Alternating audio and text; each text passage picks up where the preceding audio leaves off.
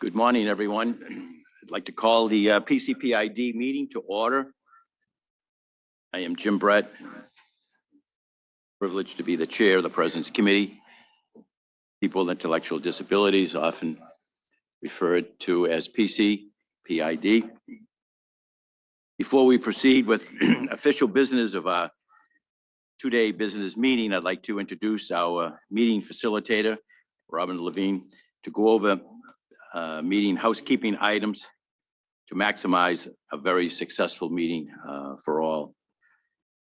Robin has worked in the field of ID for, you want me to say over 35 years? I was going to say several years, but currently Robin is a program manager with the Columbus organization. She facilitates statewide stakeholders meetings for the Pennsylvania Office of Developmental Programs and develops and delivers training to professionals on best practice in federal and state regulations. Robin? Thank you, Chairman.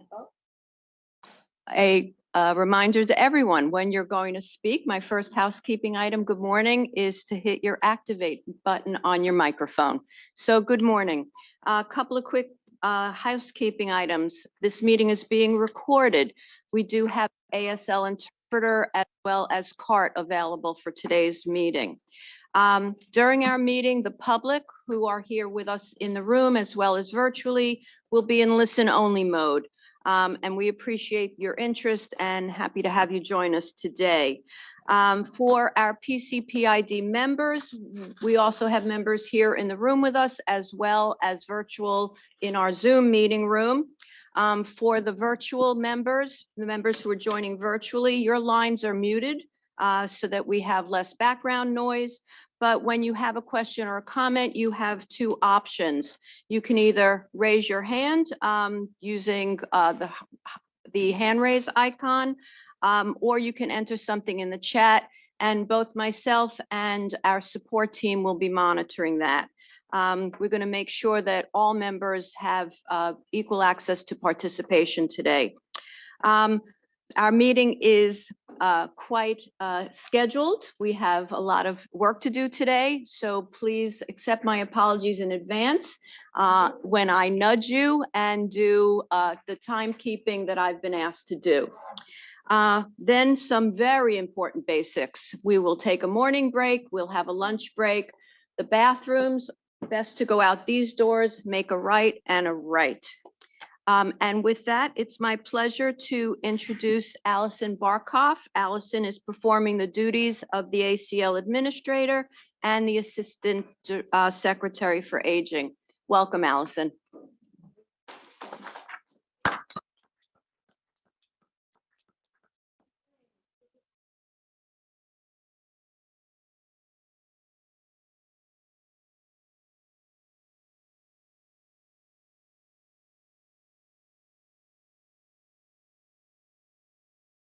Can you hear me now? Yes. Okay, great. You'd think all these times in this room, I'd have it down. Thank you so much, Robin, for the introduction, and thanks to Jim, and welcome to all members of the President's Committee for People with Intellectual Disabilities, and thank you so much to all of the members of the public who are here in person and are online. And I am so honored on behalf of ACL to host this meeting and for all of the work that our team has done to support the PCPID. We feel really, really strongly that it's critical to have a voice for the disability community at every level of government, including the highest, the office of the president. And PCPID has an incredibly long and important history of advising the president.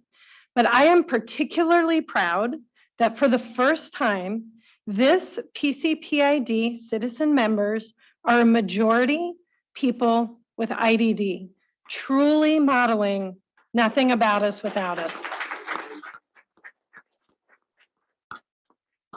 I started in my role at ACL on Inauguration Day at the height of the COVID pandemic, and we saw people with disabilities facing unprecedented discrimination in accessing life-saving treatment and losing critical community services and supports.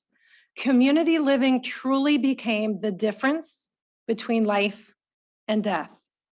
But it also created a visibility about the importance of home and community-based services and the need, the moral imperative to strengthen the HCBS system. And that's why the topic of your report to the president is so timely and so important. Some of you may know I'm leaving federal service next week. So after 4 years, 3 of which I have been doing 2 jobs, and I really just want to reflect for a minute and say that while the past several years were such a difficult time for people with disabilities, we truly achieved so much. We heard the president speak about services and supports for disabled people in 2 State of the Union addresses to the entire country, and heard his call for significant investments in expanding home and community-based services to help people with disabilities live and fully participate in their communities. And in the time that I've been here, and we'll hear more from Rachel, the administration has invested more funding than ever in home and community-based services, $37 billion. And at HHS, we took really important critical actions to strengthen home and community-based services.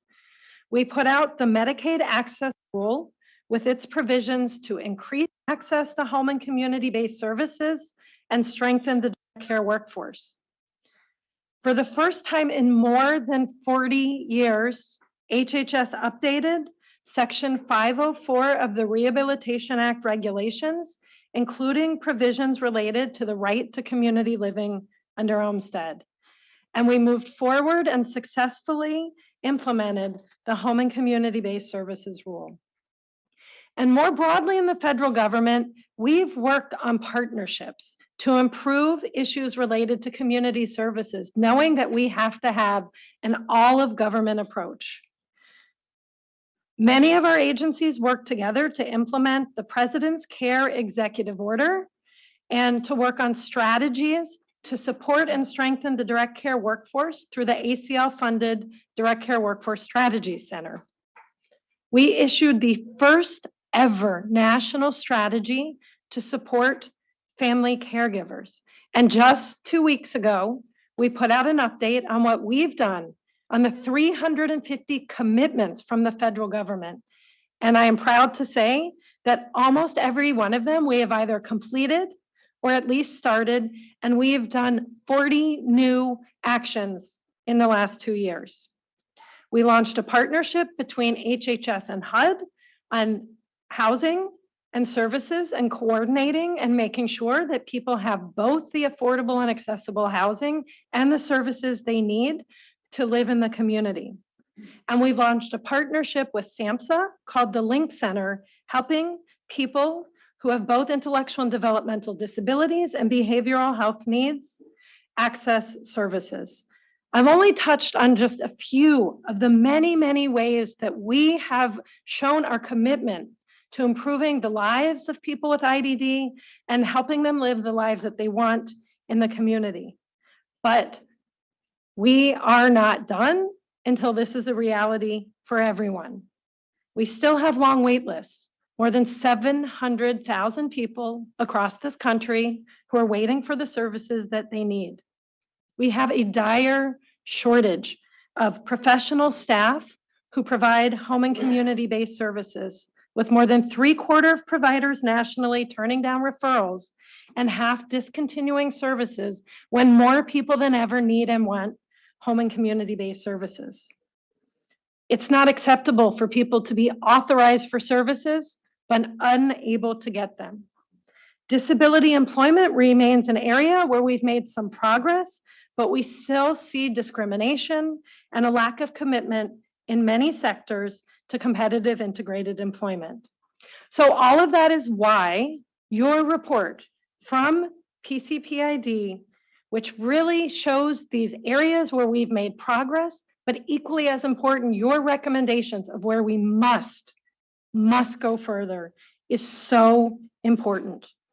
Your work gives me and so many of us hope that you will be the wind behind the federal government's back to really take on these remaining challenges and to make sure that we keep our eye on the ball and move it forward.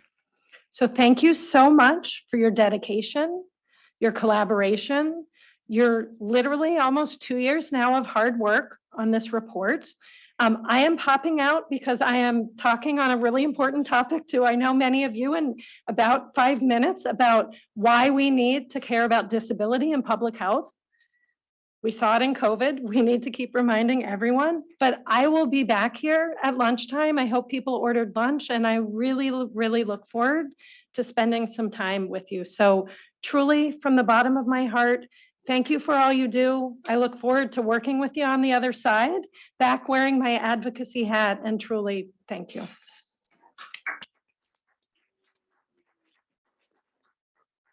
Thank you very much, Allison. It's my pleasure now to introduce Rachel Patterson. Hello, Rachel, from the White House Domestic Policy Office. Rachel is the Director of Disability Policy. Good morning. Good morning, and thank you.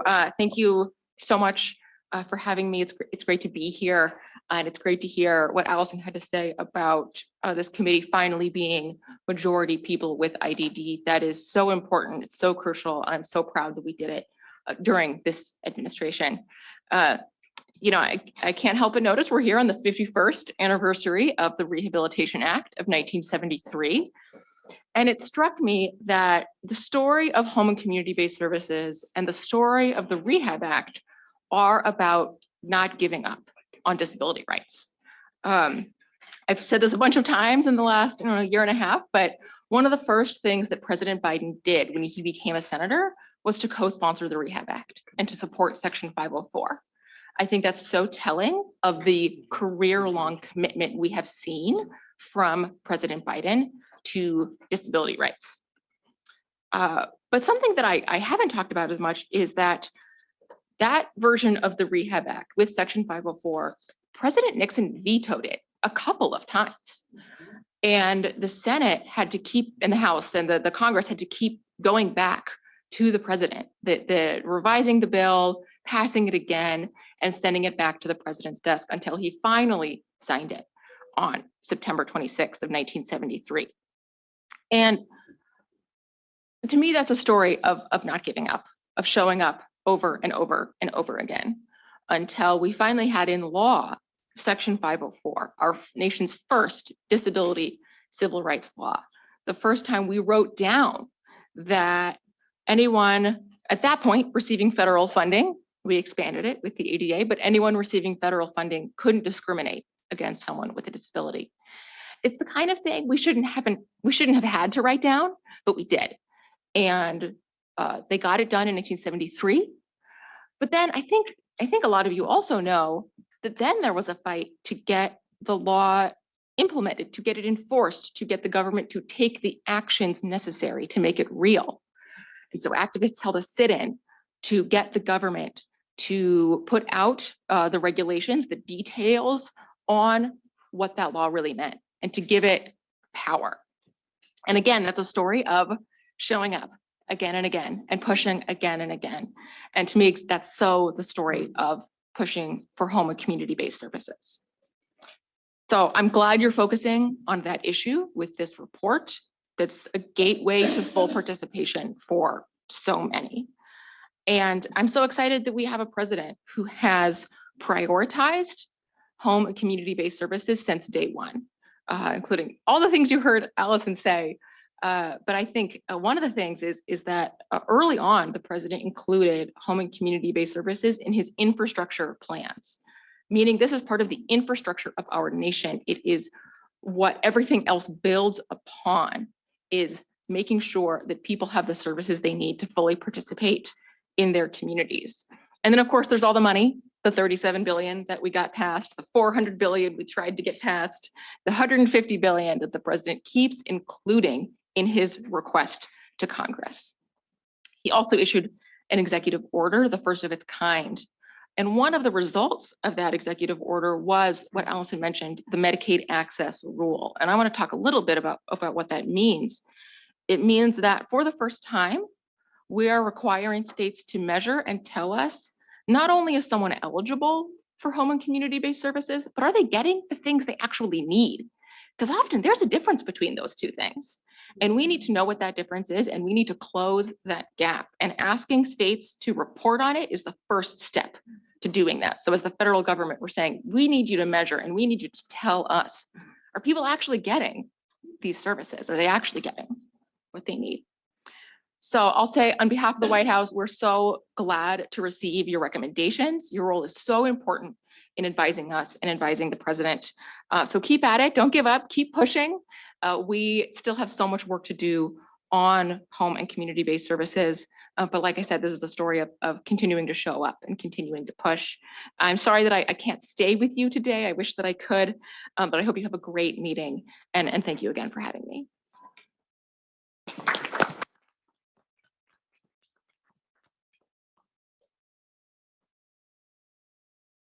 Rachel, could I ask you a question? Sure. In Texas, we have a huge waiting list, and most of them don't get evaluated until their name come up. And we have about over 100, I estimate over 240,000 people are waiting in Texas. How we could get other states to buy in because they have a choice to do it or not to do it. And it's just so frustrating as a person with IDD, but also families who's waiting a long time to get off the waiting list of home community-based services. Yes, absolutely. The waiting list is one of the tragedies that we have right now when it comes to access to services, that so many people are waiting, that so many people never get access to services. And that's one of the reasons why the president has continued to go to Congress to ask for money, to ask for incentives for states, to ask for them to address this problem. So this is something we need Congress to do. We've done, what we can at the executive branch. We've also had our Medicaid agency work with states, like I said, on the measures of access to services, but also on pushing them to even maintain people's eligibility for Medicaid.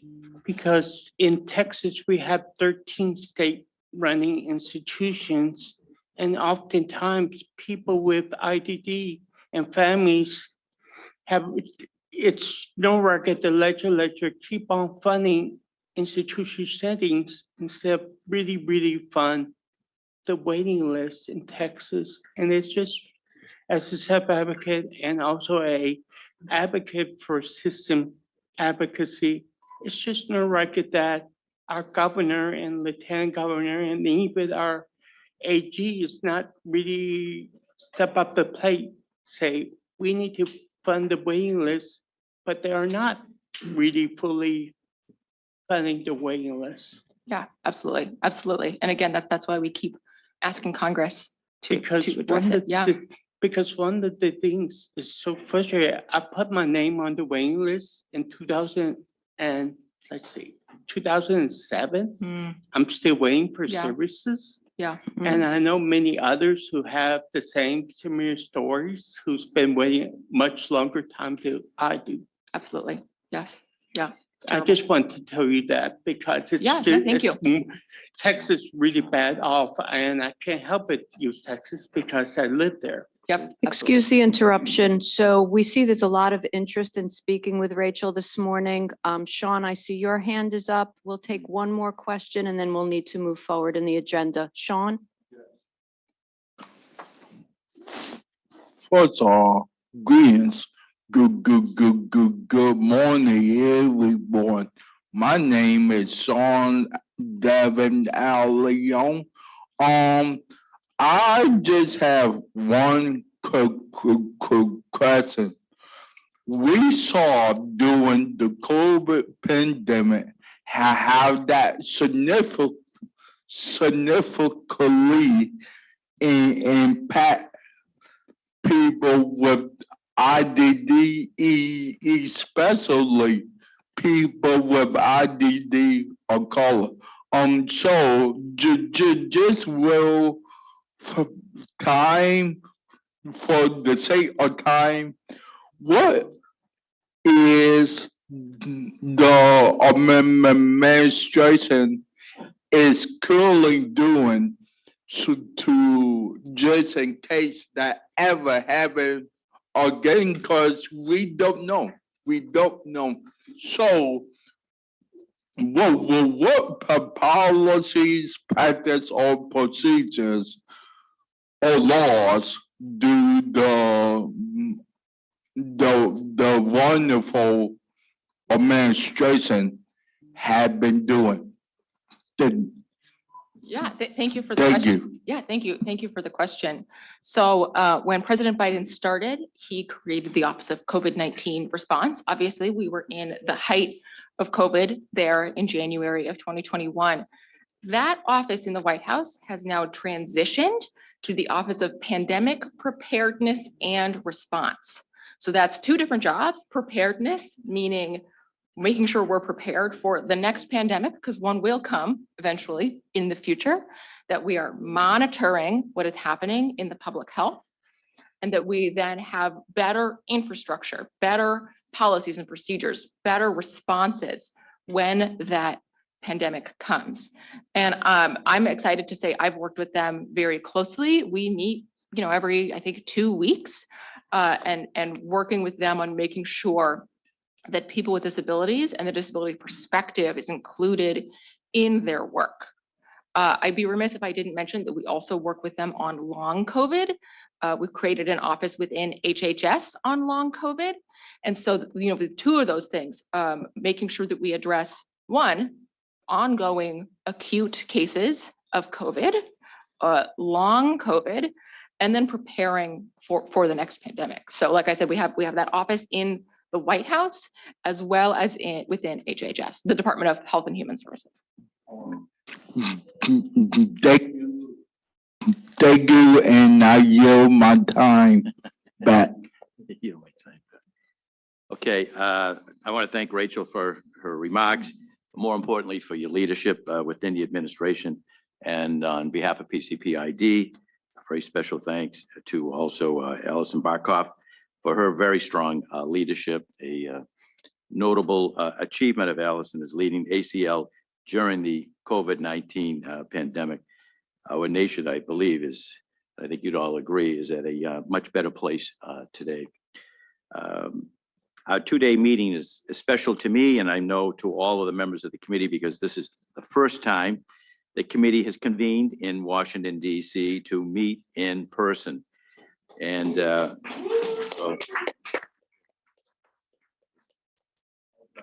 good waiters get good tips. We waited and we waited and we waited, but we also have members of the public joining us in the room to observe the proceedings. So we all have to behave. Our meeting is in a hybrid format, and we have both PCPID members that could not join us in person and the public joining us virtually. I thank all of you for taking time from your day to join us. As announced in the Federal Register notice released last month, our meeting has two key objectives. First, we'd like to discuss the 2024 report focused on home and community-based services as it relates to the area of direct support professionals, employment, community living, and federal support programs.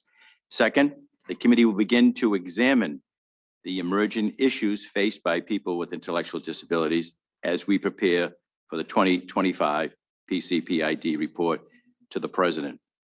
On the 2024 report to the President, I am pleased to share that we are in the very, very final stages of the government review before public release. Report is currently going through the final stages of technical review before publication.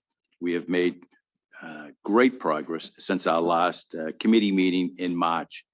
The challenges and the recommendations identified by the committee shared during that meeting were weaved together into a report over the summer. The outline of that report will soon be highlighted following my remarks.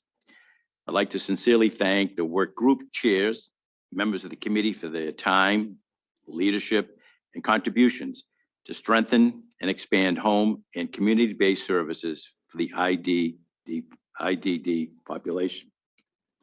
The work has not gone unnoticed. To share some insights of the time commitment involved since the launch of announcing the HCBS in 22, there were 2 full committee meetings and 9 work group meetings to address this very complex issue. It is so nice to celebrate the partnership between citizen members and federal offices working together to make progress in our nation. The bulk of our meeting will be focused on the second objective. We will begin to explore emerging issues faced by people with intellectual disabilities in their communities. So over the next 2 days, we'll be hearing from members of the public, citizen, and federal committee members, academic scholars, and leading policy experts to help us understand current challenges faced by people with intellectual disabilities. Our agenda will have several themes woven in. They include surfacing the barriers, describing the current intellectual disability landscape, addressing the barriers, the future road ahead, and we hope that this joint dialogue and reflective thinking together can then lead to identifying a handful of new topics for us to jointly explore over the next year. But before we focus on emerging issues we can address in the 2025 report, let's now take a moment to highlight the 2024 PCPID report outlined as currently developed.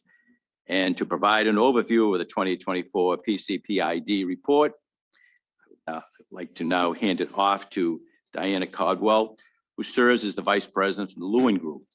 She has led a very talented team with supporting the committee members in writing this report.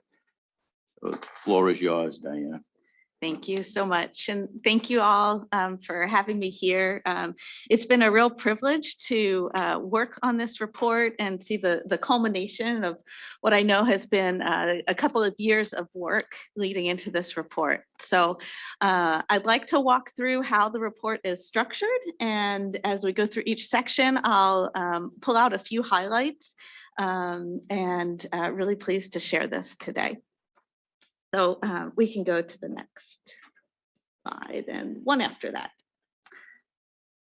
So the report, of course, begins with a background. We discuss what the committee is, the purpose of the committee, and also the committee's selection of high-quality home and community-based services is the overarching topic for this report. We talk about the 4 work groups that were formed, and each work group looking at current challenges, assessing federal investments, and developing recommendations. The report highlights the opportunities for public comment over the last couple of years, and then provides some background on and the critical need for home and community-based services. The report highlights very briefly some federal advancements in home and community-based services over the last 40+ years, and then touches on the experience of people who use HCBS. So for example, what are the settings that people live in when they're receiving services? So I mentioned the 4 work groups, which I know the committee is very well acquainted with. We can go to the next slide, please. And these really provide the structure for the report. So the first being direct support professionals with a real focus on the labor shortage crisis. The second focuses on employment and advancing competitive integrated employment. The third is community living, and community living encompasses 4 subtopics. So this looks at housing, safety, technology support, and transportation. And then 4th is federal support. So particularly the impact of programs like supplemental security income or SSI, Medicare, and Medicaid. Next slide. The report also outlines 6 cross-cutting principles, and these are the topics that you all as the committee said, we can't put these into one work group. These are really principles that cut across, and so I think you'll see these woven throughout the report. They were really present in all 4 of the sections that are in there. So these include opportunities for self-advocacy, a focus on person-centered thinking and practice, ensuring equity in accessing services and removing barriers, offering flexible and individualized supports, seamless navigation for finding and using and accessing services, and then finally leveraging technology with a particular focus on the technology first framework. With that, I will jump into the first focus area, which is direct support professionals. We can go to the next slide, thanks. So the challenges facing the DSP workforce are many and well known. I'll highlight just a couple here. We know that current turnover rates within the DSP profession exceed 40%. Average vacancy rates and providers are an average of 20%, which means there are people like Rachel spoke to earlier, people who need services who aren't able to get them. At the same time, we know that the demand for services is growing and the potential pool, both of paid and unpaid workers, is stagnant. So we see growing demand and shrinking supply. Another challenge is the lack of professionalization of the DSP workforce. We don't see federal regulations guiding the pre-service and ongoing training requirements for DSPs, and there aren't competency standards that are adopted widespread by states. And then finally, DSPs sometimes lack the visibility and recognition that might come with other sectors of the workforce that have a formal credential or certification. And so let's look next at the recommendations that the committee developed around direct support professionals. The first recommendation is to develop a professional career pathway for the DSP workforce. And there's a number of strategies that are outlined in the report. I'll highlight one, which is that the Department of Labor through the Bureau of Labor Statistics should recognize DSPs as a distinct occupational title in the next update of the standard occupational classification. The second recommendation is focused on building a robust pipeline for the future. And this includes recommendations for CMS to ensure that states ensure states include a living wage in their rate setting methodologies. Also to enhance the marketing and recruitment efforts to really expand the pool of workers. And this is something that the Departments of Education and Labor could do by working with American Job Centers and community colleges and other partners.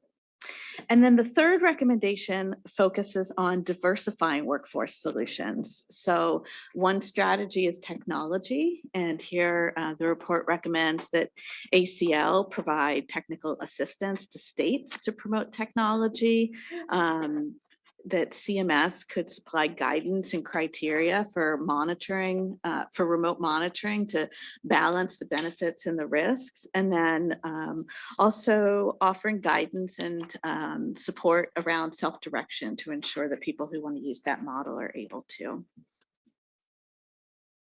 And then the report also highlights innovations and what are called human spotlights. And those are really personal stories that illustrate the content of the report. And so in this section, we see an innovation spotlight on the National Alliance of Direct Support Professionals, or NADSP's eBadge Academy. So through this, DSPs and frontline supervisors can earn e-badges or electronic badges, and they can stack those to earn a nationally recognized credential.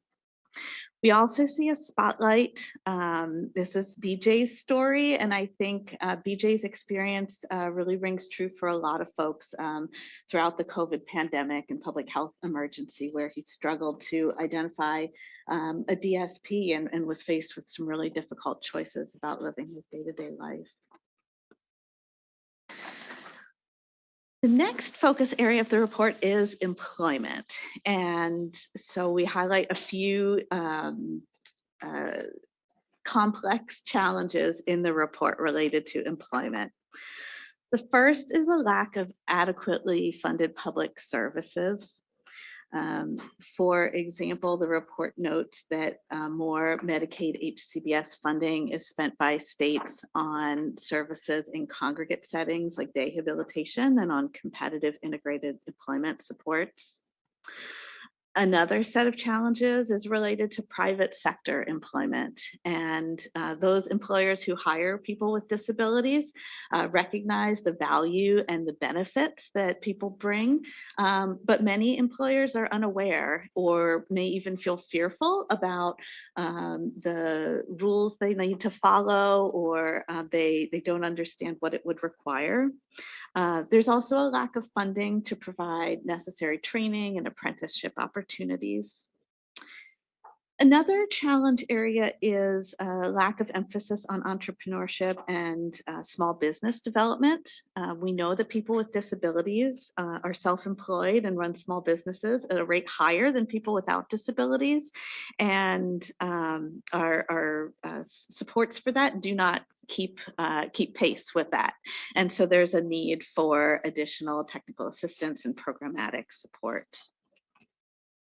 The recommendations, we can go to the first recommendation focuses on building that employer capacity. So engaging employers, increasing their access to internships, apprenticeships, work-based learning opportunities, also offering and leveraging federal tax incentives, such as the Work Opportunity Tax Credit. The second recommendation focuses on investing in a federal competitive integrated employment policy. And one of the strategies noted is the issuance of an executive order within 100 days of this report being published. And one of the recommendations for that order would be to increase the goals for federal agencies to hire a greater percentage of individuals with disabilities. And the third recommendation focuses on building the capacity of those individuals who are entrepreneurs or small business innovators, providing additional funding, training, technical assistance, and then also establishing a dedicated role to support these individuals. Two of the spotlights I will highlight related to employment. So Paul was fired from a job related to issues for his use of a job coach. The court actually determined this was a violation of ADA, and he was awarded compensation for punitive damages and lost wages. Alton is an artist and founded his own business in 2019 with support from the DD Council, and he now advocates for more self-employment opportunities. Right, focus area 3. I'm checking my time here. Focus area 3 includes a lot in one area. So this looks at 4 different areas. The first is housing, and many challenges here. The systems can be siloed. It can be difficult to navigate housing systems. There are also challenges with affordability. So if a person is living on SSDI or SSI income, there can be a shortage of accessible housing or affordable housing in the area that a person wants to live. And there can also be discrimination against people with IDD in housing. The second area is safety. And I'll note that just earlier this year, ACL issued the first ever national set of adult protective services regulations, which speak to one of the challenges identified by the committee, which are inconsistent regulations for protecting individuals with IDD. Also, we've talked a lot about COVID already today, and there's a higher risk of spreading disease or other health conditions when people are in group settings or congregate settings. And also there is a lack of access to health and safety education. So a real need for people with IDD to be informed about health, about safety, about their rights. The third area within community living is technology support. So we know that a person's needs for technology change across their lifespan, and also technology changes rapidly, and needs change, technology can break, and there's a need for funding to support these changes. There are also disparities in accessible communication, for example, access to plain language materials consistently. And the fourth area is transportation. So challenges include a lack of training for navigating public transportation, and also a lack of accessible transportation, despite there being requirements for that. Well, let's take a look at the recommendation. There are two related to housing. The first focuses on a national education and awareness campaign, and this could build on, I believe Allison mentioned earlier, the Housing Services and Resource Center, which is supported by ACL and HUD and CMS. And so existing efforts could support such a national campaign. The second recommendation focuses on funding opportunities to improve access to housing. And I'll say some of these specific strategies include a real focus on partnerships to address this critical issue. There are two recommendations related to safety. So recommendation number 3 under community living focuses on regulations to increase protections for individuals with IDD. For example, the report suggests that ACL conducts some studies of adult protective services programs. So look at states, what's working well, what's not working, where are there best practices that could be applied in other states. And the fourth recommendation focuses on knowledge, education, and awareness of individuals affecting or issues affecting individuals with IDD. And this can include ensuring that individuals have access to education through schools, through HCPS providers, on really critical issues of health and safety and well-being, understanding what is abuse, understanding rights, and so on. The third area is technology support. So there's two recommendations here. The first focuses on revising federal regulations and guidance around technology advancements. One of the specific strategies noted here is a recommendation that HHS issue sub-regulatory guidance on the use of plain language for Section 1557 of the Affordable Care Act and Section 504 of the Rehabilitation Act. The next recommendation focuses on federal funding, requiring all recipients of federal funding to provide access to augmentative and alternative communication as an aid or a service. And last, but certainly not least, is transportation. And this recommendation focuses on federal guidance and funding to increase accessibility. And while there is guidance that exists requiring accessibility, the recommendations underscore the need for this and suggest reaffirming the accessibility and providing the guidance and enforcement necessary to ensure that transportation is accessible. Right, a couple of spotlights for community living. The Wisconsin Board for People with Developmental Disabilities, actually through a grant they received from ACL, developed a series of resources that help people with IDD to understand their rights and advocate for their rights. And They have piloted these resources with a lot of success.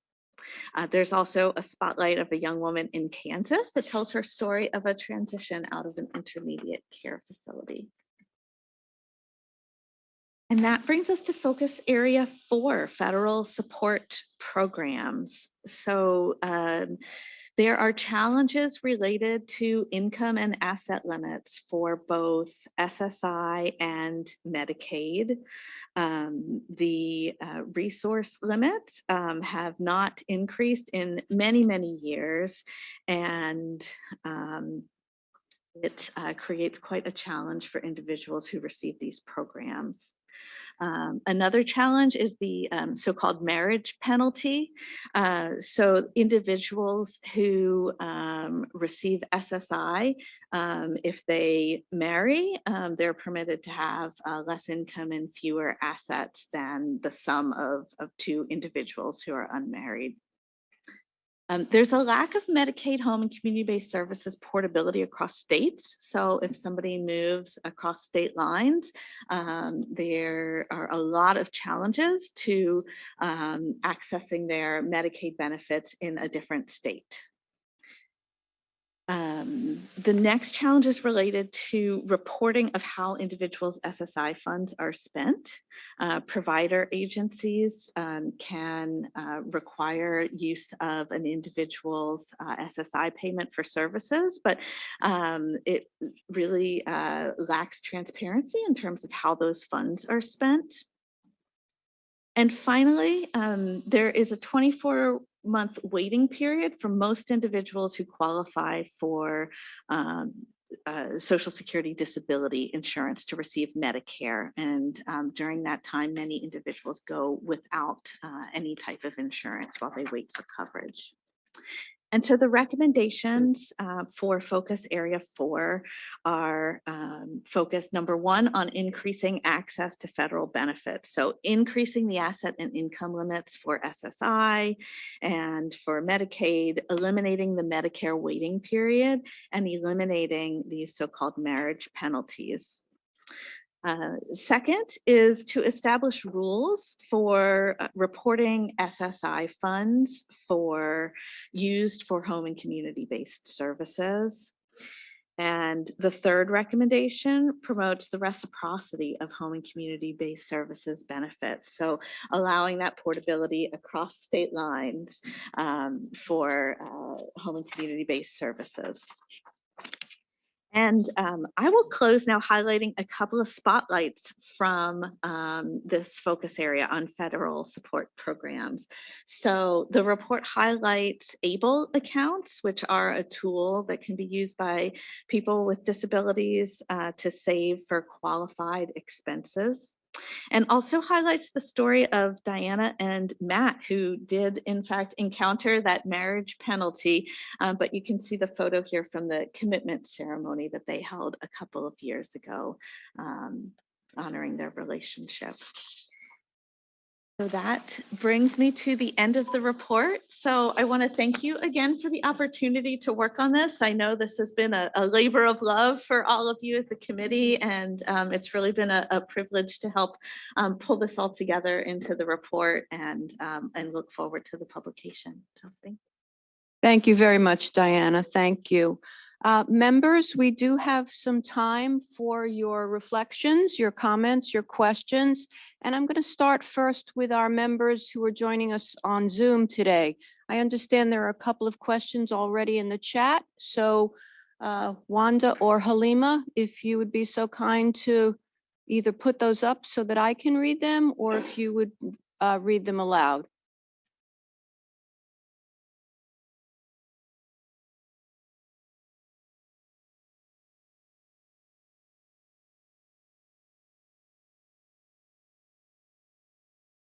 So the question, I'll repeat it, is the 2024 report online yet? Has it been released and is it online yet? David, perhaps? Well, Jim had mentioned in his remarks, it's currently in the final stages of technical review by the government to ensure accuracy. So we hope to publish it soon, but we're very near the end zone and we're excited. Thanks, David. Halima, the second question from the members?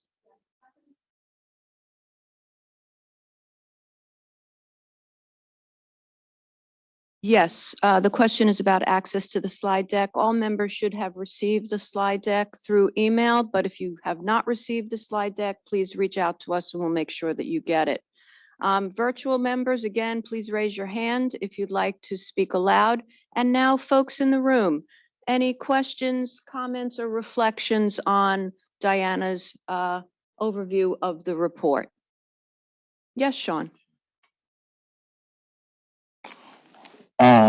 I just want to say that it's a excellent report. From what I can see is that our team that you was spot on. So good job. That's very nice. Thank you, Sean. Tia?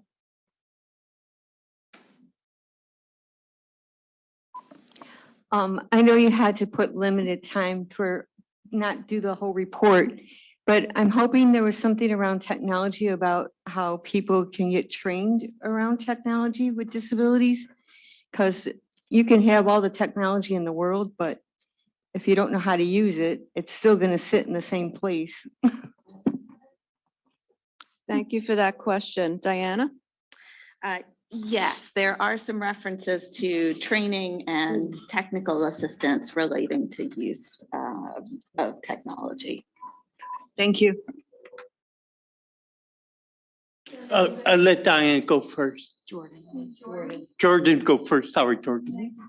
This is exciting, and I noticed some recommendations missing from these slides. So I am curious if the technical review process is modifying the report.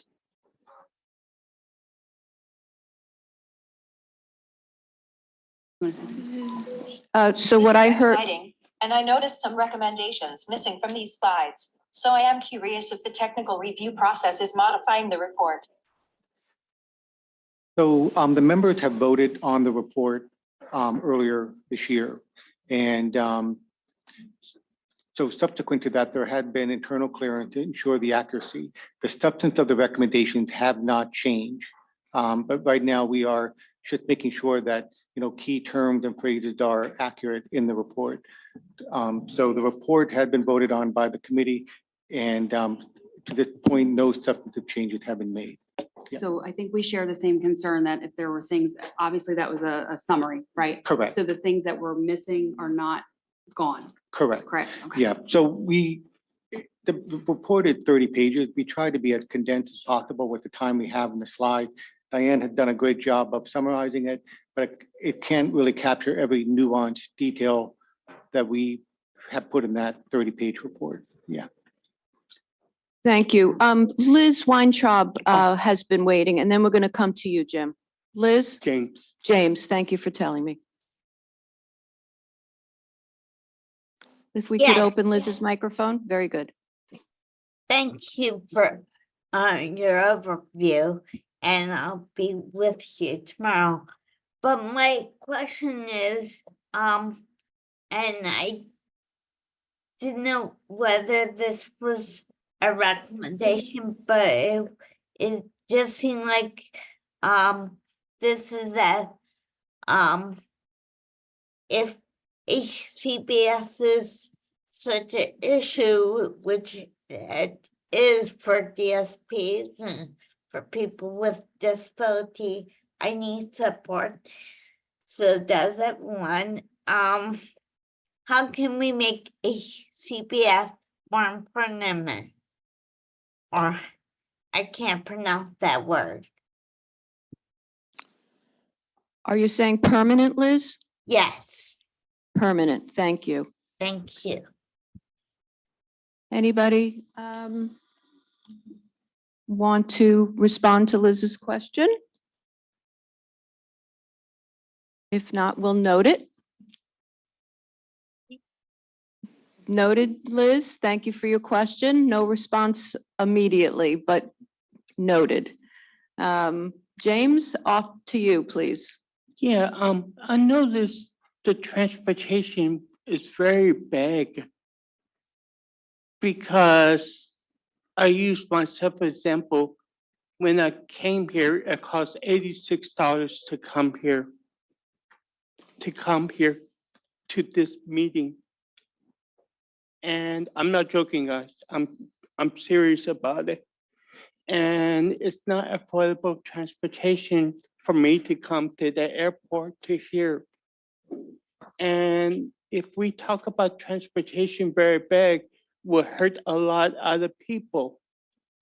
Like myself, who go to doctor's appointments or to a self-advocacy meeting or to other things they need to do for their lives. And it's just very big for me. It's not really talking about people with IDD. And it's a disservice that I had to put $86 yesterday to come here.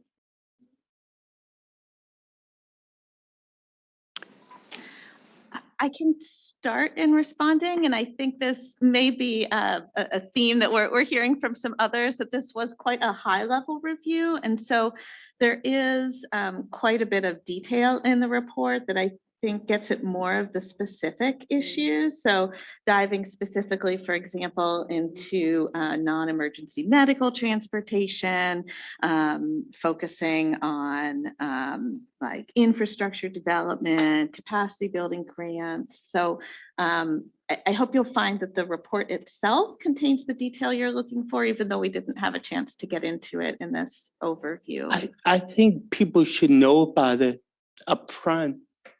Then the public could see it and we could see it and we could share it, not after the fact.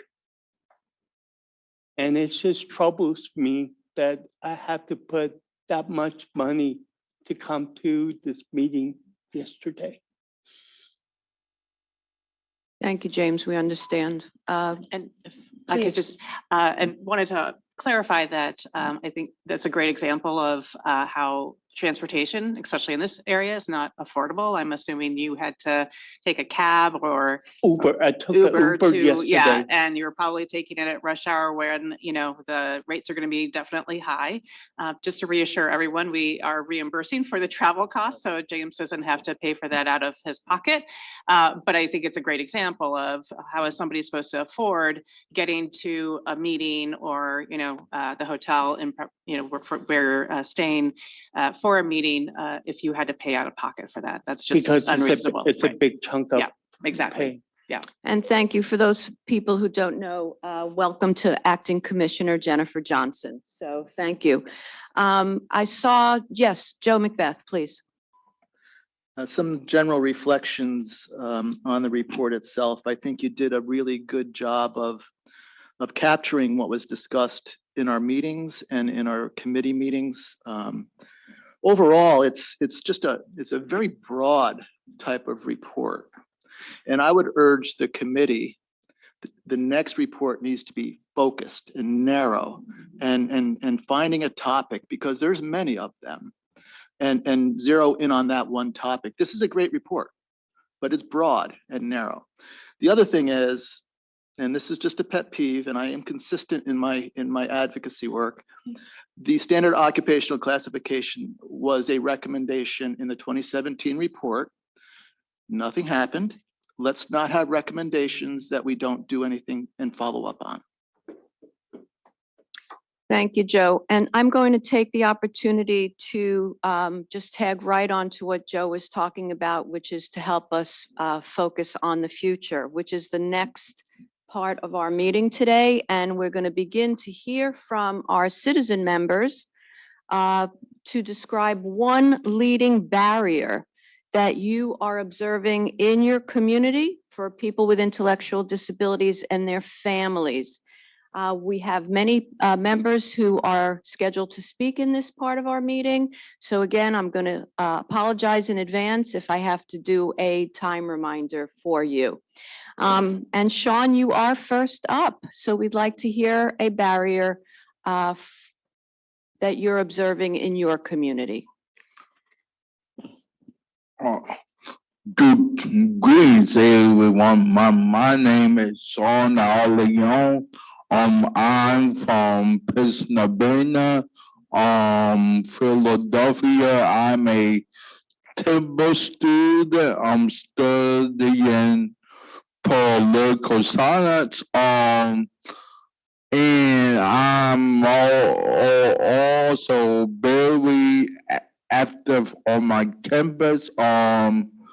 I do a lot for my community. I am a member of Alpha Phi Alpha Fraternity Incorporated, the first Black intercollegiate fraternity founded in 1906. So it's a privilege to be here today. So one of the barriers that I cannot get out of my head is access to proper and consistent healthcare. I'm going to say that again. Proper and consistent healthcare with IDD without it being barriers or bias on the medical issues.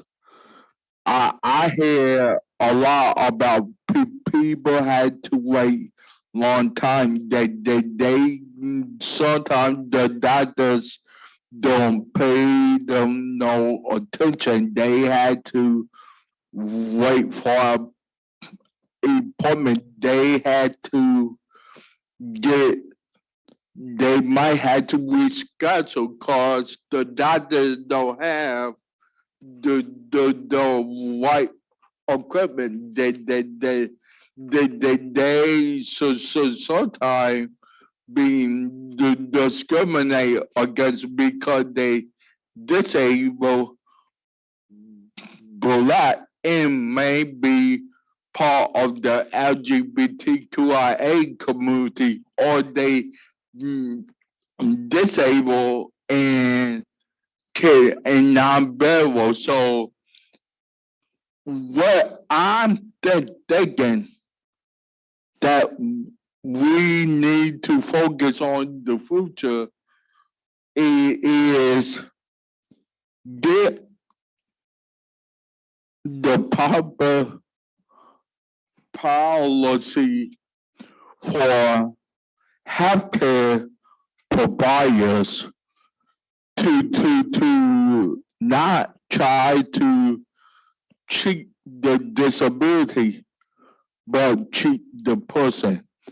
And I think we need to start mandating that all health professionals go through a comprehensive, robust training in the medical field. It is 2000, almost 2005. Wow.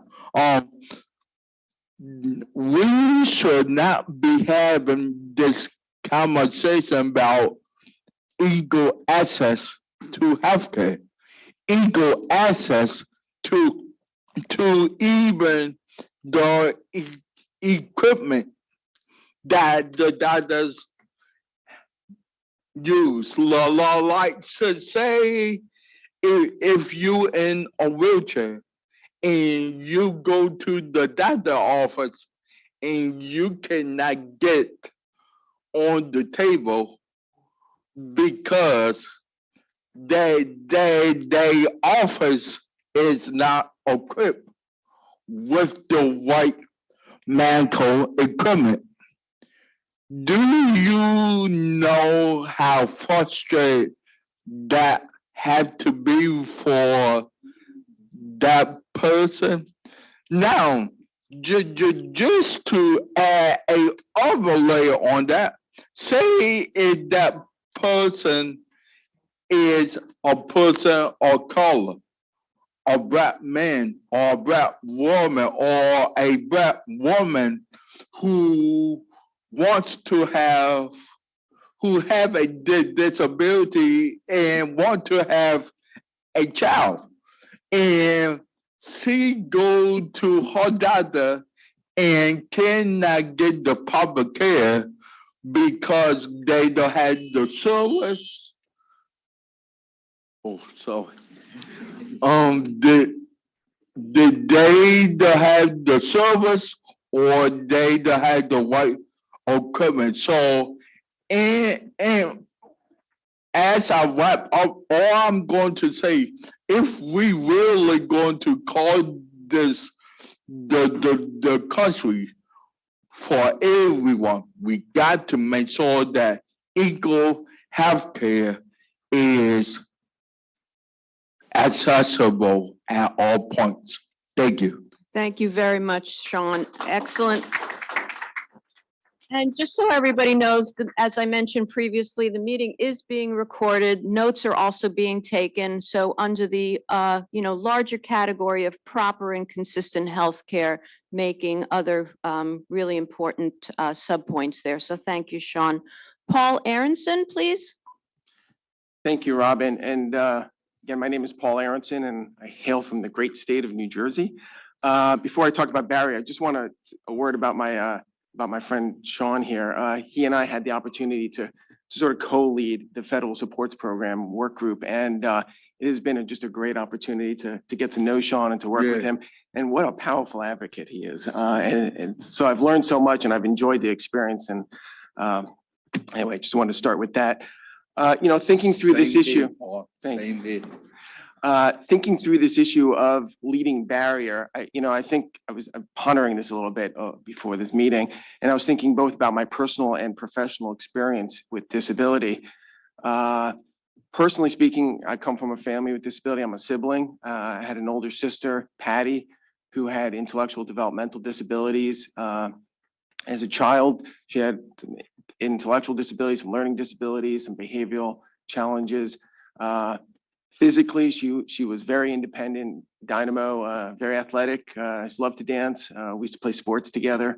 But as Patty got older, in her late teens and her 20s, her disability started to express itself physically, and started having trouble walking, and needed a cane, needed crutches, walker, and eventually a wheelchair. And eventually Patty became quadriplegic, required a feeding tube, effectively lost the ability to speak, although she always kept a few choice words for her younger brother.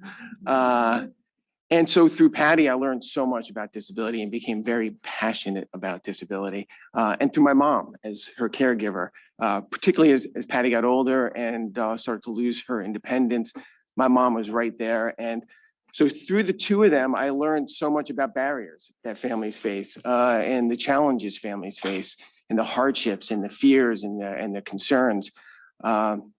They were my number one teachers. And then fast forward over the last few years, over the last 6+ years, through my work, I serve as New Jersey's ombudsman for individuals with intellectual or developmental disabilities and their families. And by the very nature of our office and the way we've sort of evolved and grew our office, have grown our office, people come to us with challenges and about the barriers that they're facing. We deal with a lot of time-sensitive issues, and often we deal with a lot of individuals and families in crisis. Not surprisingly, perhaps we deal with a lot of issues concerning abuse and neglect in congregate living settings. We deal with folks with autism, severe challenging behaviors, children as well as adults who can't get the services and supports that they need. Folks with medical complexities who also can't get the services and supports they need. So through them, I learned about the barriers, and I could go through a whole list of from access to healthcare to housing, employment, transportation. There are so many barriers that face our community. But if I had to find one leading barrier, I think it's a systemic one. And it's the disconnect that often exists between those making policy, those making decisions, and those impacted by those policies and decisions. And what I mean by that is I've had the opportunity to work with a lot of folks, a lot of smart, thoughtful, well-intentioned folks who don't have a personal connection to disability. And it's either they don't have a disability or they're not a family member, or for whatever reason, they don't interact directly with people with disabilities on a daily basis. And that causes a disconnect. Again, even among the most well-intentioned decision makers, policymakers, elected officials, if you don't have some type of personal connection to sort of keep it real, if you will, and to inform your thinking and inform your decisions, the policies you put forward are not necessarily going to match the reality faced by folks. And so I think, going forward, that's the barrier. And I think what we need to do is sort of take another look at this issue of sort of diversity in the workplace. I think all of us can agree that diversity in the workplace makes sense. It's good. It not only creates a better work experience, it creates better work product. And diversity, we often think about in terms of gender diversity, racial diversity, ethnic diversity, socioeconomic, but often disability doesn't have a seat at that table. And we need to make sure that folks with disabilities and family members are part of the conversation, not only on every issue, because every issue affects people with disabilities like, everyone else, but particularly when we're making policy that directly impacts people with disabilities and their families. Thank you. Thank you very much, Paul. We're going to move next to Paul Boskind. Forgive me if I'm not pronouncing your name correctly. Paul's in Texas and should be with us online. Has Paul joined the meeting, Wanda? Very good.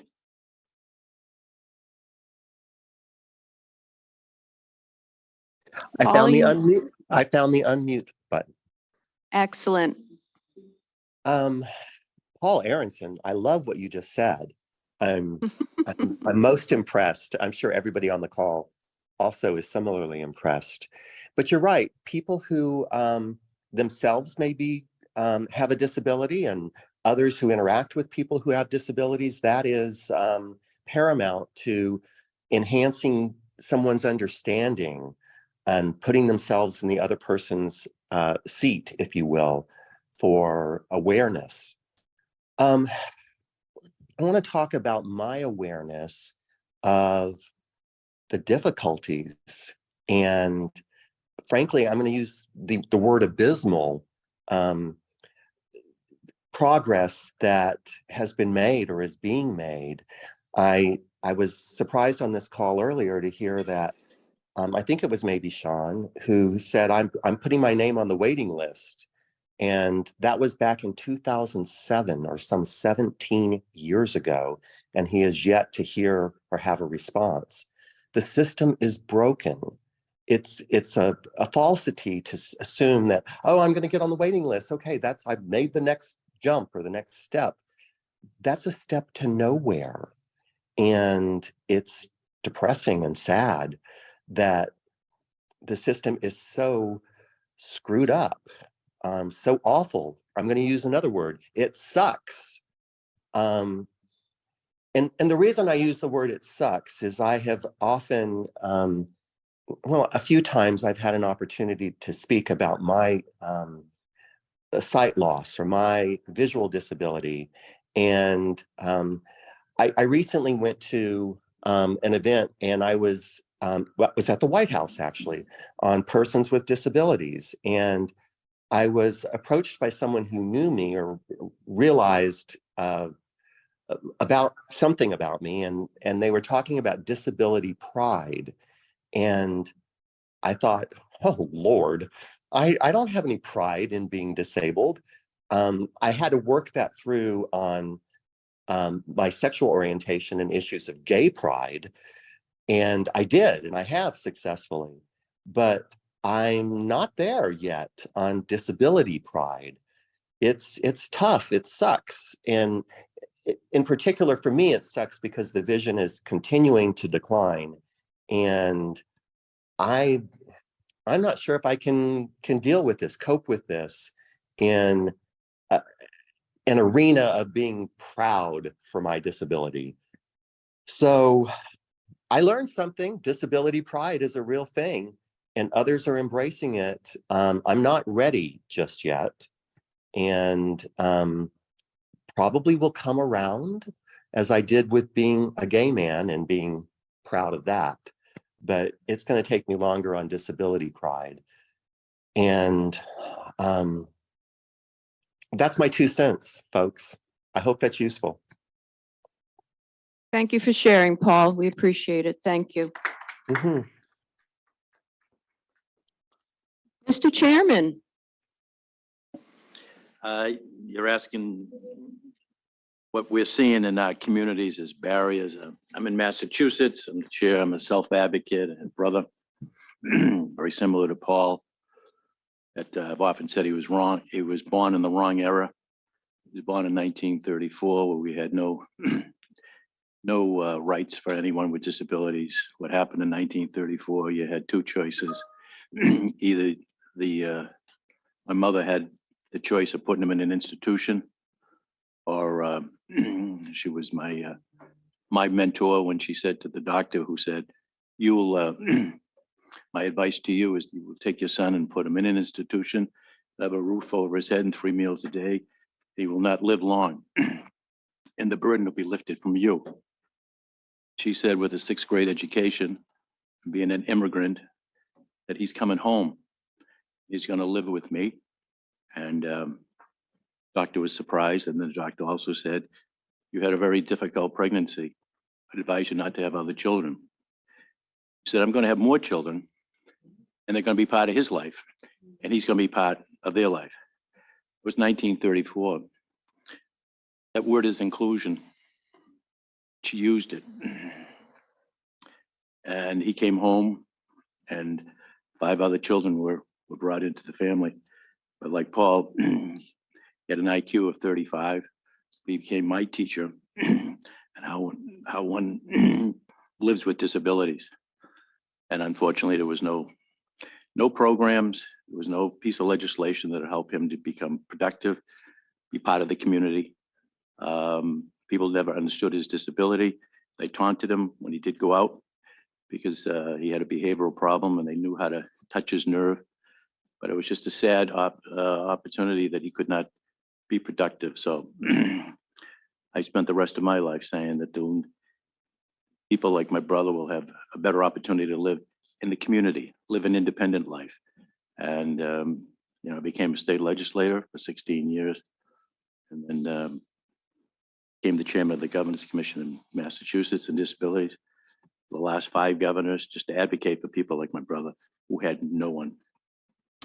The big issue, what we face now in Massachusetts, very similar to other states, is the cost of living, the cost of housing. You have such a long list of people who want to live independently in the community, but cannot afford. The nonprofit agencies are now averaging between $1.5 million and $2 million in purchasing a home, which is just prohibitive. They can't do it. So the list gets longer and longer. But what we are doing, we're working with developers, because developers are finding available, acreage in different parts of the state, and they're building, dozens and hundreds of units. But what we're doing with the developers to say, how about setting aside X amount for people with ID, DD, and having them also be part of the community, not segregated, but part of that development. And the developers are very receptive because of 2 reasons. I think some of them are saying it's a good thing to do, but 2, we have a very attractive tax incentive for them to do this. So they're doing it now. We're having more developers coming to the state saying, we're going to be building in this community and would like to talk to you about setting aside some units for people who are looking for independent living. So it's an unmet need, but it cannot be continued the way it is, trying to find a piece of property and purchasing it, because a lot of these nonprofits, they can't afford it. And that list is getting longer and longer. So it's coming up with new ideas, and this new idea of working shoulder to shoulder with the private sector, with developers, to say, look, we'll let you build in our community, but we want a commitment from you that you will also take care of people with IDDD, and it's working. And I think it might even be duplicated in other states, but it's a barrier that I think we're addressing, but it's a serious barrier in housing. Thanks very much, Jim. Thank you. We're going to hear next from Kara Nicole Jones.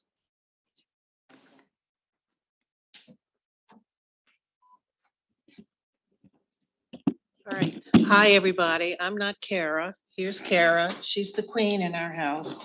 And I'm her mother and her aide and her helper today.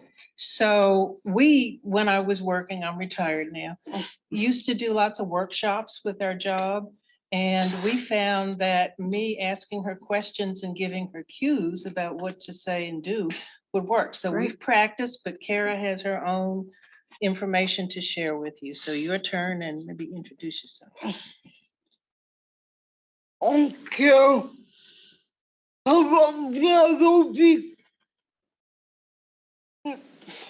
Nikki. I'm Kara. Some people know me as Nikki. Oh, Okay. What's your barrier that you want to talk about today? My barrier is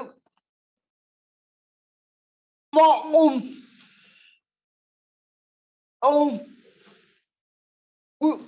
when I go out to I don't want to be around my mom or my brother, but Nothing personal. When she goes out, she doesn't like to be around her mom all the time or her brothers. they know that I'll be like, So where do you like to go where you need somebody, or do you need somebody? yeah, I need somebody to go with me to a family. I need somebody to go with me to the adaptive gym that she goes to on Saturdays. NRH.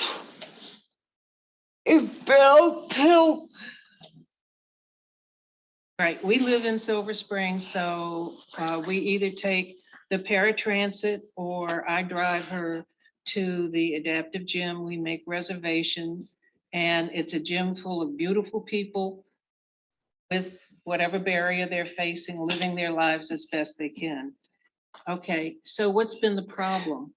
The problem is I don't have no one with you, so my brother get me dressed, get me up.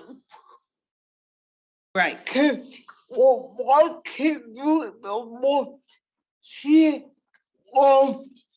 can't be sick, so he do everything. So sometimes I stay in the house or go to the gym. Right. So what she said is that mom can't do some of the care for her now. I am a blessed person. I had a kidney transplant last year and it changed our lives. And so we've been looking for people to help on weekends, and we're told by provider agencies what? No, we can't help you. Because?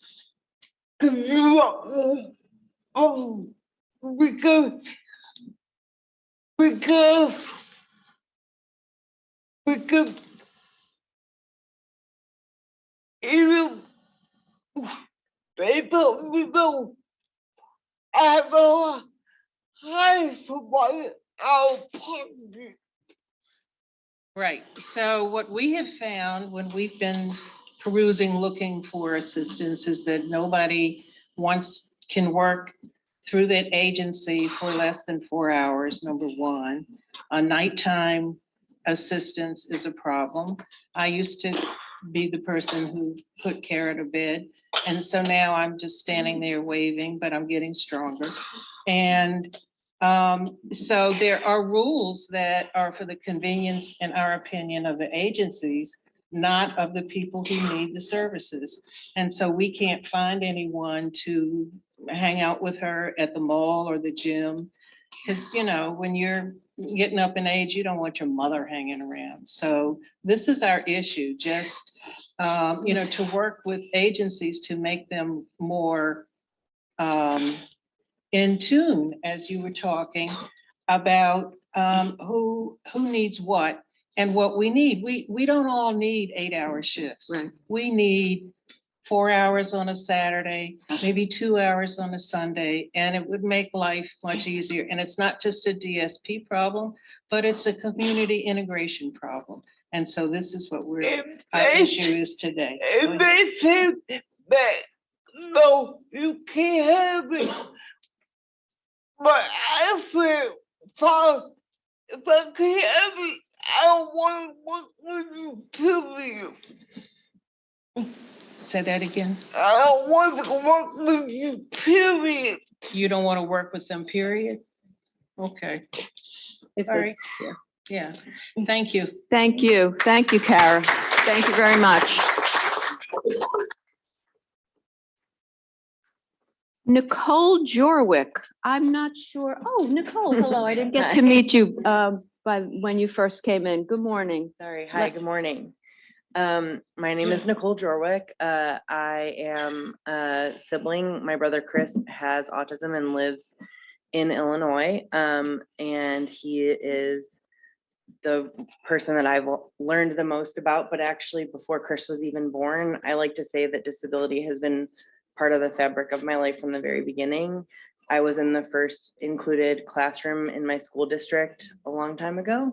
And I'm still friends with my friend Sam, who I met before my brother was even born. And so to me, community integration is what makes everything better. I have one of those strong moms too. So I was relating to a lot of that because Chris was the first student with autism included in our school district as well. And community integration is so much what drives my work that I actually just last week got a tattoo that says integrate care.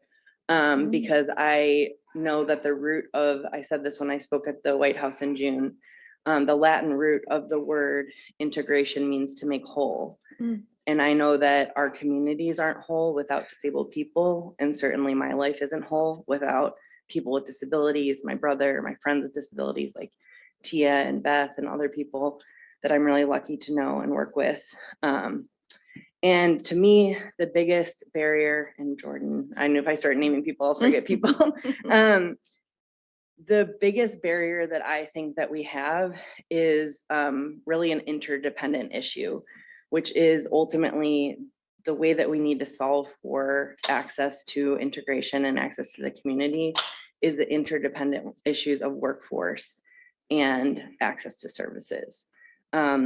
The workforce is the human infrastructure that we need in order to create the flexible system that Kara, Nikki, if I can call you that Nikki was just talking about, because we need the workforce in order to make that possible, and we need that workforce to be paid well. We do not have a lack of direct care workers. We have a lack of good direct care jobs. And that's what we need to fix in order to make sure there are enough workers to make sure that people have the independence they need.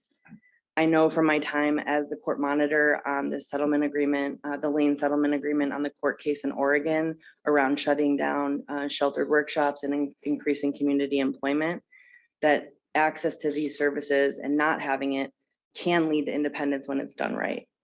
I saw the state of Oregon use those American Rescue Plan Act dollars that Commissioner Barkoff and Rachel Patterson were talking about to continue their strong implementation and to continue those strong outcomes. Having the strong workforce also leads to progress, and that includes systems progress to get us closer to what people want, which I know from polling that I've done at my work at Caring Across Generations, that 95% of people with disabilities want to live in the community. That's not where 95% of the dollars are. So we need to keep working towards that, and that includes working on the workforce. I know what it's meant to not have workers. My brother Chris, that I mentioned, hasn't had a DSP or direct support professional who isn't someone that we're either related to or have brought in from our own personal family network. And I know that's the experience of so many people. And any good folks that we have had come often have to leave because of the lack of a job career path and the lack of a job. And Chris is one of the lucky ones in Illinois. There are over 15,000 people on a waiting list in Illinois. And again, we can't just put those people into a current system, even if we got the funding to do it. So that's that interdependence. You can't provide access to those 15,000 people without the workforce to provide the support. And this also is going to help people like my mom, who is in a triple decker sandwich generation, where she's supporting my brother Chris, her aging parents, one of whom my grandma has Parkinson's, and then my niece and nephew, her grandchildren. Unpaid caregivers provide the economy $1 trillion of unpaid care. So when we talk about the interdependence of the people who need care and the unpaid caregivers, and care workers, that's what we have to fix. That's the biggest barrier. We as a nation don't lack the resources. We lack the political will and the public understanding that this is where resources can go. And hopefully this report can help solve for care on these interdependent issues so that everybody has what they need, including the workforce and the people who need the support.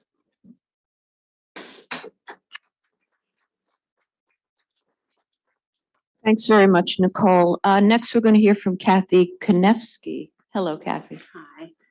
Hi. Boy, this is a bit of a sobering morning, isn't it? So themes here today too. I wear several hats. I'm a mom. I have twin sons who are 33, who were born at 1.5 pounds each. Multiple disabilities, including autism, which has been their kind of overall challenge. And I also have a younger son, 2 years younger, who very much like Paul, very much like Jim. The stories there's some themes here today. We learned from them. We continue to learn from them. Their younger brother, Stephen, is a special ed teacher who went on to get his master's in autism and severe disabilities. You know, people don't necessarily choose that field without some reason and some passion to go into it. And we know that all of us sitting around the table today and joining by phone, we're here because something touched us and now we're here, right? I feel like there's a lack of somebody waking up and saying, boy, that's a job I'd like. I really want to go ahead and do that and figure out how to get that done. So it's just, again, I'll say the word sobering, it really is. I think, so when I look at, when I was thinking about one leading barrier, it's kind of hard to pick it apart because I do believe that it's the employment for folks, but that totally ties into the DSP labor shortage, and it's a really tough thing to navigate. I think through my personal lens, through my professional lens, I actually am the president and CEO of the Food Bank of Delaware. We started a new program. We have a culinary training program for people with intellectual disabilities, specialized training curriculum alongside of a traditional culinary training. So when you walk into our kitchen, you'll see currently 40, people buzzing about, and you kind of can't tell who's who. So we were actually challenged about getting federal or state funding because the assumption was that we didn't include, there was no inclusion and it was segregated. And so we brought the people to our place and said, you tell me who's who. And they walked out and said, you know what, let's work on the funding.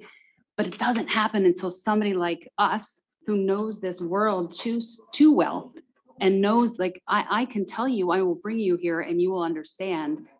It doesn't happen without that. So I think there's a lack of awareness, there's a lack of understanding. It's tied to the DSP labor shortage. There's not a respect or an appreciation for the job. And I think our DSPs are severely underpaid. So again, weaving in personal here, I get to call the shots in my job. So nobody gets hired at the food bank for less than $18 an hour, including our people with disabilities. So we're relying sometimes on outside agencies to come in and provide enhanced support because we've built the infrastructure. We have our own job coaches, but the people coming in are making less than the folks that they're supporting. And you start to see the chatter, and that doesn't seem fair, and then they're gone. And so I've learned, and we've now learned, that you can't rely on a turnover of staff for somebody that depends on routine.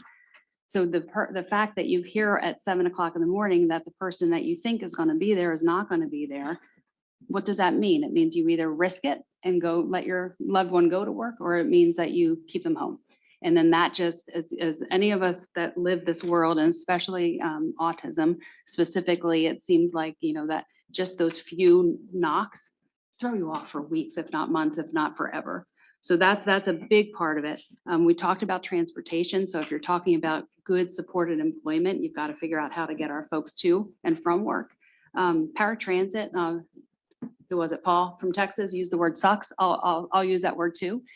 So who of us would like to get on a bus with a whole lot of people and say, I have an aversion to the smell of peanut butter, and somebody's opening peanut butter and making me smell that for not just the ride to work, but maybe an hour and a half, because all the people that get picked up on that bus and need to go to all the different places have to endure that. So paratransit does not work for one of my sons. He got kicked off the bus because there was another person on that specialized bus, because we are all on there because we have special needs, who was making a noise that aggravated him. So he threw his phone at the bus driver. So then, because we are who we are and we can make connections, I realized that, guess what? In our state, we can actually have Uber and it's paid for. But I didn't know that until I fell upon it. So an Uber driver comes to our house every morning. That's hugely helpful. But I think that when I think about barriers, it's how it took me probably 5 years to hear about all the different things that Medicaid would pay for. We have to learn it instead of anybody sitting down with us and saying, here are all the things that might help you, and here's how to access them. So I think there's that. I think in terms of employment in general, those of us who have figured something out. So 10% of our workers have intellectual disabilities. We've built the infrastructures to support them. We have a model. And as I said, I work at the food bank. So we're part of the Feeding America network. I'm going to be on a panel next month at a Feeding America conference that has finance folks and HR folks talking about what we're doing. Our models need to have a way to lift them up. We just have to, those things that are working, we have to be able to set, somehow to get them out there. So talking about DEI, that's why I'm there, because this is a program that's respecting and including people with disabilities. And then I could talk forever, but I think the thing I'll use the word sobering again, but I've said too many times to count. I think that what keeps me going is hope. And the day I don't have hope is the day I don't get out of bed. So I think possibly the biggest barrier to all of us is losing hope. And I hope that we never do that. So thank you.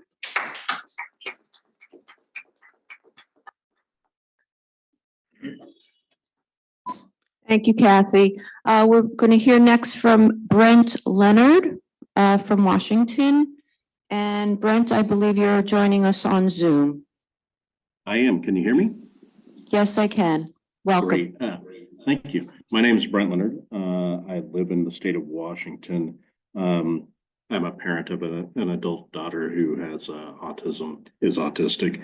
And she lives at home, but thankfully she's actually attending college online at the Savannah College of Art and Design. And that's just been a fantastic program to me, and an ability for her to get a real education through a remote program. And I'd love to see an enhancement of that throughout the United States and all universities. But I want to talk about, actually, I work as an attorney for the Confederated Tribes of the Umatilla Indian Reservation. And there are 574 federally recognized tribal nations throughout the United States. And I want to talk about Indian country, and the one primary barrier I see in Indian country, at least from my work with the Umatilla tribes, and that is a significant lack of resources. Tribal nations simply do not have the funding for the federal government to be able to provide the kind of resources that others receive in state systems. While theoretically they may have access to state programs, reality is they don't. It doesn't usually work when tribal nations have to rely on states to get services. So the issues that everybody faces throughout the United States with the IDD are enhanced manyfold throughout the 574 tribal nations and their citizens with IDD and their families. So I think that's the primary need that needs to be addressed in Indian country, and I'm very thankful that this report is going to believe, include a recommendation for funding a pilot program for tribal nations to develop tribal disability rights offices for a handful of tribes to begin with, so they can provide comprehensive services for their citizens, much in the way that tribal employment rights offices were created in the 1970s.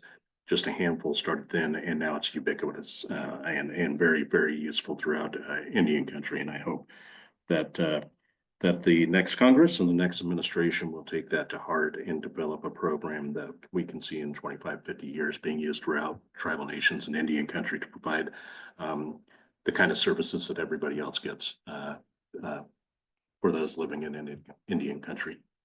Thanks. Thank you, Brent. Thank you for your comments. Before we call on Joe Macbeth, I just want folks to know that we are, thank you, you're making your comments very efficiently this morning. And so if there are people who are scheduled to identify their barriers tomorrow, if you'd be willing and ready to offer your comments today, I'll be looking for volunteers after we hear from Joe Macbeth. All right, so with that, Joe, please. Thank you. And, you know, if somebody told a 22-year-old Joe Macbeth 40 years ago, who was acting as a direct support professional, who was completely unprepared, that I'd be sitting in this room today with these advocates beside me, I would have told you that you are out of your mind. I wouldn't even raise my voice in a staff meeting 40 years ago. And I was completely unprepared to do the work that I was asked to do. And here we are 40 years later, and we are still asking DSPs to do work that they are unprepared to do. I am sitting here reflecting on, as a former direct support professional and runs an organization about direct support professionals, it's a really humbling experience. And today, right now, there are almost 2 million direct support professionals out there in every community in this country working their work, helping people contribute to their own communities. A direct support professional's office is the community. That's where they do their work. And we have been researching, writing, and admiring this workforce issue for nearly as long as I've been working in this career, and it's been 2/3 of my life. I think now it's time to stop the researching. We've got the problem figured out. We know what the answer is. It's about wages. It's about recognition. It's about pipelines. It's about career ladders. And, you know, we talk about infrastructure, and Nicole Jorwick, my colleague, said it really well. Infrastructure, the infrastructure of home and community-based services are direct support professionals. There's no question about that. And when you look at the demographics of the workforce, for far too long, this workforce is largely consists of women. Nearly 80% of our direct support workforce are women, and a vast majority of them are women of color. So when you take a look at a 40-year issue around wages and connect that to the workforce demographics, then you have to start talking about a social justice issue. And any social justice issue that has been successful in this country has been led from within. And direct support professionals have relied on others to advocate for them with marginal gains. Every year we go to the state legislatures and we ask for 2 or 3% in Medicaid increases, and then we say thank you when we get it. 2 or 3% is not going to pay the bills for direct support professionals. They need 30% in order to live a meaningful life, a comfortable life where there's no housing insecurities and food insecurities. How can we ask this workforce to support people well when they're worried about putting food on their table and paying the rent? Again, we've been talking about this for 40 years. So I think we need to elevate the voices of direct support professionals to advocate on their own behalf. I think we need to learn from self-advocates that there should be nothing about us without us. DSPs need to be at the table. They need to be at the table at the state level where their wages are negotiated and not tokenized and not, using really complicated policy language. Get DSPs informed, give them time to advocate on their own behalf, frame it in a social justice issue, and hopefully we'll start seeing some returns on that. Because I could tell you, direct support professionals, you know why there's a waiting list? Because we don't have a competent and stable workforce to address it. So when are we going to stop writing about it? When are we going to stop talking about it? And when are we going to really advocate for the funding that direct support professionals deserve? Thank you. Thank you, Joe. So I am now looking for volunteers of citizen members. Anyone who was scheduled to speak tomorrow, if you'd be willing to speak today, we would appreciate it. And Tia, thank you. I see your hand is up. Mine is. So my name is Tia Ellis, and I live in Illinois. And I'm going to say we suck below the sewer for services. But the other part that I want to talk about is people living in institutions. A lot of times people say, oh, what's that? In Illinois, we still have a lot of people living in institutions. We have the voice of reason now, which used to be the voice of the MR word. And then their headquarters is in our backyard. The national headquarters for them. We call them the voice of unreason. People living in the institutions in Illinois, it's very hard to get people out and advocate for that. Some of the professionals don't even want to deal with it. There's so much politics around it. Even like you ask the justice system to come in and they're like, Illinois, we don't want to touch that. It's really bad. There's a lot of union workers that are there that are fighting against keeping these places open. And it's not just also the state developmental centers, but it's also private institutions we have.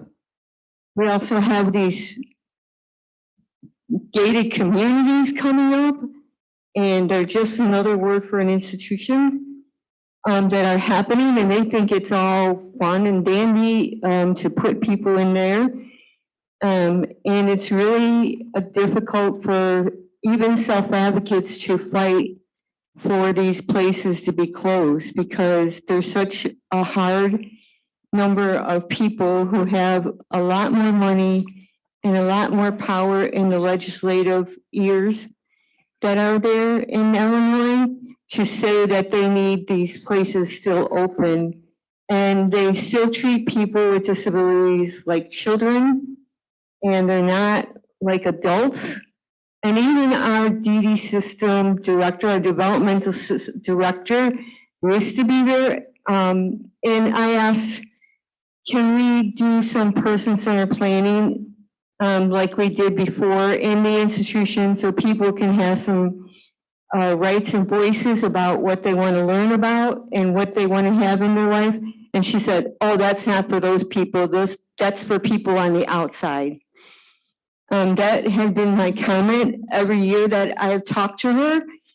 And every time she got on there, or any time I got a chance to speak when she was in public or on a website doing a talk with our Going Home Coalition to try to get people out of institutions, I always asked her the same question.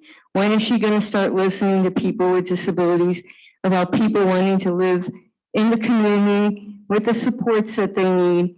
And also, we're also fighting, how are you going to keep a house and be a part of the community if you don't have real jobs with real pay? And so we're fighting now for dignity of pay also.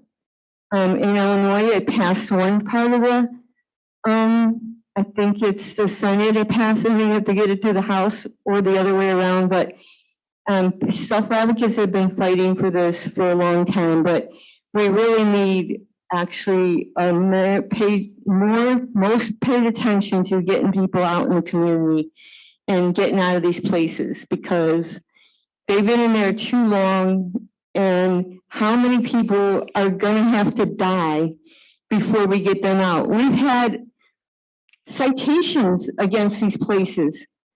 10 workers abusing people all over the newspapers, all over the television, and still the damn place is still open.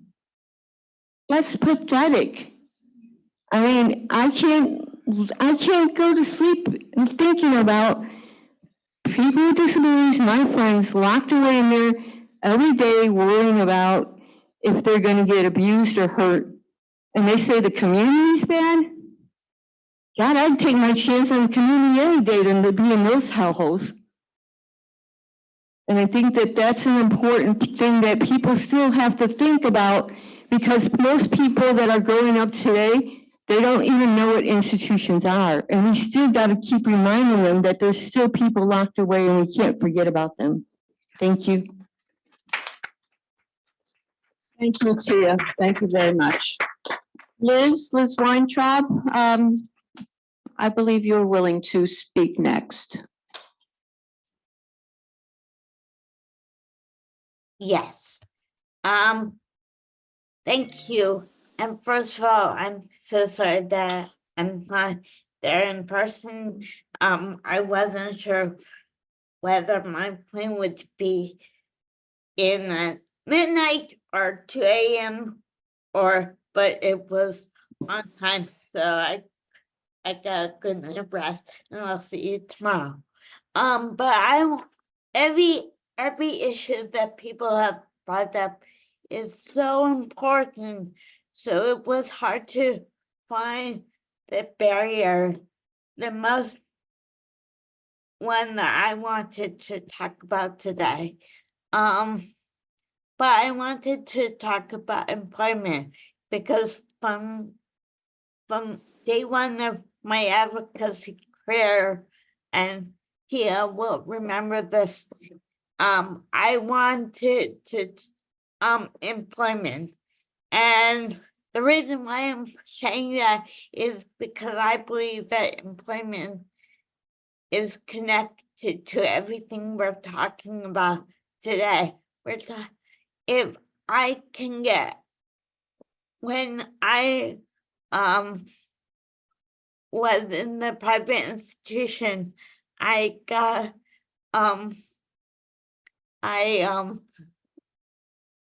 sorry, I was working in 3 different workshops. One was with flowers and plants in the greenhouse. I hate, to this day, I hate plants and flowers. So please do not give me a plants as a gift. I was working in a they told me that I was going to work in an office because I thought I might enjoy office type of work, but in reality I was working in a workbook that you get at the drugstore. And then I graduated to a stuff in newspapers at that you get at a supermarket, and all those jobs or workshops, I should say, was I didn't even know how much I got to get paid. And to this day I work in a I work at the Association for University Centers and Disability doing a lot of advocacy work, as I'm sure some people know. And nobody thought that I could do that. Nobody thought that I could be a lobbyist. Nobody, and I really wanted to be a lobbyist. I know lobbying is a dirty word and we shouldn't be talking about that, but I do advocate with Nicole and Tia and others around the table. And I wanted to also talk about money. Now I get money. Now I get a real salary. And yes, I might not understand how much money I get from my job, but I at least know how much I get. Whether I understand how much it is another question, and that's how my DSPs help me. But a lot of my friends don't have enough money for a coffee. We heard from James where it was hard for him to come to DC for this meeting, and I'm grateful that James is here because his voice is so needed. But it costs a lot of money to come to these meetings, and if we didn't have people like people who would reimburse us, how could we go to a meeting? How can we buy a cup of coffee? Sometimes people can't even go to get but I have several friends of mine who we want to go out for dinner just to hang out with, to get out, and people are saying I can't afford dinner because in Rockville, Maryland, where I live, it's so expensive. And I know Maryland isn't the only state that is expensive, but if your salary is only $7 or $10, how can you afford a meal? How can you afford a rent? My rent is a lot of money. It's $2,400, I think. And my parents left that money in my trust. Thankful for my parents, but now everyone has that. So please raise the minimum wage, and please make people have real salary and not fake salary. Thank you. Thank you very much, Liz. We have time for one more. Thank you, Santa.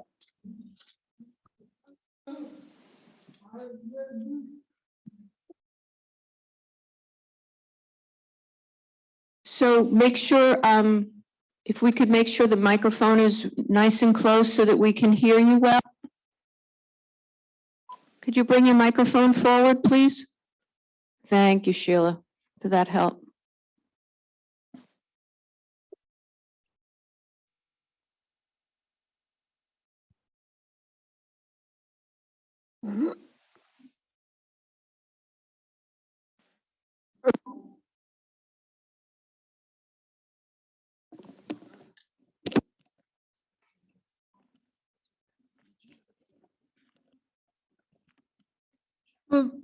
Hi, my name is Santa Perez. I live in Las Vegas.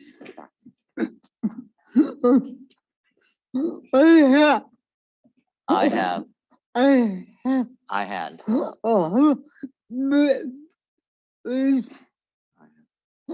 bit. a big This. list. I have a big list. What I want, I wanted to talk about.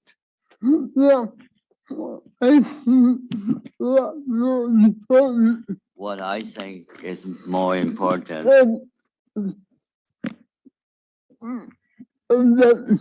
about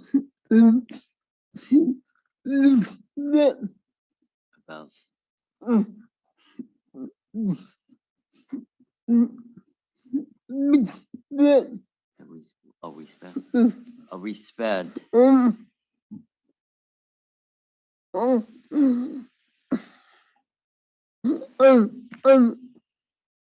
I'm happy. I'm happy. That I'm happy we have that we have the the new new rules for HCBS.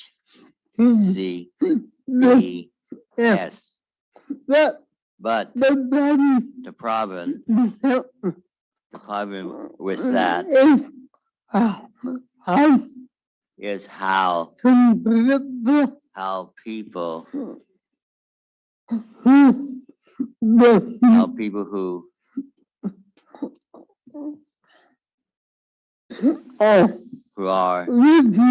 who are living in institutions, how to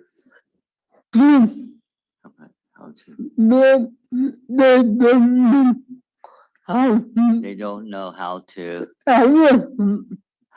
advocacy. They don't know how to say no. I don't want that.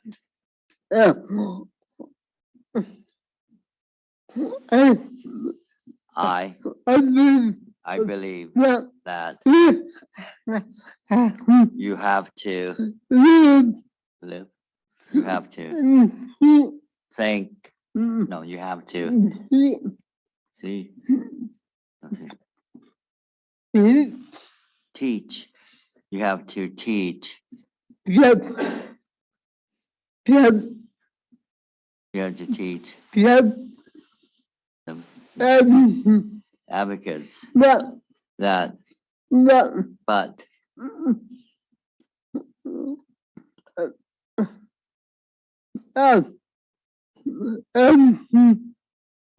advocacy, but how? No, but advocacy take a long time, and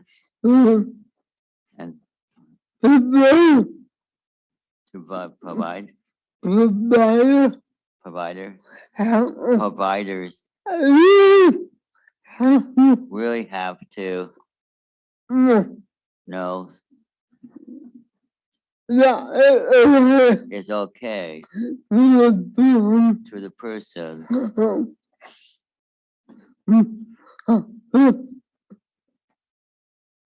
and if somebody advocate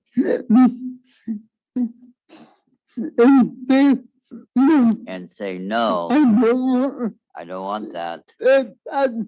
It's the provider to say okay. What do you want? And not freak out about oh my God. Do you not know? No. This they say no. Like no. We don't want that. I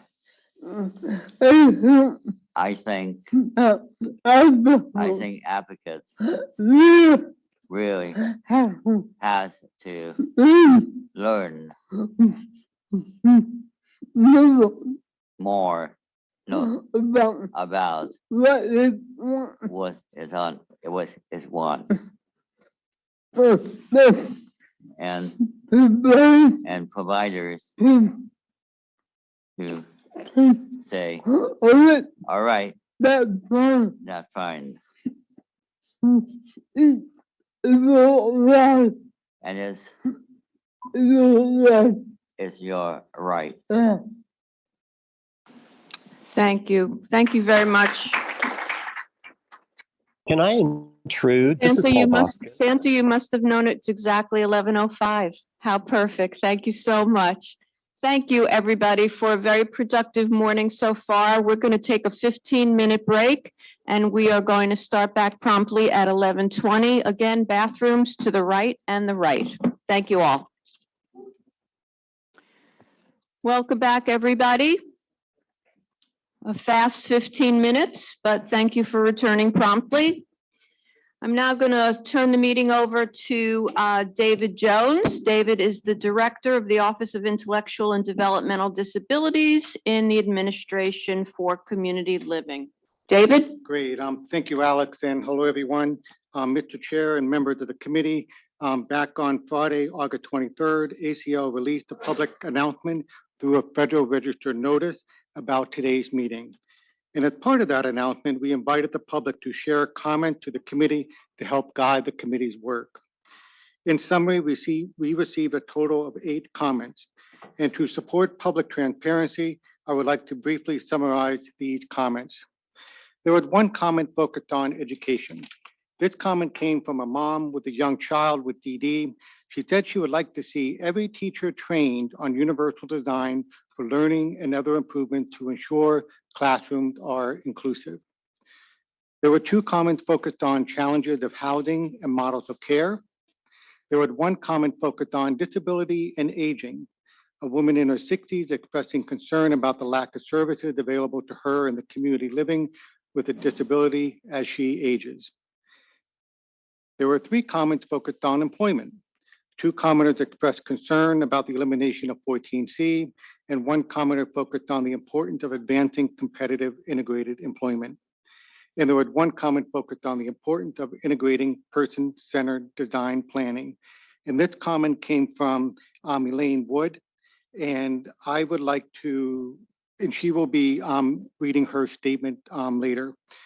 I have reached out to several people that have submitted their comments, and unfortunately, due to schedules with work, they could not all read their comment, but we did have to reach out to folks who submitted comments earlier this year, and they will have an opportunity to read their comment.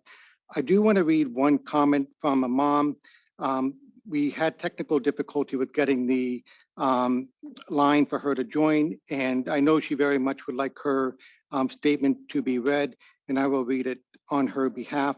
Her name is Anne-Marie Sack from the state of Washington.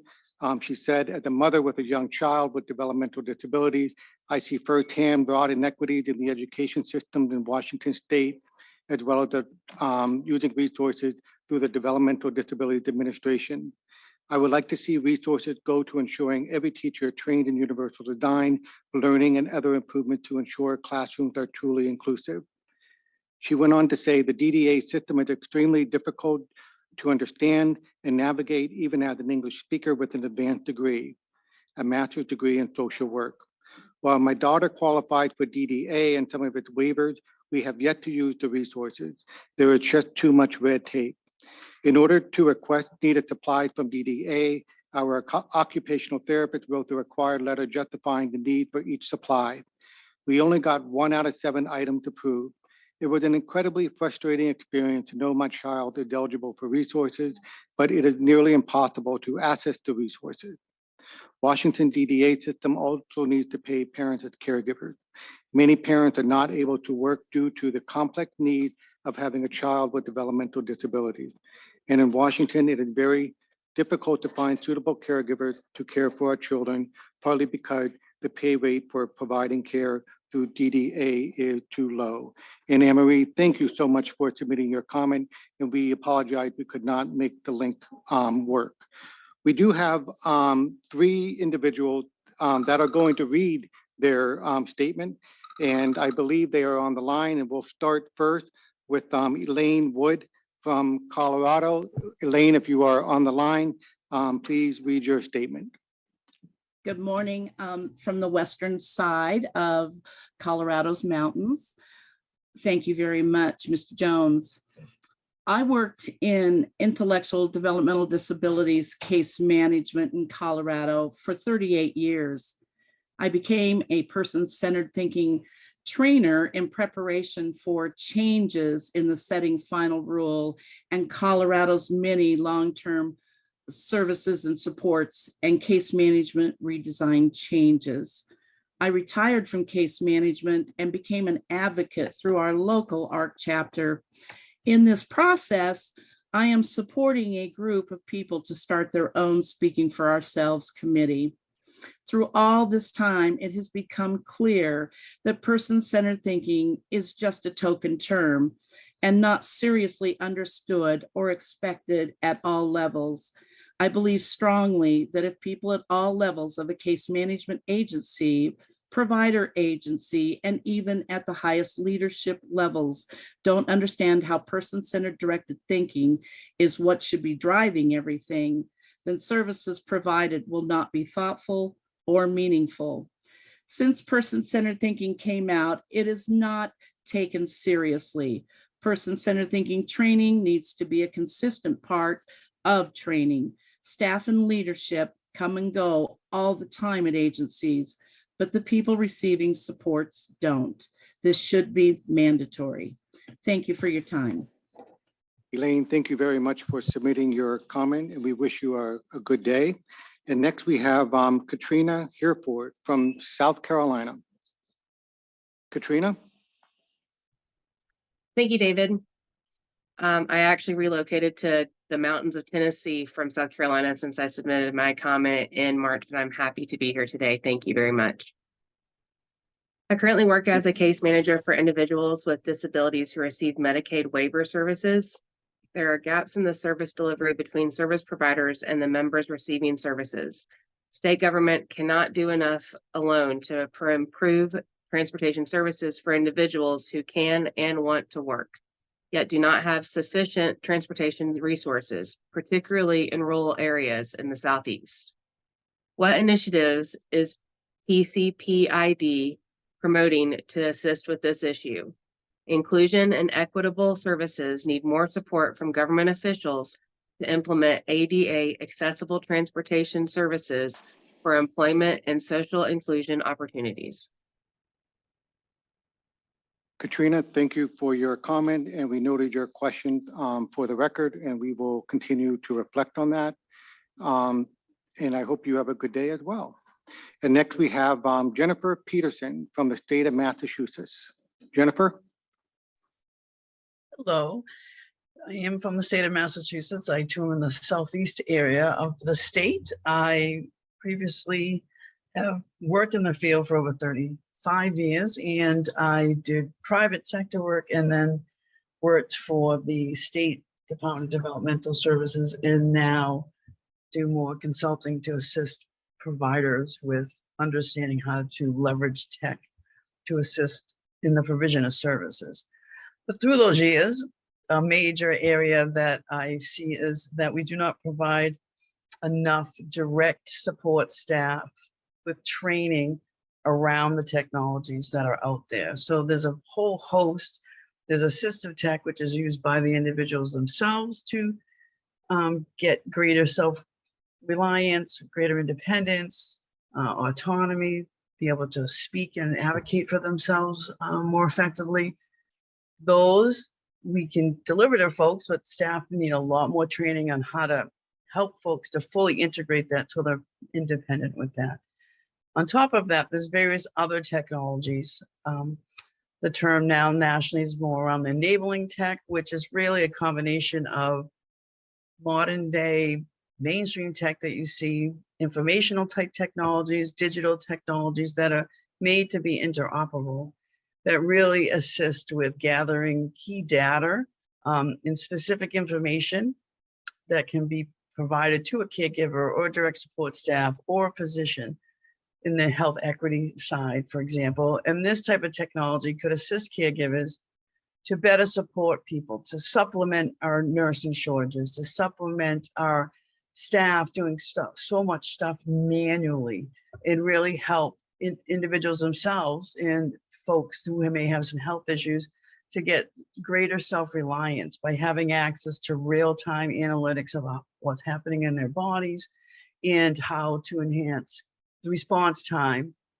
whether the individual can take action and or a caregiver or a medical professional.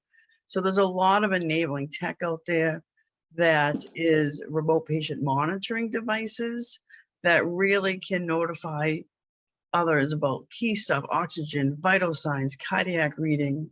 Apple just enhanced their watch, for example, to look for AFib and different things like that. More and more of these are becoming federally approved, but even so, the cost is not as astronomical as they were once in the past. And some of these things can be supported through the waivers as well as through Medicaid or Medicare. So these types of technologies are now available for consumer use, not just by the medical profession, such as Xandicadian, the radar that is not a wearable for folks who may not be comfortable with that. And then there's products such as Boundary Care, which is more of a wearable type of device. And then there's other products called Vizio Medical, which already has CPT coding, which is a form of coding that is needed for Medicaid reimbursement or insurance reimbursement to the practitioner who may be reading that information. But a key area is that we really need to train the staff, the workforce, and the leaders within the different types of service provision that is offered both within the state entities that do the case management and the deliverers of service themselves, of what these technologies are, how they can really supplement the workforce and help with the provision of quality services and make things more equitable. And as some of the previous speakers, if these types of devices are available they're usable in any part of the state that someone lives in. So some of those more underserved areas, you could get these types of devices to them and have them have that opportunity to be available, to have that data available to them and or their caregivers so that they can get any type of a medical attention or just decide how they may want to proceed for their day, because some of those readings and the data that provides can just help with what you're eating, whether you're exercising, so forth and so on. So again, really the primary goal of my comments was how do we learn of all these resources, train the staff, train the leaders to really understand how this could supplement our workforce. Thank you. Jennifer, thank you for submitting your comment. We really appreciate you highlighting the role of technology. That concludes our comments from the public. We do want to extend appreciation to all those that submitted comments. It is very helpful to the committee as they explore what topics to explore in 2025. We are anticipating Allison Barkoff to come back. We kind of finished this session a little bit early, but is there any comment or reflection that the members of the committee would like to share on what they heard from the public comment section? Kathy? I just actually wrote a note. I think every one of us has referenced training, right? Kathy, yes, could you bring your microphone forward? Thank you. Yes. Is that better? I said, I think every one of us has mentioned training. And I just wrote, who's going to train? How are we going to develop and how are we going to let it be known? who's going to pay for it? I mean, I don't think we need to keep saying that training is needed. That's just such an obvious element of what we're talking about, but I think we need to start talking about how it's going to be developed, who's going to do it, who's going to pay for it, because training done well will be fantastic. Training done not well is going to not move us any further. Thank you, Kathy. James? Maybe tomorrow or later in today, you guys can hear me. I feel like we have some missing pieces of it. So how we could buy in for self-advocates really lead the training process. Because there are the people who receiving the services. And I think it's important to somehow, if they do the training, we should pay the money they deserve to train direct support professionals. Because I know as a self-advocate, and I know many self-advocates would love to train frontline workers, but at the same time, they should deserve the money they earn to train the staff. Because I feel like we should create the training and really have the self-advocates input to create the training. Because a couple of the things I'm thinking about is values of people with IDD. Because sometimes staff try to influence the person to believe one thing, but really sometimes staff advocates sometimes want to have their own way of thinking. Or a parent or guardian say, you need to do this type of training for my son or daughter. But at the same time, we need to hear the actual person too, what the needs and wants are, because it make it easy and make it more universe for them. Excuse me. So Liz has her hand up in our Zoom audience. Liz? Yes, thanks. And I couldn't agree with James enough. I think nothing about us without us is so important. It's we as people with disability are the ones who are receiving services, so therefore we need to do the training. But I worry that people aren't taking us seriously because we don't have the proper education. You and people around this table might think that we're doing so well and we are so knowledgeable and things like that, but I worry about people outside this room or outside the virtual room, because people I have said, can I talk to your staff? Can I talk to people? And people often, unless people know what I can do, people say, oh, gee, this is so funny. How can you do that? You don't have letters behind your name. And yes, I used to work for the Counseling Quality and Leadership. People might know of them. But they will allow me to train people, but and maybe AUCD does, but I worry about Joe or Sally, who might not have advocacy job. And how can we encourage Joe and Sally to and I'm just using those names fictitiously.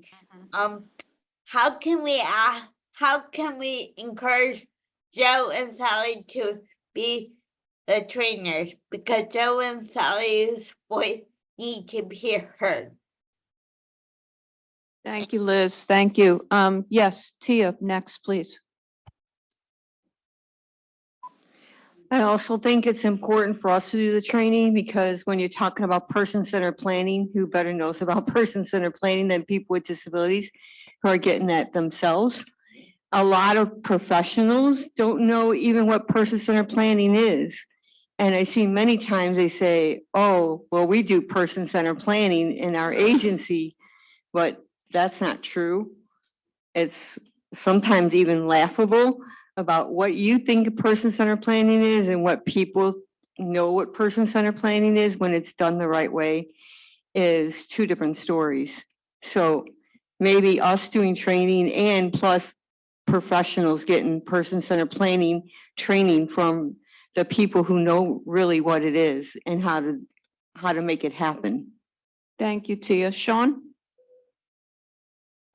I did think that it's also very important that those trainings be in plain language, so that everyone can benefit from the training and can understand the material in the context, the content that the training is going towards. So I think it's very imperative that every training also be in plain language.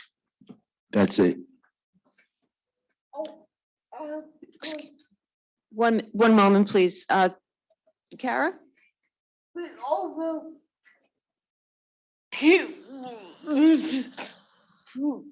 Whoever you think of us, that's the person who because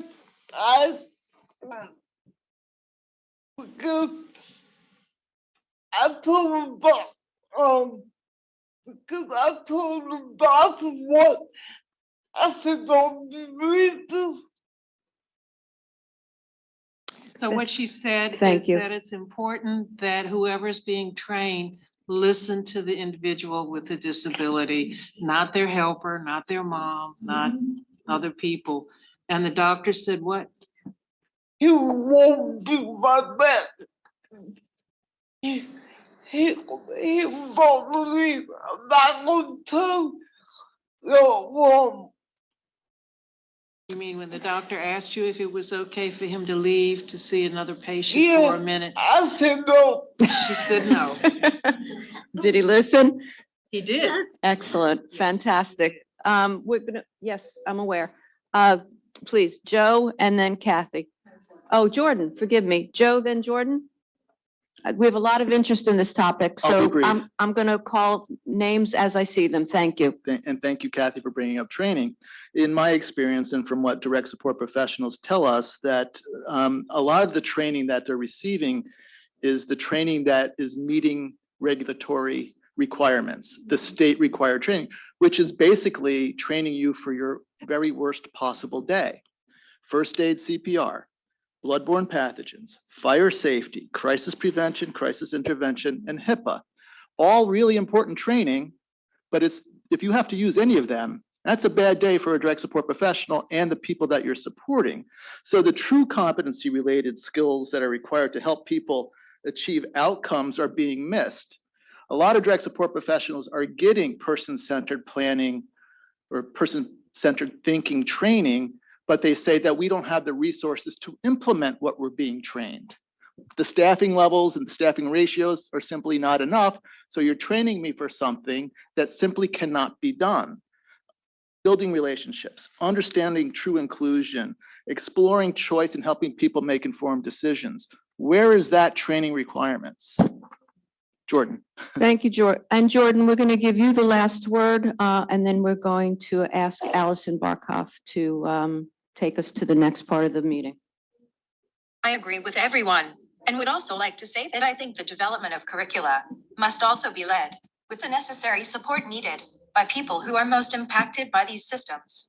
Otherwise, the training, even if done by people with disabilities, won't matter. Thank you. Thank you. Thank you all. Great conversation. Allison? Great. I am, I think, the last thing between y'all and lunch. And I just wanted to again thank everybody for your incredible service to ACL. And we wanted to just give you a very small token so you can remember your service here to thank you. So I'm going to just, for everyone, call out the names, and David will help pass out the signed certificates that we have for each of you. So Paul Aronson.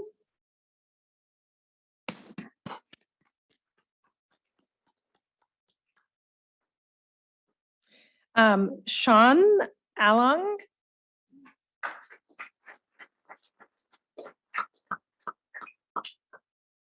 Jim Brett.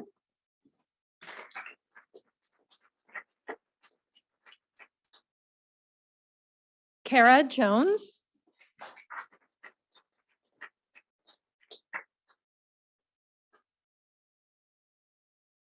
Kathy Konevsky.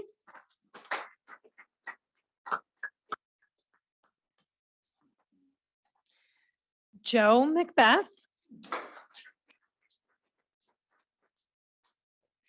James Metters.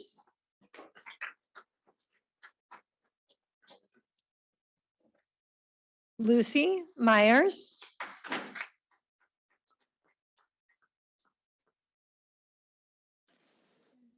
Tia Nellis.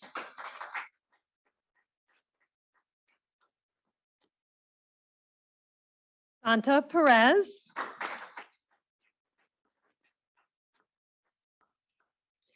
James Trout. Jordan Zimmerman. And we have a few folks who are not here in person, but I would like to just recognize them, and we will make sure they get their certificates. Paul Boskund. Matthew Leonard. Nicole Jorwick. Gabriel Martinez. Nick Perry. Hillary Dunn Stanitz. And Liz Weintraub. Thank you again, everyone, for your incredible service. And thank you, Allison. So I'm always happy to give people even just an extra 3 minutes for lunch. We are going to take our lunch break now. We will start back promptly at 12:55, not 1 o'clock, but 12:55. Wanda, if folks pre-ordered lunch, what do they do? Okay, if you pre-ordered lunch, understand they're going to be brought into you. If not, again, please stay close by so that we can start promptly at 12:55. Enjoy your lunch. Thank you, everybody. And I'm going to be staying here for anyone who would like to catch up. I brought my lunch to eat with y'all for nice. anyone who is here. Thank you. Excellent, great. Thank you, everybody. So 2 quick housekeeping items. We've asked for, and I begin to see power strips appearing on the floor. So hopefully everybody has their electric needs being met at this time. Also, and I'm trying to model this, if everybody would please bring their microphones forward. We got some feedback at the lunch break that some of the soft talkers are hard to hear. So if you would bring your microphone forward when you're speaking and speak right into the microphone, we will appreciate that. So welcome back from lunch. It's now my pleasure to introduce Acting Commissioner Jennifer Johnson from the Administration on Disabilities. Thank you, Jennifer. Thank you. It's great to be here with you all today. And I want to start by thanking you for your service on this committee and your service also to the public in serving on this committee.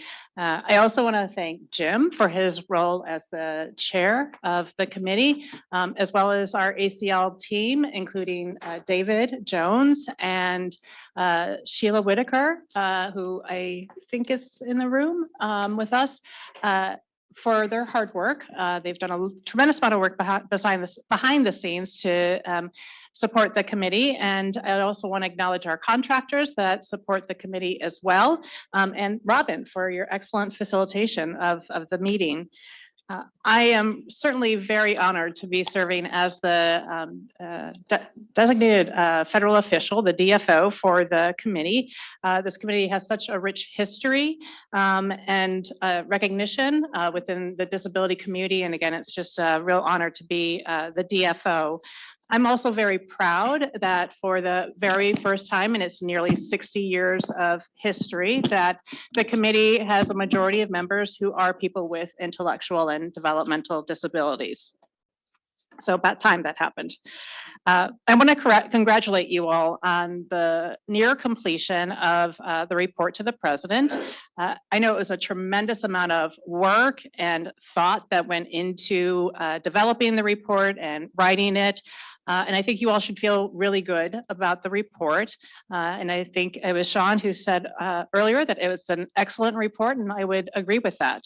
When I had the chance to review it, I just really was impressed with the report and how well it was identified and clearly identified the issues related to home and community-based services, and very clear on the recommendations for quality home and community-based services. And just as you're finishing up this report, I know you're turning and pivoting to talk about the next report and the topic for the next report. And the meeting has really been organized to give you a lot of food for thought. Just after you've had lunch, you're gonna have more food for thought for the topic for the next report. And I really want to commend Jim and David for the thoughtful approach they took to putting together the meeting agenda and bringing in so many excellent speakers and experts on topics that are really impacting people with intellectual and developmental disabilities. But in doing that, they also really, I think, set a nice balance so that we could also hear from you all as experts about the barriers facing people with intellectual and developmental disabilities. And I think we've already heard a lot of great thoughts about what those barriers are. How are we doing with, do we have? Not a minute? yet. Okay. So I think we have gone through the agenda, but I know that you're going to be covering a lot of areas today and tomorrow.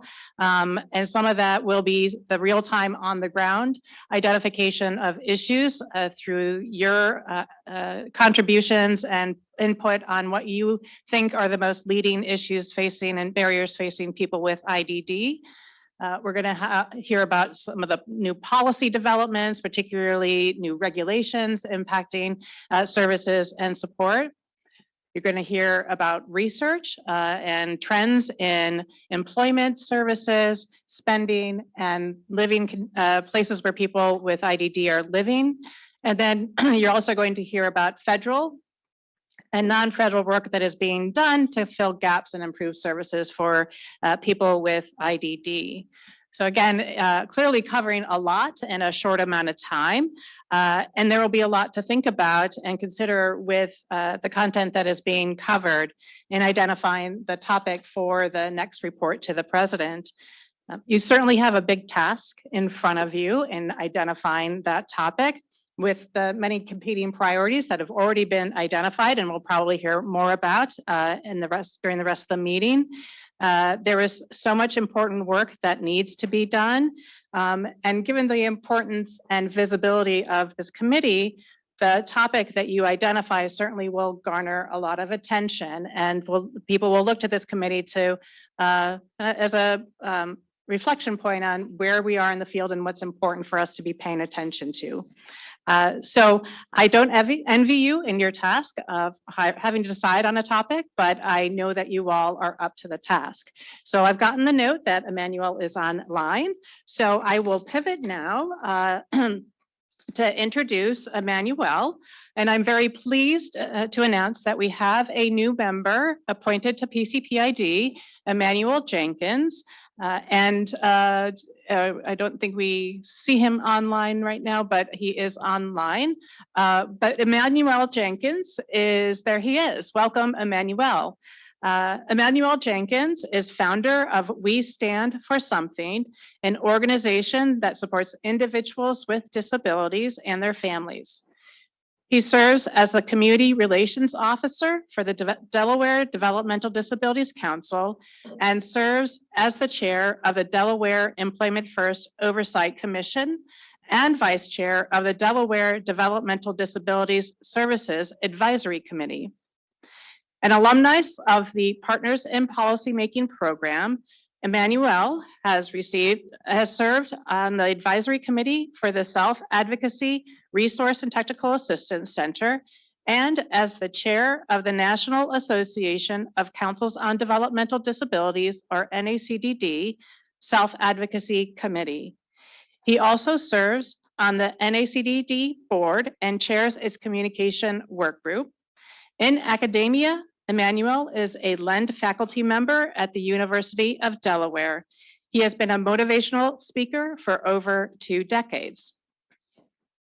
I would like to introduce Brianna Stewart, who will now administer the oath for Emmanuel to be sworn in. Do we have Brianna online?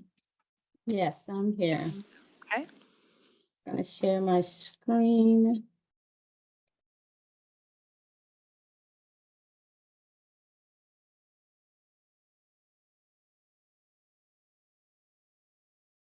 Am I able to, I want to share my screen, but I can't share it right now. You should have screen share access, Brianna. Okay, there we go.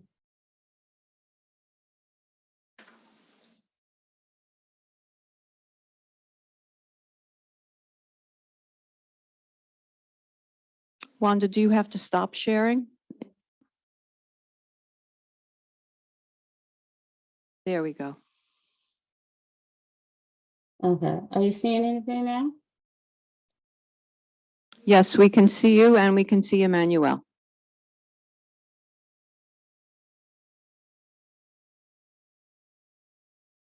But you're not seeing this, my screen?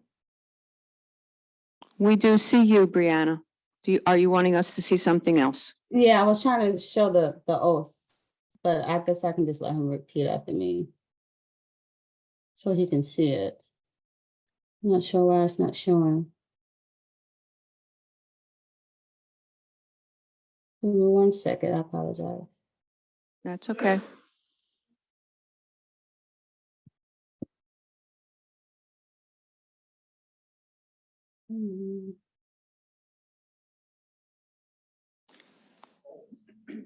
Brianna, I think it's okay if you recite the oath and he can repeat after you.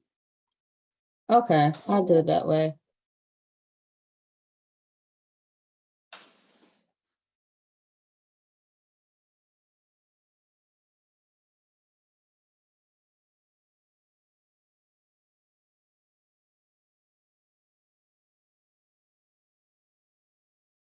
Okay, I'm sorry about that. Trying to share it, but it's not sharing. So you may raise your right hand and repeat after me.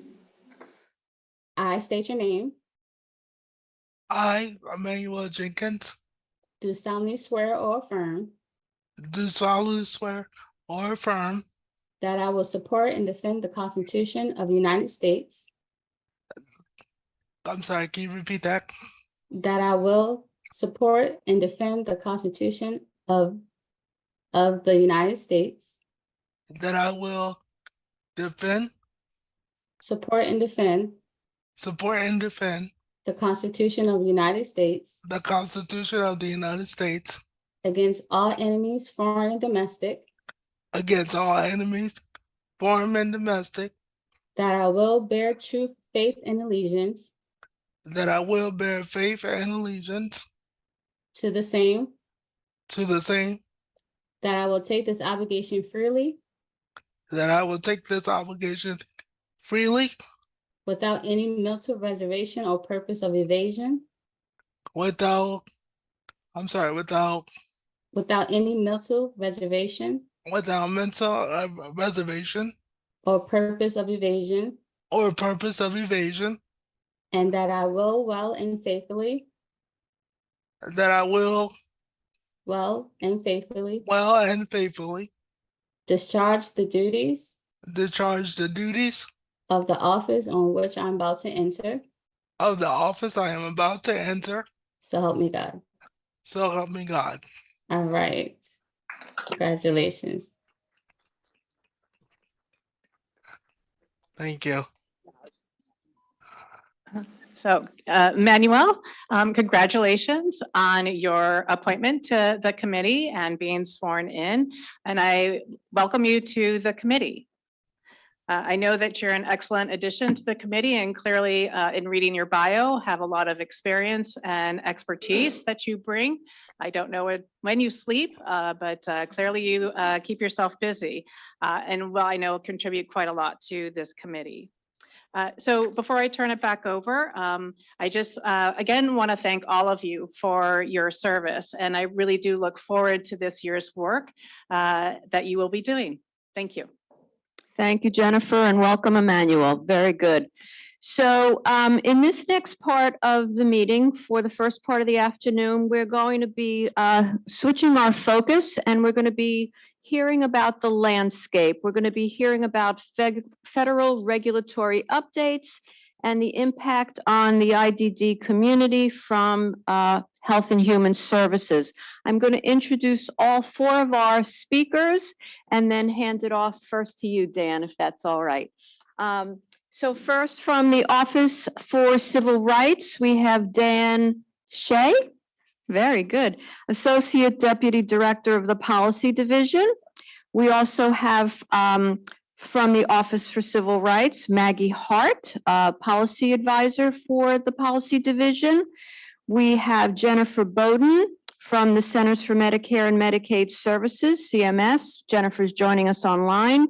She's the Director of the Division of Community Transitions. And then for the last presentation, we have a substitute, different than what the agenda identifies. Stephanie was not able to join us today. So thank you, Andrea Callow, who represents the Office for Policy Analysis and Development. So Andrea will be joining us and be our last speaker. So welcome to all. And Dan, please begin. Can everyone hear me?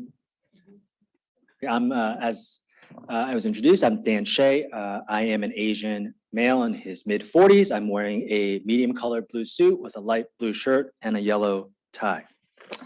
For those of you who may not know, should we go to the slides? Great, thank you. OCR is a law enforcement agency, and we enforce the nation's civil rights and privacy laws in healthcare. We do this through a number of ways, including through rulemaking, through policy and investigations. And what Maggie and I are here to talk to you all about is some of the rulemaking that we have done this past spring.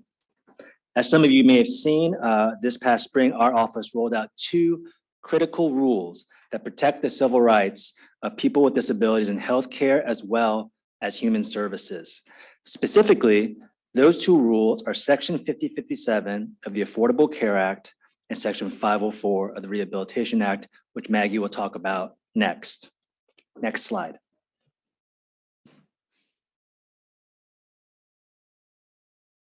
Next slide. So what is Section 1557? Well, many of you know, have probably heard of the Affordable Care Act, which is a major healthcare reform law signed by President Obama in 2010 to increase access to affordable healthcare for millions of Americans. And Section 5057 is the primary non-discrimination provision of that law. And it incorporates 4 longstanding and pivotal civil rights statutes. The first is Title VI, which prohibits discrimination on the basis of race, color, and national origin, Title IX, which prohibits discrimination on the basis of sex, the Age Act, which prohibits discrimination on the basis of age, and Section 504 of the Rehabilitation Act, which prohibits discrimination on the basis of disability. In a sense, you can think of 1557 as the omnibus for non-discrimination in healthcare. And just to be clear, this law, the statute itself, has been on the books since 2010. So you may be wondering, why has it taken so long for this rule to come out? Well, this is actually the third version of this rule. So the office came together. There's a provision in it that allows our office to develop regulations to explain specifically how this rule applies. And so our office came together and we did a rule in 2016. It was rolled back under the previous administration, and they came out with a rule in 2020, which restricted some of the protections that were afforded under the 2016 rule. And so this time, we really believe third time is the charm. This rule not only reinstates some of the provisions in the 2016 rule, but it also broadens protections for individuals in order to advance health equity and to reduce disparities, in part by bringing the rule up to line with some emerging technologies and some developments in the law. But before we dive into what this rule does, I think it's important for us to focus first on who is covered by this rule. Next slide, please. So first, and probably most important to most folks in this room, any health program or activity that receives federal financial assistance from HHS is covered. Health program or activity is read very broadly, and we read it to include any enterprise or activity that provides or administers health-related services. So that can be anything from medical care to clinical trials to physical therapy. It also includes health insurance coverage, which I'm sure many of you know. Section 504 is generally broader because it includes program or activities, but it has a carve out for contracts of insurance, which 1557 does not. And so we get at the insurance piece of healthcare with regard to disability discrimination. The second one is pretty evident. Any health program or activity that's administered by the department, and that just goes with the longstanding principle that we want to hold ourselves to the same standard that we hold the private industries to. Third is any health program or activity that is administered by an ACA Title I entity.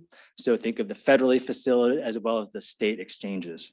And also, I'm pleased to announce that for the first time ever, this final rule does consider Medicare Part B payments as federal financial assistance. And so if you are a provider, you receive Medicare Part B payments, you are required to comply with 1557.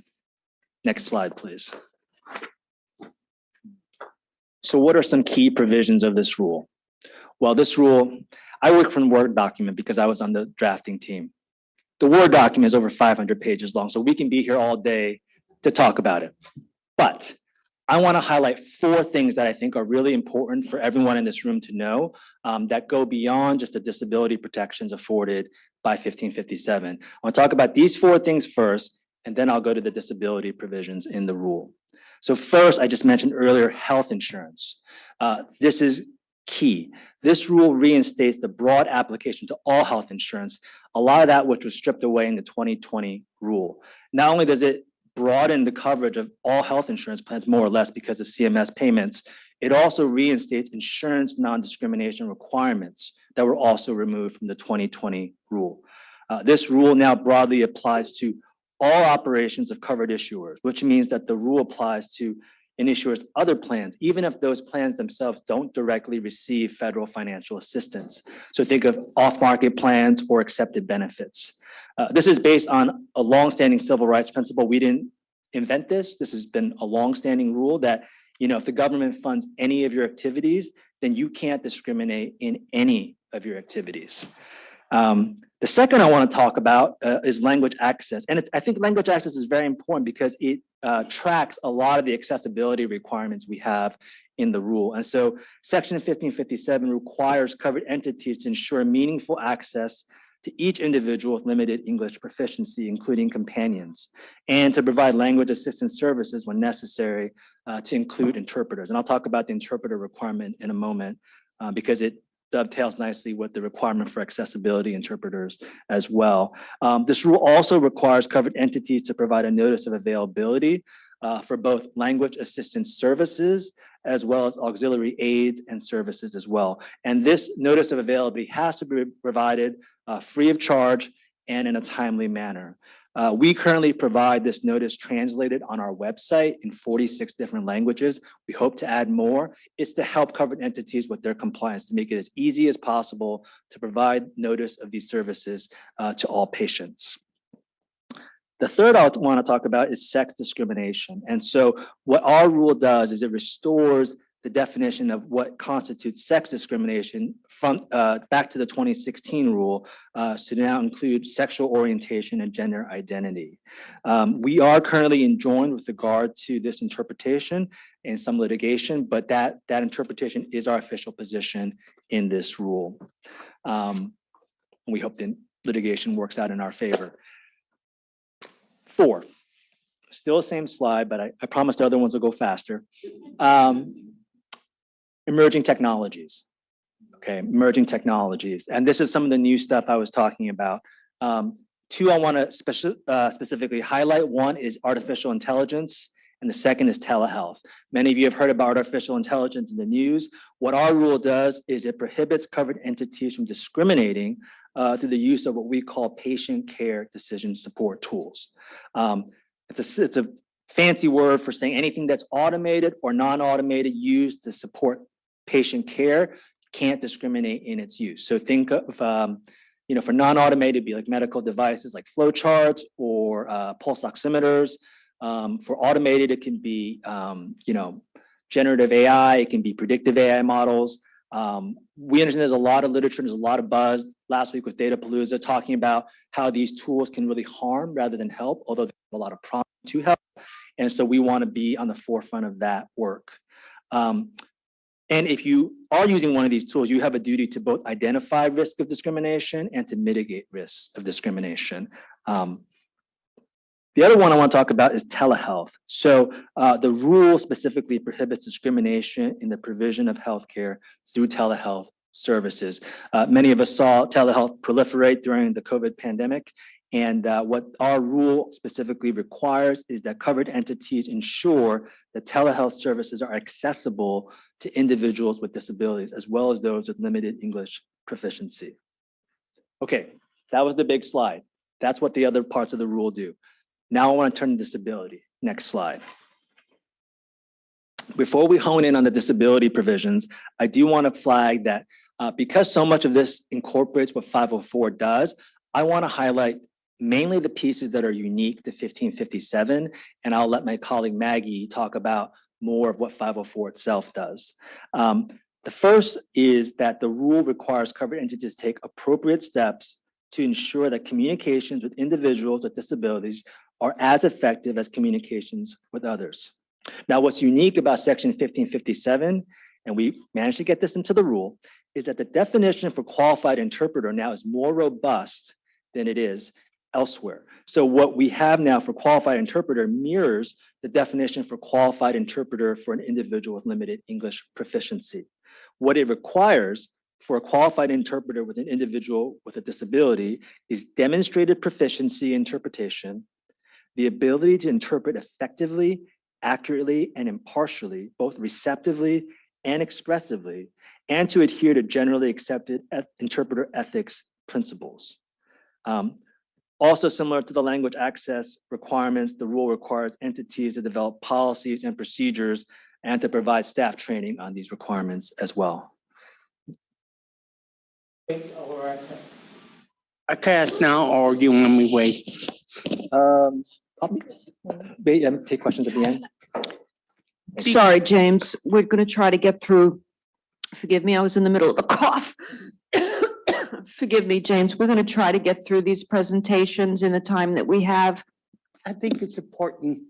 Please go ahead then. I'm worried about the election this year because we're talking about healthcare and the other party is talking about they have a plan, but they don't have a plan. I'm worried about if the other person wins, and then worry about the stuff we're talking about will be taken away from us. It could happen or not happen. You know, I think OCR has been around a long time, and we have our enforcement authorities and our mandates, and we will continue to do the work that we have been doing. Because I worry about Project 25, because I've been reading it. It's scary stuff. And it's going to take a lot of the healthcare from people who really needs it. And I just want to, Elections always come with a little bit of uncertainty, but we've withstood transitions before and are preparing for. I wonder, as committee members of the public, or even you guys could tell whoever wins the election, it's a good thing, but not harm people, because I'm worried about going to harm a lot of people we know, but even people we do not know. It's just a comment. Thank you. Yeah, Maggie and I are both careers, and we hope to be here a long time to work on these important issues. Okay, next slide, please. And I'll try to go through these just a little bit quicker. Integration, I'm not going to spend too much time talking about this because Maggie will focus on this more. The one thing to flag is that this applies to insurance. Okay, so what that means is that with regard to benefit plans themselves, how the plans are designed, insurers cannot design their plans in a way that would result in the serious risk of institutionalization or segregation. That's very important because it doesn't get covered in 504, but it does here. So the plans themselves cannot discriminate. Okay, next slide.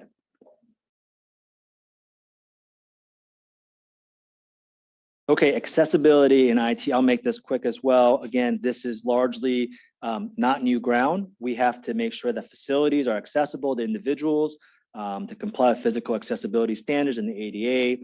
They have to make sure their communications are accessible as well as their websites and mobile applications. Next slide. How will the final rule be implemented? Well, you have all the technical stuff there, right? So there's an effective, this rule is in effect now.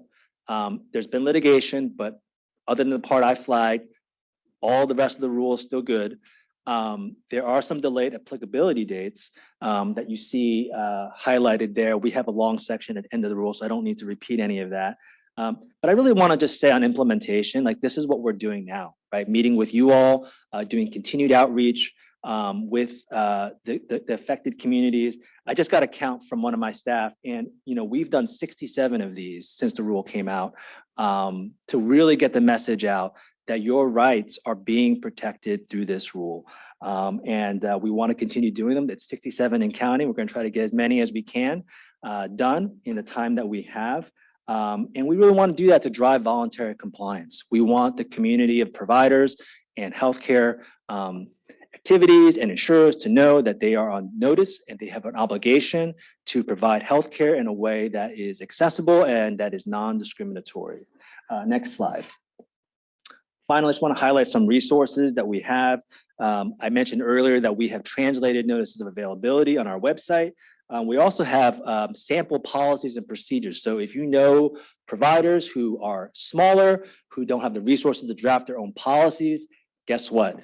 We provide samples. You can just take it from us on reasonable communication, reasonable accommodations, grievances. We have all of it on our website available for free.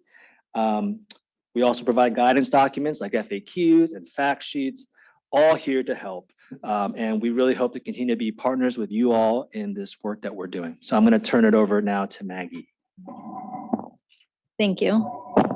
Hi, everybody. It is really nice to be here. I am looking out at some faces that I've kind of worked alongside or heard do presentations. So it's exciting and honestly a little bit nerve-wracking to be on this side of the table, but it's nice to see everybody. My name is Maggie Hart. I am a policy advisor with HHS.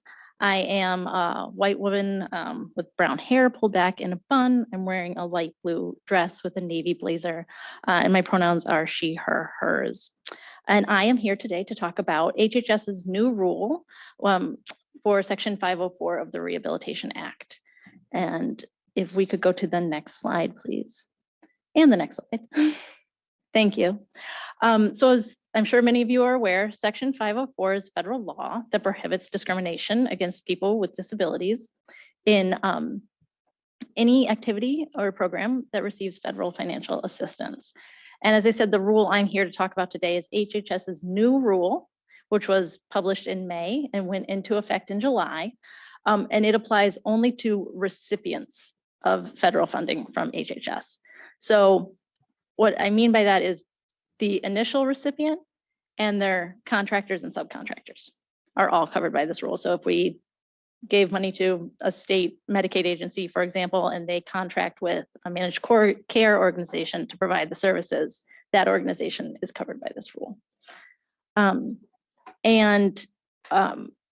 The goal of the rule, is to, by mandating equal access to health and human services programs, is to hopefully provide more equitable outcomes for people with disabilities in health and human services. And prior to this, HHS's rule had not been comprehensively updated since the 70s. So we had a lot of work to do, frankly. Next slide, please. Thanks. So the rule essentially went through the typical rulemaking process. We issued a notice of proposed rulemaking in 2023, and we received over 5,200 distinct comments, which we considered when making the new rule. I really just wanted to highlight this and say thank you, because I know we got a lot of comments from people with disabilities, disability rights orgs, the disability community in general, and that makes our rule better. So thank you to anybody and everybody who participated in that process. Next slide, please.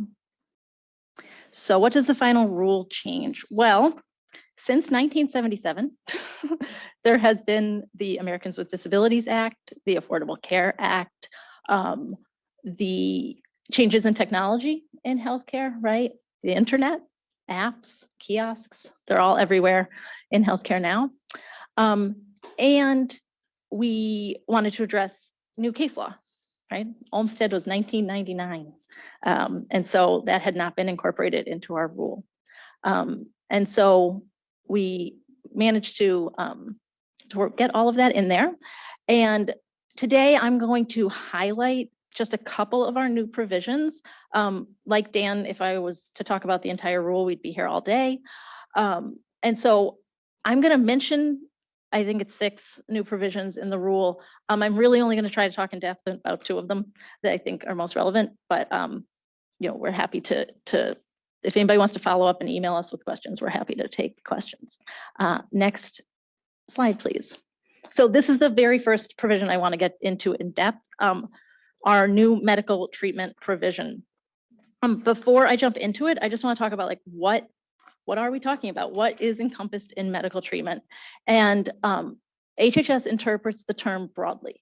So it is the first thing that pops to mind, which is that interaction that you have with your doctor, right? You have an ailment, you go in to get treatment. That interaction and treatment is covered by this provision. But it also covers organ transplants, policies and procedures. It covers clinical research, and it covers crisis standards of care. So it's to be interpreted broadly. And this section prohibits discrimination against individuals with disabilities based on biases and stereotypes, judgments that the person's life is worth less than somebody without a disability, or a judgment that the person would be a burden on society. Wait, does it cover dental care? It does. Thank you. Additionally, recipients cannot deny or limit clinically appropriate treatment where it would be offered to a person without a disability, and they cannot provide medical treatment to a person with a disability when they wouldn't provide it to a person without a disability. So to me, those last 2 are hard to conceptualize and kind of wordy, frankly. So I like to give examples for them. But before I do that, I just want to say these are pure examples. They are not any kind of position or determination by OCR. So what does it mean that a recipient cannot deny or limit clinically appropriate treatment when it would be offered to a person without a disability? Well, I want you to imagine that there are 2 people who have pneumonia, It's pretty advanced. They need a ventilator. And that one of those people also has an underlying diagnosis of Alzheimer's disease. A clinician cannot deny the ventilator to the individual with disabilities based on bias or stereotypes or judgment that they would be, burden on people if were they to recover from the pneumonia. That type of determination would be prohibited by this rule. And what does it mean that a clinician cannot provide medical treatment to a person with a disability that they wouldn't provide to a person without a disability? Well, again, I'd like you to imagine two people. This time it's two people capable of becoming pregnant who go to their provider, they're seeking contraception. And again, one of these individuals has an underlying disability. And let's say, because we're talking about contraception, let's say the disability is something that could be inherited, right, genetically. Well, the doctor cannot say to that person with the disability, I understand you're here for contraception, but you have a disability, your child is likely to have a disability, and based on bias and stereotypes, suggest sterilization instead of contraception.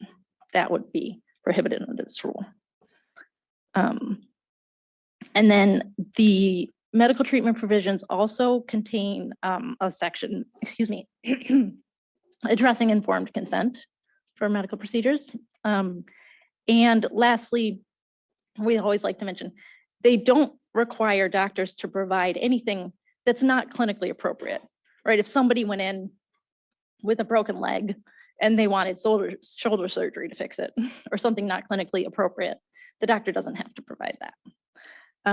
So we try to strike a balance between professional judgment and making sure that we prohibit discrimination. Okay, next slide.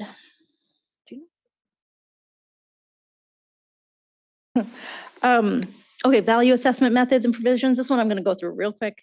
These are assessments that usually happen like in the background of insurance companies, for example, to determine things like how much a medicine should cost, or maybe whether or not they're going to approve somebody for a specific type of treatment. We have prohibited the discriminatory use of these assessments. So a discriminatory use is one in which the assessment places a lower value of life extension on people with disabilities and is then used to deny the person the treatment or results in a higher cost for individuals with disabilities. Next slide, please. Okay, this one I want to talk about a little bit in depth.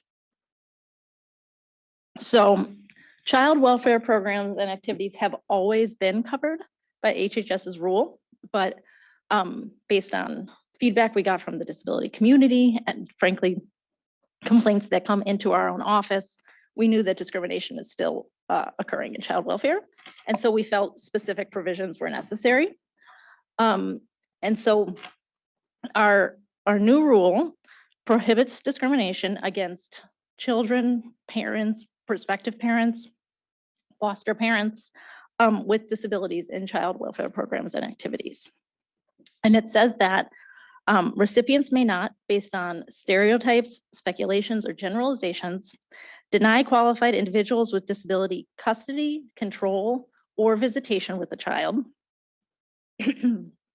They may not terminate parental rights or legal guardianship of a qualified person with a disability. And this is something I've seen a lot, they cannot require children to be placed outside the home through custody relinquishment, excuse me, or other forfeiture of parental rights in order to receive services. Additionally, the provision includes requirements for parental evaluations. They have to be done by a qualified assessor. And the assessment has to look at their parenting ability, not just their disability.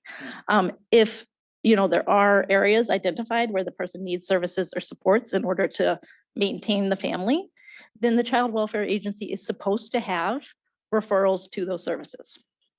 We're supposed to refer them there. Our goal is supposed to be the same as the child welfare programs and activities of keeping the family together.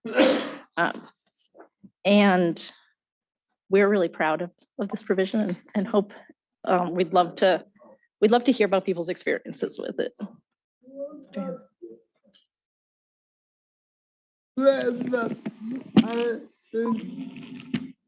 What about, I, what's it? I, I, no, 8, no, no, I, I, D, F, F, IEM, I, D, F. oh, IVF. Yeah, Well, that would fall under medical treatment. There should not be discrimination. No, IVF is a medical procedure. Yeah. Thank you for the question. Can we go to the next slide, please? Excuse me, members, I know you have questions, but I'm really urging you to try to keep your questions until the end of the presentations, so that we can stay on time. We have many more people to hear from before we end our meeting today.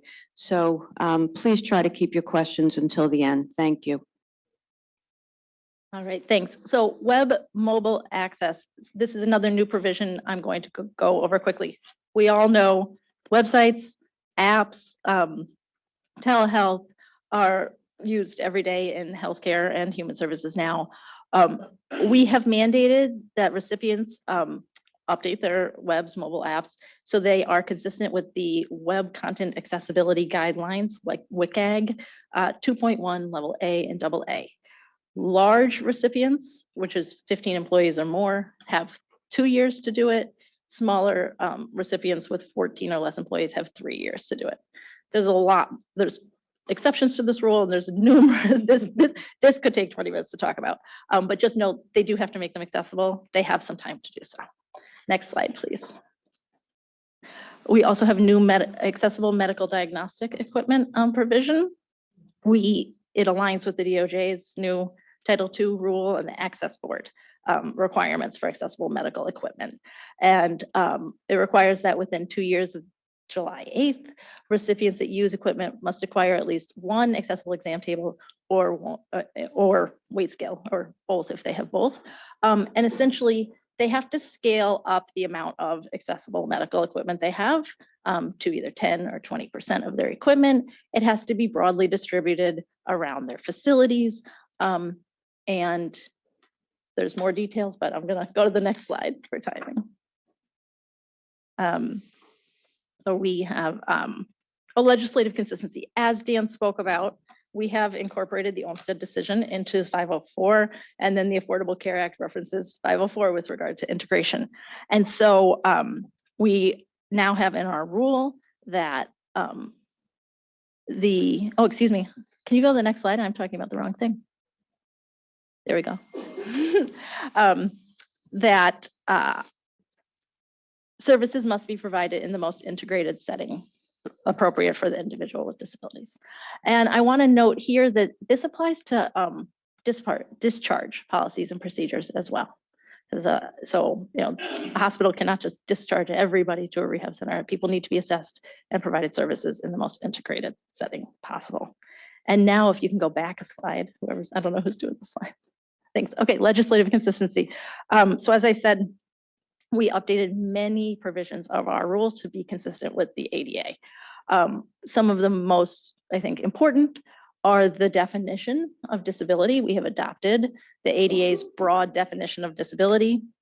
There's other things like maintenance of accessible features, retaliation and coercion, personal services and devices, service animals, direct threat, effective communication, and the limitations of fundamental alteration and undue financial and administrative burden. So those updates are all in there for that consistency now.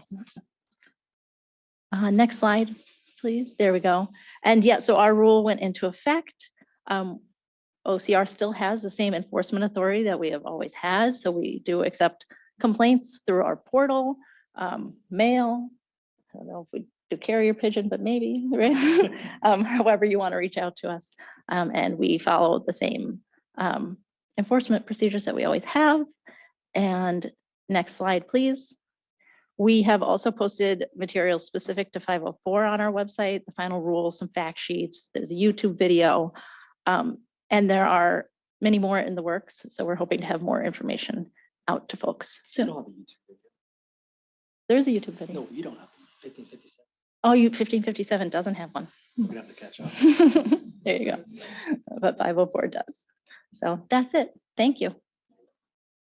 Thank you very much, Maggie. Thank you. So we're going to move on now to Jennifer, who I hope is online with us. I am here. So thanks so much. Good afternoon, everyone. So I'm really sorry that I'm not able to be there in person, but I am so appreciative of the opportunity to join you virtually today. So my name is Jen Bowden. I'm the Director of the Division of Community Systems Transformation. And for anyone who's familiar with CMS, we are part of the Medicaid Benefits and Health Programs Group in the Center for Medicaid and CHIP Services and Centers for Medicare and Medicaid Services. So definitely a mouthful, but we are on the Medicaid side of CMS. So I am a white female. I am wearing glasses. I have brown hair and have my hair pulled. I'm wearing a white jacket with a red shirt. I have a blue Zoom background with the CMS logo and a drawing of the CMS central office in Baltimore. And my pronouns are she, her, and hers. So I'm going to talk with you about some recent regulatory changes focused on Medicaid home and community-based services that were included in the Ensuring Access to Medicaid Services final rule. And we commonly refer to this as the access rule. So you'll hear me use access rule pretty consistently throughout. Next slide, please. And let's go ahead one more. So just a little bit of background. You might be aware that CMS actually published 2 rules focused on the Medicaid program and Medicaid and CHIP programs, in fact. So the first one, and the one I'm going to focus on, is the Ensuring Access to Medicaid Services final rule, or as I mentioned, the access rule. And then the second one was the Medicaid and Children's Health Insurance Program, or CHIP, Managed Care Access, Finance, and Quality Final Rule. So both of those were published in May 2024. And together, these rules are really intended to advance access and quality of care and improve health outcomes across fee-for-service and managed care delivery systems. And as I mentioned, I'm going to talk with you about the HCBS requirements in the access final rule. And so I don't want to go through everything on this slide, but just if you're looking at the details on here, most of what I'm going to talk about today is under the last bullet there on strengthening HCBS oversight, monitoring, quality assurance, quality improvement, and payment adequacy. As you can see, there's a lot of other stuff in those rules. I do want to just briefly touch on the second to last bullet in the slide, though. So I'm not going to cover all the other provisions in the access and managed care rules in the interest of time. But I do think that a lot of people in this meeting today are going to be interested in the second to last bullet. And that requirement actually focuses on making changes to some longstanding requirements for states to have medical care advisory committees. In the access rule, we included a section on Medicaid advisory committees and beneficiary advisory councils. And essentially what this section does is it focuses on elevating the beneficiary voice, and it broadens the role of medical care advisory committees in a really important way. So a little bit more specifically, what these requirements do, we renamed the medical care advisory committees as Medicaid advisory committees. And we also expanded the scope of the committees to include medical and non-medical services covered under Medicaid. And we did this because we know that non-medical services covered under Medicaid are really important to the health of Medicaid beneficiaries and to beneficiaries' access to medical services. So they're really an important part of the coverage available under the Medicaid program. And we want to make sure that those committees have an opportunity to engage with states on those services, on those non-medical services. We also required that states establish a beneficiary advisory council that includes Medicaid beneficiaries, family members, caregivers, and that at least 1/4 of the membership from those Medicaid advisory committees, those have to come from those beneficiary advisory council. So we want a beneficiary advisory council where beneficiaries really have a voice, but we also want them participating in those Medicaid advisory committees as well. Let's go to the next slide, please. I'm going to focus the rest of my time today on the HCBS provisions in the access rules. So just to give you a sense of what the intent of these provisions are, and there's more to them, but just at a very, very high level, these provisions are really intended to focus on specific gaps and challenges related to HCBS that we were aware of, that we hear from beneficiaries, from family members, from providers and states.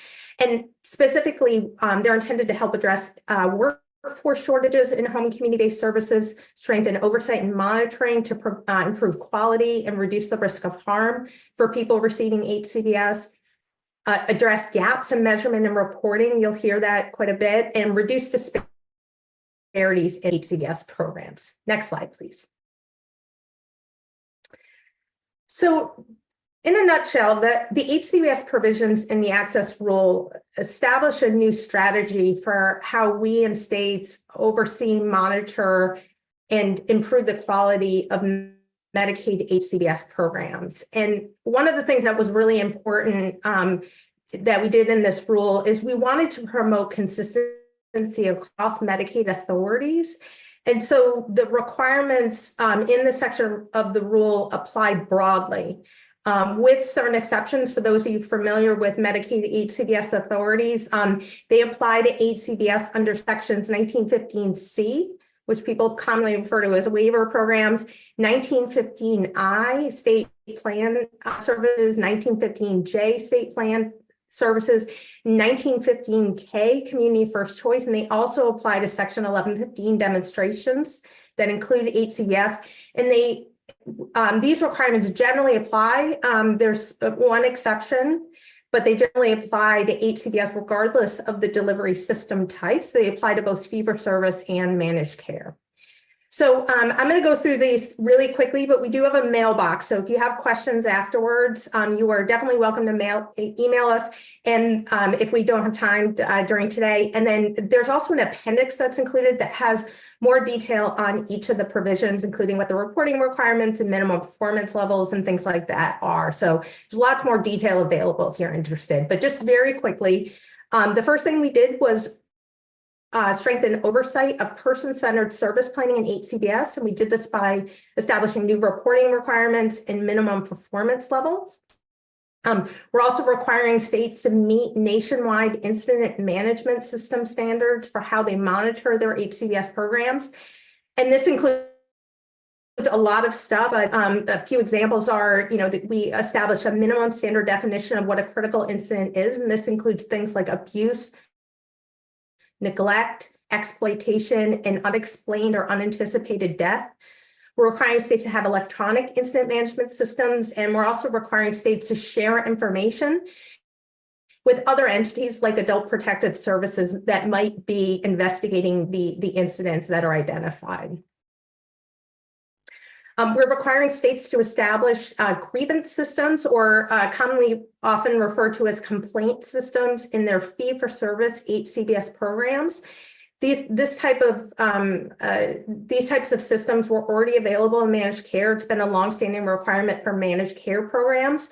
We wanted to make sure that Medicaid beneficiaries receiving HCBS through fee-for-service delivery systems have the same opportunities to file complaints related to a state or a provider's compliance with person-centered planning and HCBS settings requirements. I've heard that some folks today have asked about waiting lists. So I did want to note that we are, for the first time, requiring states to report annually on waiting lists in their section 1915C waiver programs and section 1115 demonstrations. So we're going to require states to tell us how they maintain their waiting list, the number of people on the waiting list, and the average amount of time that people wait to enroll in waiver programs and demonstration programs. States also have to report on access to some services, not all, but some really important ones for people receiving HCBS: personal care, homemaker, home health aid, and habilitation services. They have to tell us the amount of time it takes from when services are approved to when they're started individuals that are newly receiving those services, and they also have to tell us what % of authorized hours for those services were actually provided.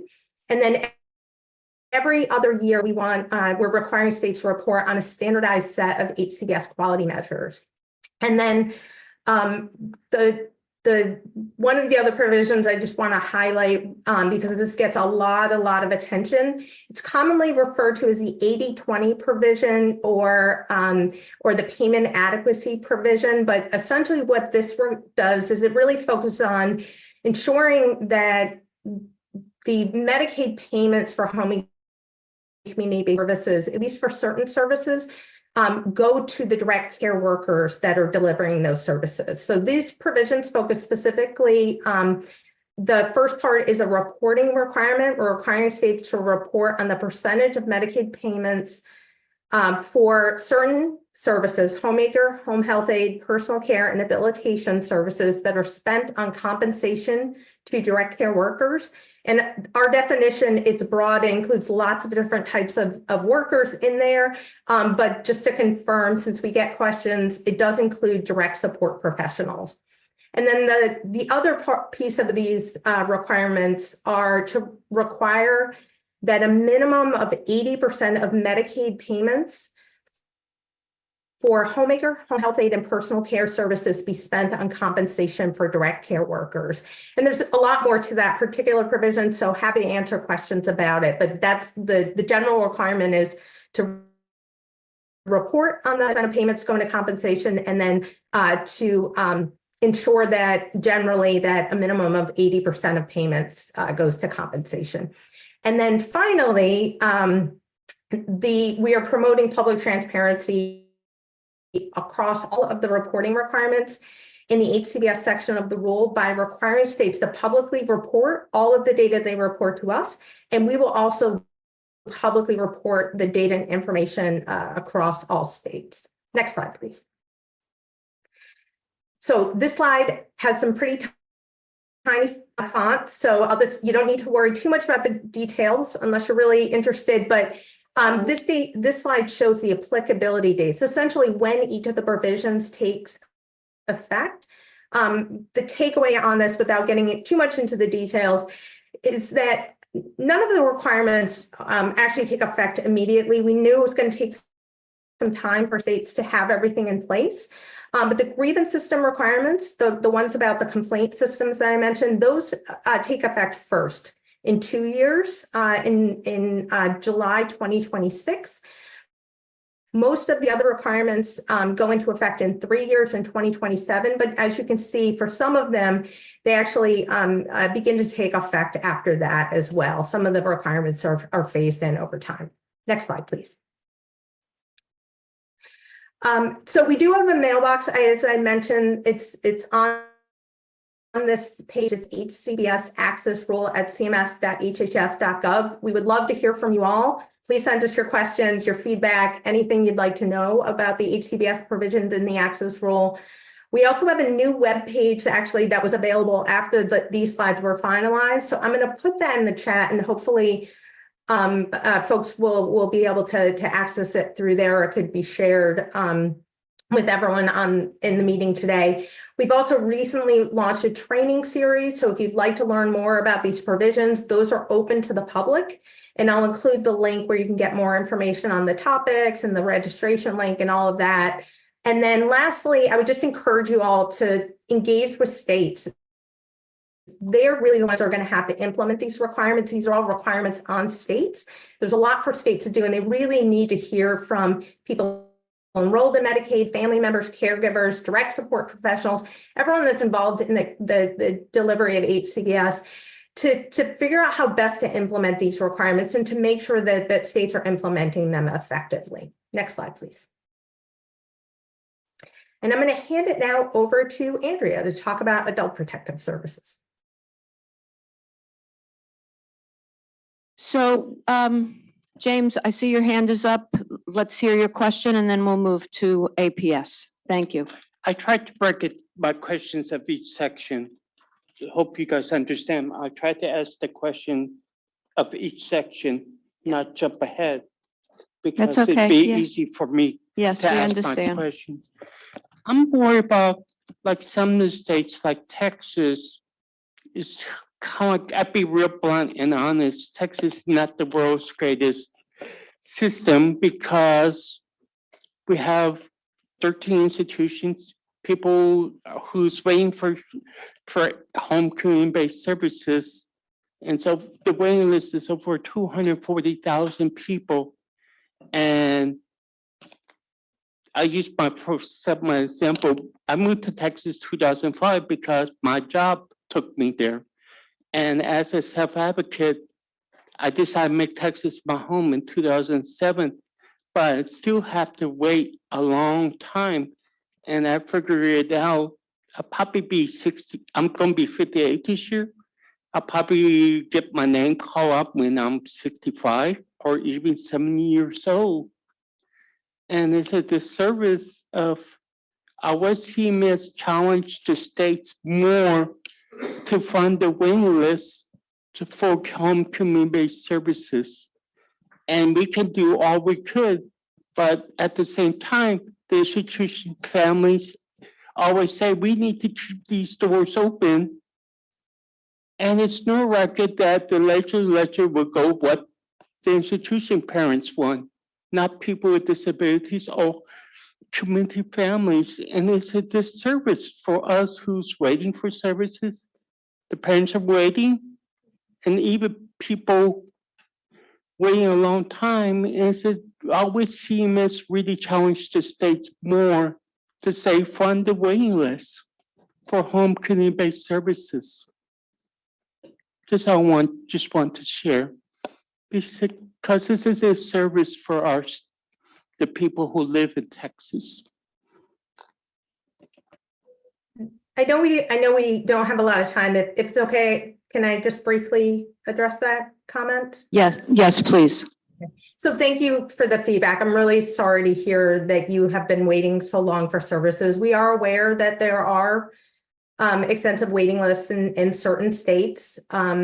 States are permitted under federal law to have waiting lists for waiver programs. But we are hopeful that the requirements in the access rule will promote more transparency around those waiting lists. We understand that, at this point, it's often hard even just to find out information on where there are waiting lists and how long those waiting lists are. So we are hopeful that the access rule will help to address it. The other thing I'll just note is there is throughout the access rule a really intense focus on promoting beneficiary voice and opportunities for beneficiaries to engage in the Medicaid program. And I would really encourage you to take advantage of that, and really encourage everybody in the meeting today to take advantage of those opportunities. There are beneficiary advisory councils, there are medical, the Medicaid advisory committees, there are other opportunities as well. Those are certainly not the only ones. And so, I think it's, there's a really great opportunity for people who need services to really engage with their Medicaid programs in new ways that they've never probably been able to do before, unless the state had voluntarily had those types of opportunities in place. So I'd really encourage you to take advantage of it. Jennifer, I'm not eligible for Medicaid services in Texas. I'm just about eligibility of Medicare, not Medicaid, because I'm not eligible for that type of services because of my IQ score. And it's hurtful that only way I get services is Medicare, but I cannot get Medicaid because people are waiting. It's not just for me, but other people with disabilities who are not eligible for Medicaid, but they're eligible for Medicare because of how the system works in Texas. Okay, thank you for that clarification. I know we need to move on, but if you'd like to email us, we'd be happy to talk further with you. Thank you. So we are going to move to Adult Protective Services, and that's going to be Andrea. Great. Oh, there we go. Hi, I'm Andrea Callow. I'm with the Office for Policy Analysis and Development here at ACL. I'm a white woman with long brown hair and bangs, and I'm wearing a cream blouse. My pronouns are she and her. And today I'm going to talk a little bit about the Adult Protective Services final rule. It's a hard time slot I'm in following all of these historic rules after lunch, but I really appreciate your attention. The disability community is just such a critical partner in implementing this rule, making sure that it does what we want it to do and that it works on behalf of older adults and people with disabilities. I don't have a PowerPoint deck. I'm just going to kind of chat a little bit about the rule. I am curious just to know for my own information, how many of you guys in your advocacy or your policy work or even with friends, family, or neighbors have worked with APS or done APS advocacy? Fantastic. Okay, good to know. So you have some background.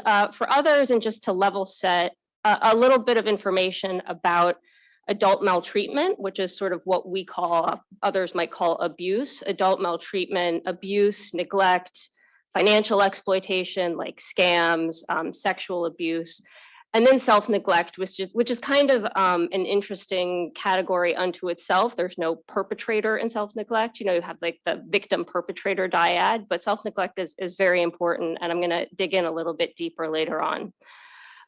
So at least 1 in 10 community dwelling older adults experience some form of abuse in the past year. We don't have great data on disabilities, and we know that for adult maltreatment, the reports are undercounted, that a lot of abuse, neglect, exploitation is not reported. As you can imagine, significant physical and mental health consequences, financial losses, deteriorated family relationships, institutionalization.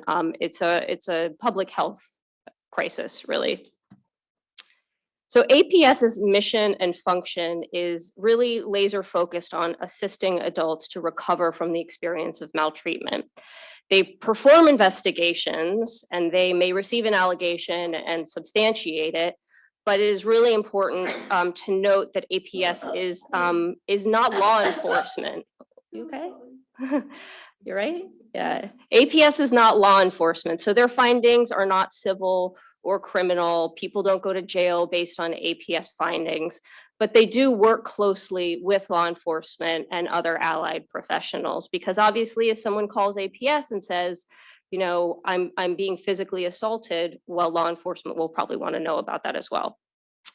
They develop service plans, they link people with behavioral health resources, physical health resources, legal services, all with the goal of maintaining independence and improving well-being. So APS serves older adults and people with disabilities in, well, I'll caveat that. APS exists in all 50 states, all 5 territories in DC.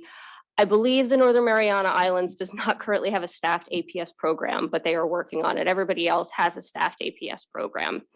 And eligibility for APS is so varied across the states, and our rule really doesn't touch that. We don't tell APS programs who they have to see. So 3 states currently only serve older adults. They do not have a program for people with disabilities. That's Connecticut, Rhode Island, and Ohio. And 3 states actually have separate programs for people with disabilities. We call them bifurcated programs, and that's Massachusetts, Louisiana, and Pennsylvania. Everybody else serves older adults and people with disabilities, but they define disability differently. A lot of them use, and it's not ideal, vulnerability or dependency in order to define eligibility. And again, one state APS program is one state APS program. It's really different. Some might look to activities of daily living. Some might look at risk of harm. They're a little, you know, the definitions again are kind of, I'll just say, different. They're different in every state, and they're not uniform. So a little bit of context for why we decided to put out this rule. Again, this is the first federal APS rule. There was no APS rule before this rule. And that's because at the state level, APS is historically funded and administered by the states, by the counties, in localities. There was some federal social services block grant funding, but even that was not a lot of money. So in 2018, APS programs received the first substantial influx of federal money, nearly $200 million overall. And since then, they've continued to receive federal formula grants. So we do have that kind of a financial hook for regulating. But we're not just regulating because we can, we're regulating because folks have asked us to. So APS programs, stakeholders, older adults, people with disabilities, the GAO, Congress, because there is so much diversity and heterogeneity among APS programs across the states that the kind of APS services you get in, and I'm not gonna like name and blame a state, but you know, in one county, might be vastly different than the APS services you receive in another county. And they probably maybe aren't evidence-based, you know, they aren't really based in good research and evidence for person-centered effective APS practice. So we're seeking to really bring a federal home for adult protective services to ACL, make sure that we elevate those evidence-based and evidence-informed best practices, advance administration priorities around equity, and make sure everybody, particularly older adults, people with disabilities, are getting the best services possible so they can recover from adult maltreatment. I will also note, this is a federal rule, and we do want to create a minimum federal floor, but we're leaving a lot of flexibility for states, and we have to, because as you know, states and communities understand their needs, and we want to make that balance between providing sort of a federal baseline and allowing for flexibility. I'll get you in 1 second. And also the money we're giving them. This year, we're only giving them $15 million for all states, territories, and DC. So yeah? I disagree. I think you guys hold them accountable. We're talking about people's lives here. Because I know a person got sexually assaulted and APS did nothing. But another friend, they thought she was abuse, exploitation. They did investigation to her. What's wrong with this picture? I want to ask committee members and also to you, what's wrong with this picture? So what you're saying, James, is you were responding to the point about states having discretion about this, that there isn't going to be just a federal, that was your point? Yeah, because I think we need to do more to APS to hold accountable their actions. Okay. Because I feel like APS sucks. I just be honest. It sucks. Because if they help do investigation who didn't got abuse and exploitation, they did investigate the easy way. But someone got sexually assaulted during the ice storm in Texas. They did nothing. Didn't call the parent, did not help the person. Even the agent, when she tried to call them, no one picked up the phone to help her son. Sean, you want to add? Yes,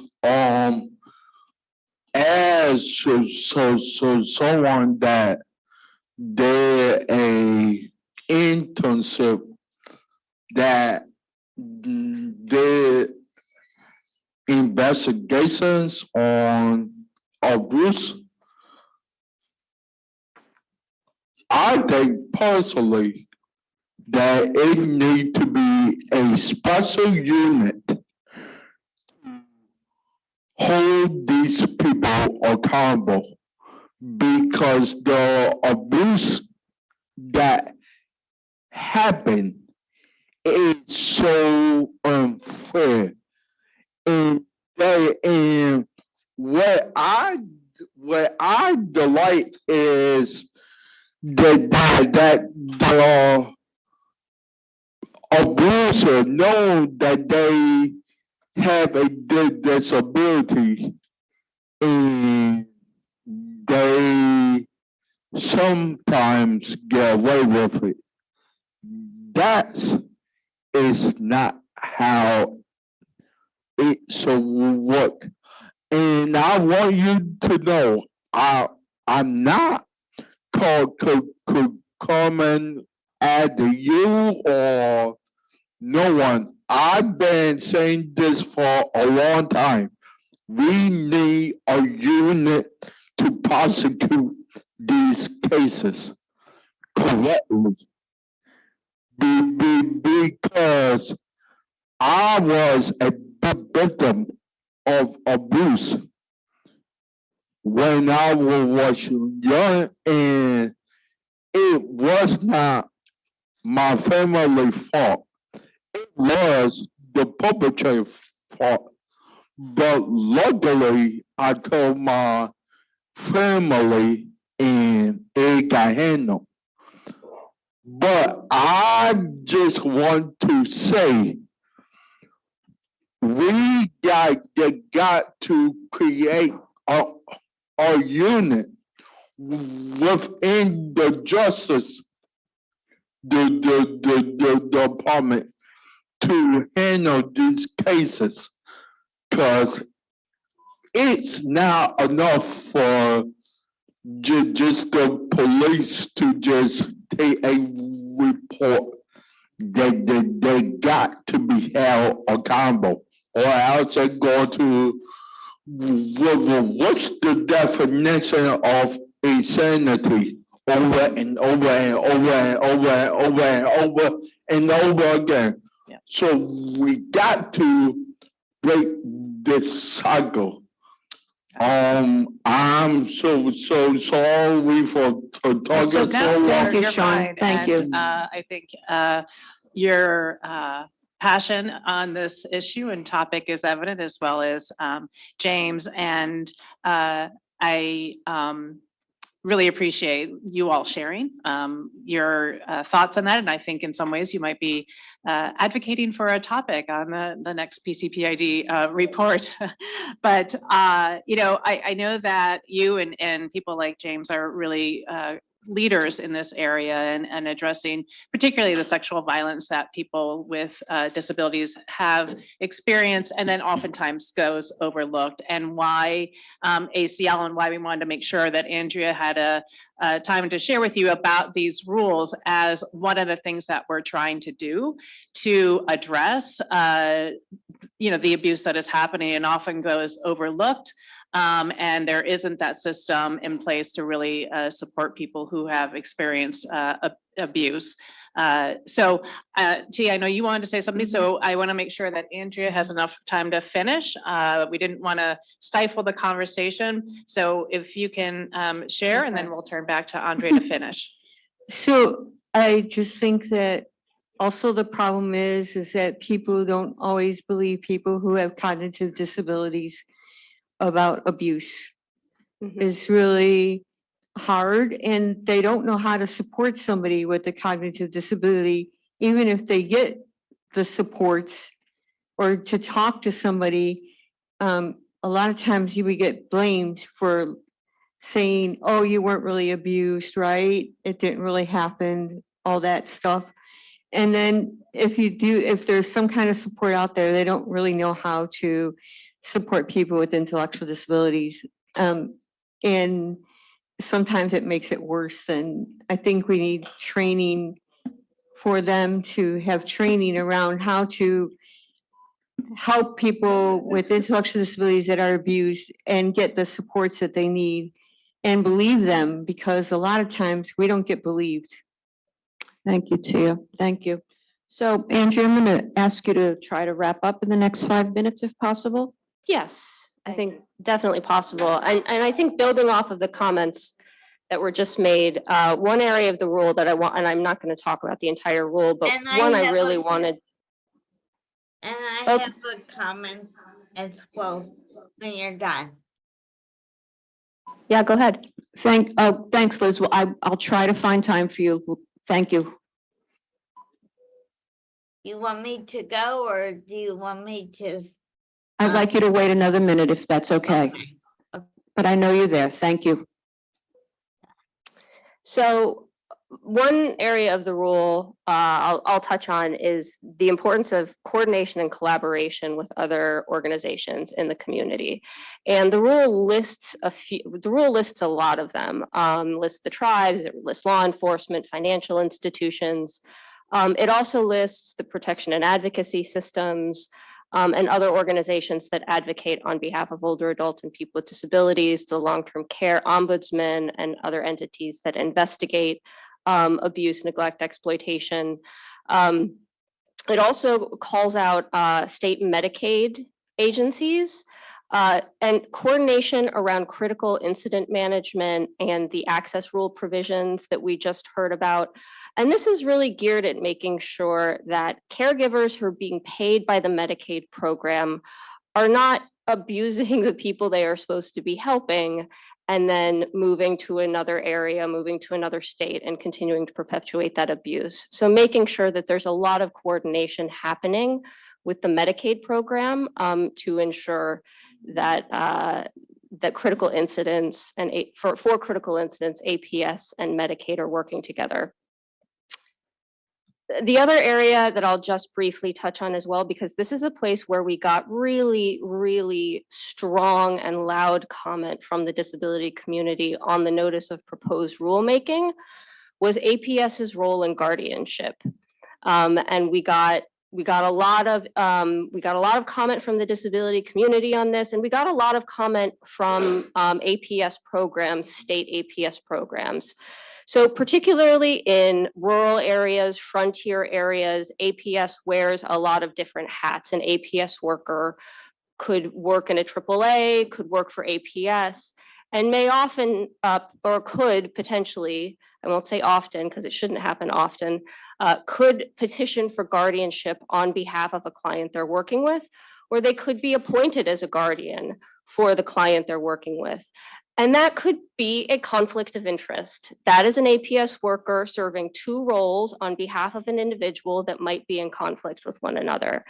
And so the rule does not prohibit this. We really got a lot of comments from APS programs saying you can't prohibit this.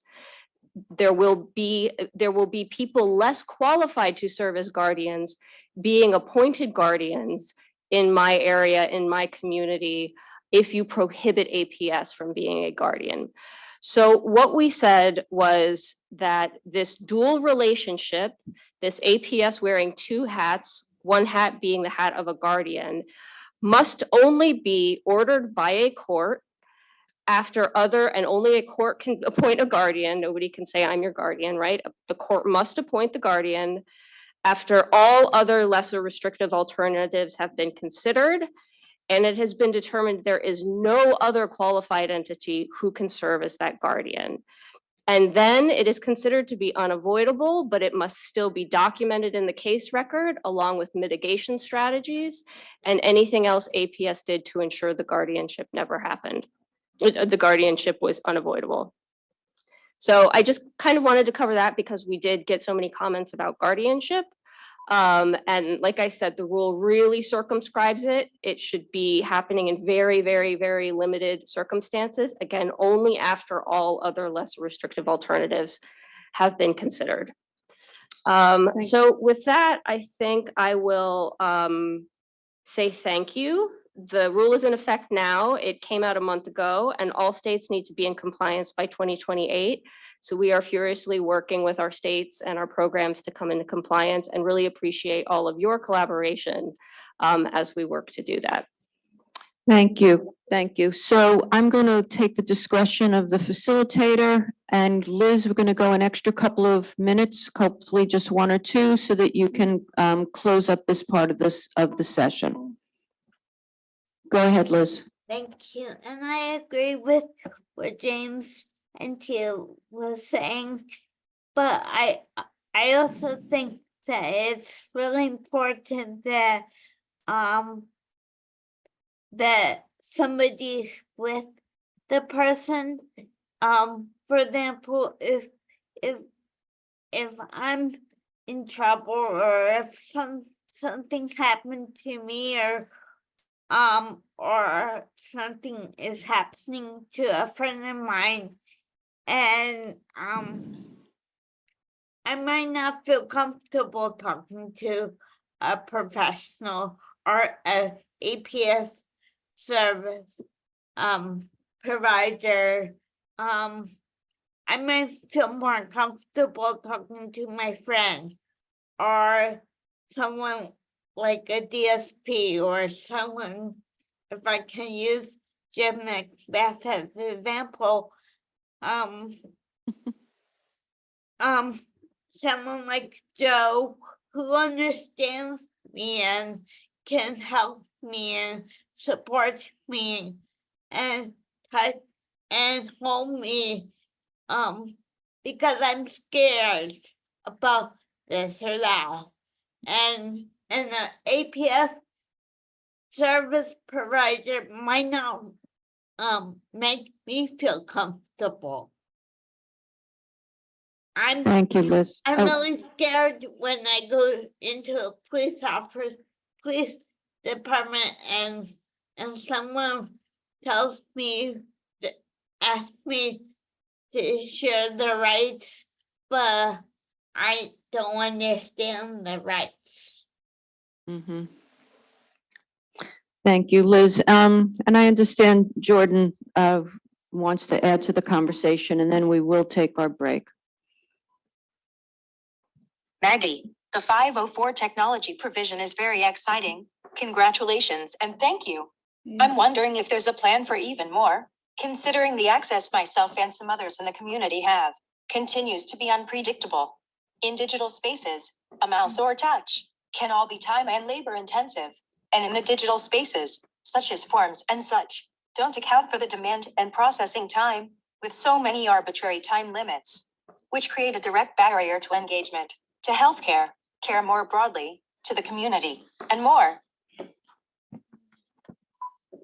Thank you for your comment. I think what I would say is, the rule for recipients of federal financial aid is written. We are looking at federally conducted activity. And in addition to the web access and apps that's new and I talked about today, we still have the effective communication provisions which apply in those spaces as well. So the things like allowing for time and making sure things are in, plain language for the individual, those types of considerations are also covered in the rule and apply to, virtual spaces, virtual meetings as well. And of course, if there's issues, we do, take complaints and so we are here. Thank you. Thank you, everybody. A lot of information and a lot of good feedback. So we're going to take our break now and we're going to come back at 2:40 instead of the stated time of 2:35 on the agenda. Wanda, if you could put something in the chat to our external speakers who are coming in, I would appreciate it. So we'll start back promptly at 2:40. Thank you all. Welcome back, everyone.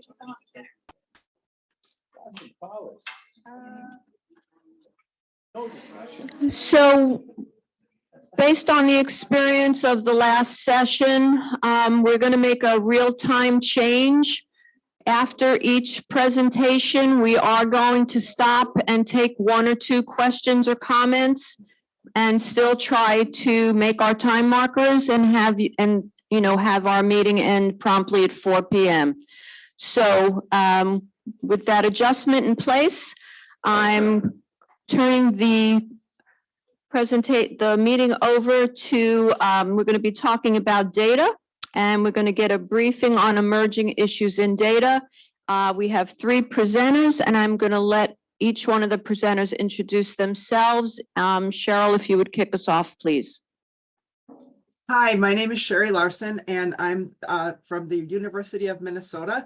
I am the director of the Residential Information Systems Project, one of 3 longitudinal data projects of national significance.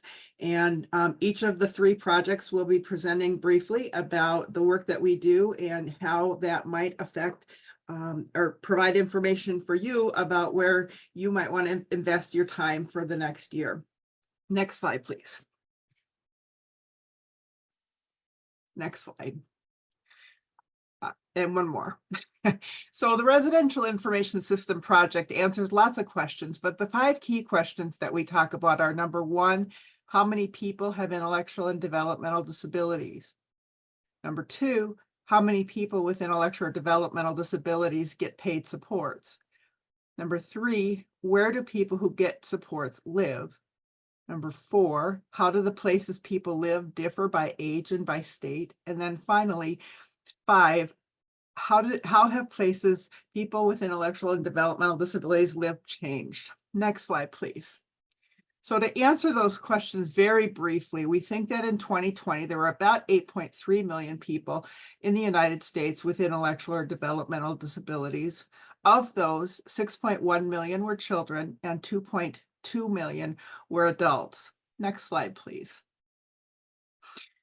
About 1.6 million people with intellectual or developmental disabilities are known to state IDD agencies. It's about 1 in 10 of the children, 11%, and about 4 in 10 of the adults, about 44%. That's about 1 million adults who are known to state IDD agencies and about 600,000 children. Next slide, please. So this is one of our good news stories. In intellectual and developmental disabilities, we have really done a good job in most states now of closing or downsizing large state institutions. There are only about 16,000 people remaining in those places as of June of 2020. And the lines on this chart show the different policies, that the federal policies and other activities that have impacted the closure and the downsizing of those facilities. For example, when the federal government began helping states pay for long-term supports and services in 1971, that really helped reduce the number of people living in institutions. And in 1981, when the home and community-based waiver was first implemented, that really helped continue that trend. Next slide, please. So another one of our questions is, what are some of the differences between children and adults? And one of the biggest differences are for children who get services, the vast majority live with their families, which is not a surprise. That's the same as it is for families of kids who don't have disabilities. But amongst adults, most of the adults who get services live in some other place than the family home. About just under half live with a family member, but the rest live in their own homes or in host or foster family homes or in group settings. Next slide, please. One of the big things that we are able to track is the differences between states. It really matters where you live. If you live, on average, there's about 42 people who gets services through state IDD agencies per 10,000 people in the United States. But in Wisconsin, it's 90 people per 10,000, and in Mississippi, it's 15 people per 100,000. So to put this into perspective, that means you're 6 times more likely if you live in Wisconsin to get services than if you live in Mississippi. Next slide, please. So this slide talks about the kinds of places where people live. And I'll call your attention to the top blue bar, which is the percentage of people who live with family members. So the most people who get services do live with a family member, 61%. In 2020, about 10% lived in their own home, 10% lived in a small group home or with a host or foster family, and about 17% lived in a group home of 4 or more people. You can see that there's a huge increase in the number of people getting long-term supports and services between 2000 and 2020. So it actually almost doubled in 20 years. We've almost doubled the number of people getting services. Next slide, please. So we've been using the RISP information. We collect information from states every year. And the next several slides show some of the pieces of information that we're able to look at and say, here's some impacts of federal policy that we can detect. So next slide, please. So in 2014, the Home and Community-Based Services Rule was implemented. And what we were able to identify 2 big changes that happened because when that rule was implemented. The number of people living in settings of 7 or more has been declining for a long time. But when the rule was implemented, the rate at which the number of people living in settings of 7 or more got slower. So the rule was associated with a reduction in the rate at which settings got smaller. Next slide, please.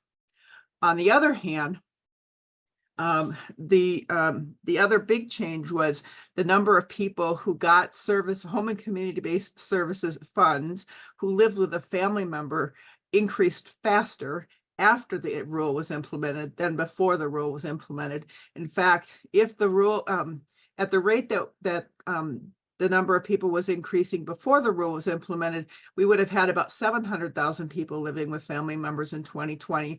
Instead, we had 876,000 people living with family members. So those are two of the things that we were able to detect that were impacts of the home and community-based services rule.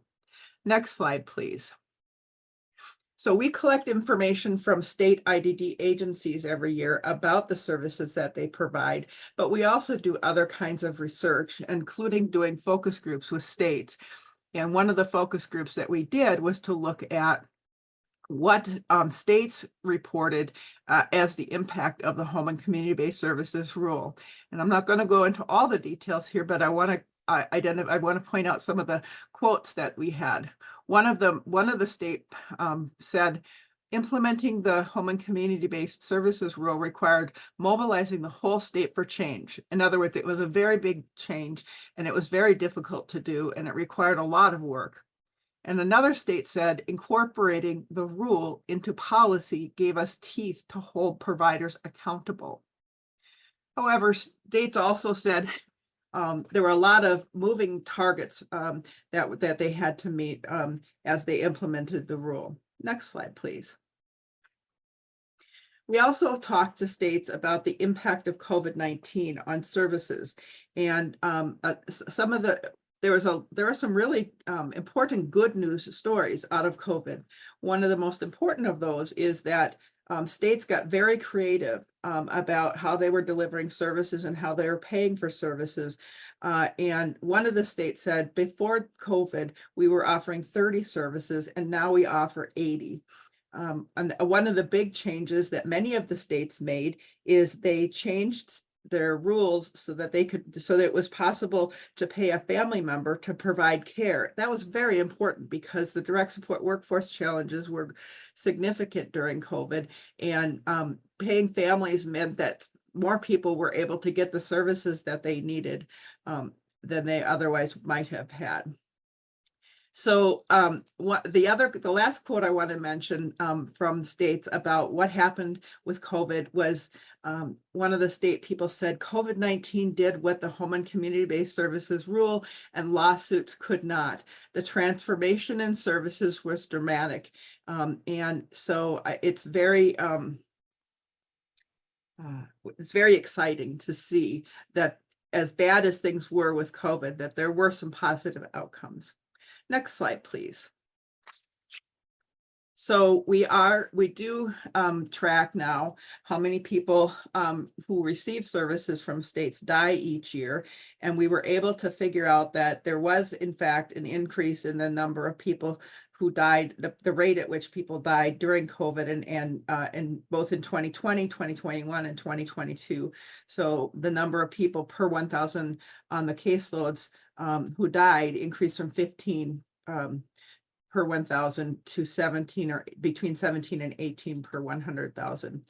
We will continue to watch this as we move forward to identify whether this rate continues to stay high or whether it starts to go down as more people get vaccinations and as the use of Paxlovid and other interventions are more successful at helping people survive COVID. Next slide, please.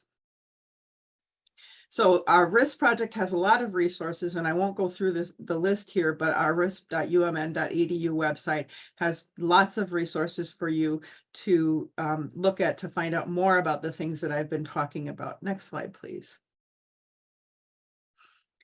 One of our newest features, we have all of our projects have state profiles that tell you what's happening in a particular state. And we have some brand new features on our state profile that allow you to download data, to look at the numbers behind the graphs, and to understand better what's happening in a particular state. Next slide, please. So our job today in coming to you was to give you some ideas about what topics you might think about in terms of your key project for the next year. And I'd like to say just a few things. First of all, the direct support workforce crisis continues, but there are other things that are important too. And I know that you've recently done a report on the direct support workforce. So I want to identify just a couple of places where we think it might be helpful for you to do some work. First of all, it's really important for us to have better information about how many people have intellectual and developmental disabilities. The Administration on Community Living, it has an initiative called IDD Counts, where they are working on improving the information that's available so that we know how many adults have intellectual or developmental disabilities. Right now, we're using very old information to estimate how many adults have intellectual and developmental disabilities. And we know that it's an underestimate because we know that the number of people with autism spectrum disorder who are adults has increased dramatically since 1995 when we got that information. The second piece, or the second recommendation I have for you to consider, is that the home and community-based services rule is just one of many rules that you've heard about today. And states have made good progress on meeting the requirements of the rule, but there are some areas where there continue to be a need to collect information and to make sure that states are doing what they are supposed to be doing under the rule. States are still struggling to help people to choose for themselves and to make sure that providers are listening to what people are saying that they want.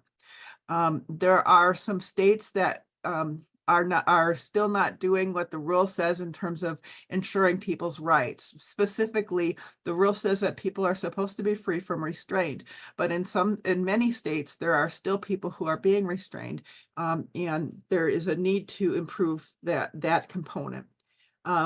States are still struggling and providers are still struggling. Some providers are still not offering access to food and visitors at any time. And finally, another one of the provisions of the rule is to help people be part of their communities, and there is still a ways to go. So as I wrap up my session or my section of the presentation, I just encourage you to consider, as you think about all of the rules that you've heard about today, how are we going to know if they're working, and are they doing what they are intended to do? I think with that, I'm going to stop. There are some additional slides that you can just flip through and move on to the next presentation. We have a question here, Cheryl. Yes, James. Yes. Hey, Cheryl, it's James Mathers. Hi. Hey, I have a question, Cheryl.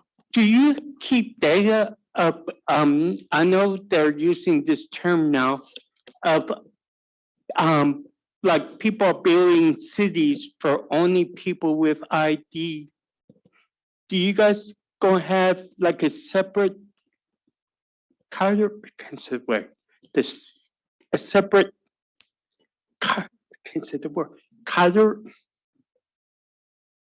Yep, I know what you're asking about. You're talking about intentional communities, right? Yes. Yeah. So we tried to do a study about intentional communities in the last round of our study, and so many states were having lawsuits about that and having trouble with it that no one would talk to us. So we would like to know how many intentional communities are being developed, but we don't know. The only way we really can look at that is to look at waiver funded services that are being provided in larger group settings to see if there are intentional communities where people are getting home and community-based services waiver funding. But our data about that is not very good. It's actually one of those things that it would be really helpful under the access rule if a CMS would ask states to report on intentional communities. But so that's my short answer. Because in Texas, I know they have several towns there, fake cities, and it's nerve-wracking because when I remember a long time ago when one of the companies tried to get state funding and they want to be safe, and I remember the commissioner at the time said that we cannot be promised everyone be safe in any type of setting, especially cities among itself. And usually people use the private pay or the SSI or SSDI benefits to live there. And I wonder how we could make sure the person could be safe and also the cost is reasonable because it's like a country club type thing. It can be. That's a really good question, and we'll continue to do what we can to learn more about that, and hopefully we can tell you more about that next time we come back and talk to the group.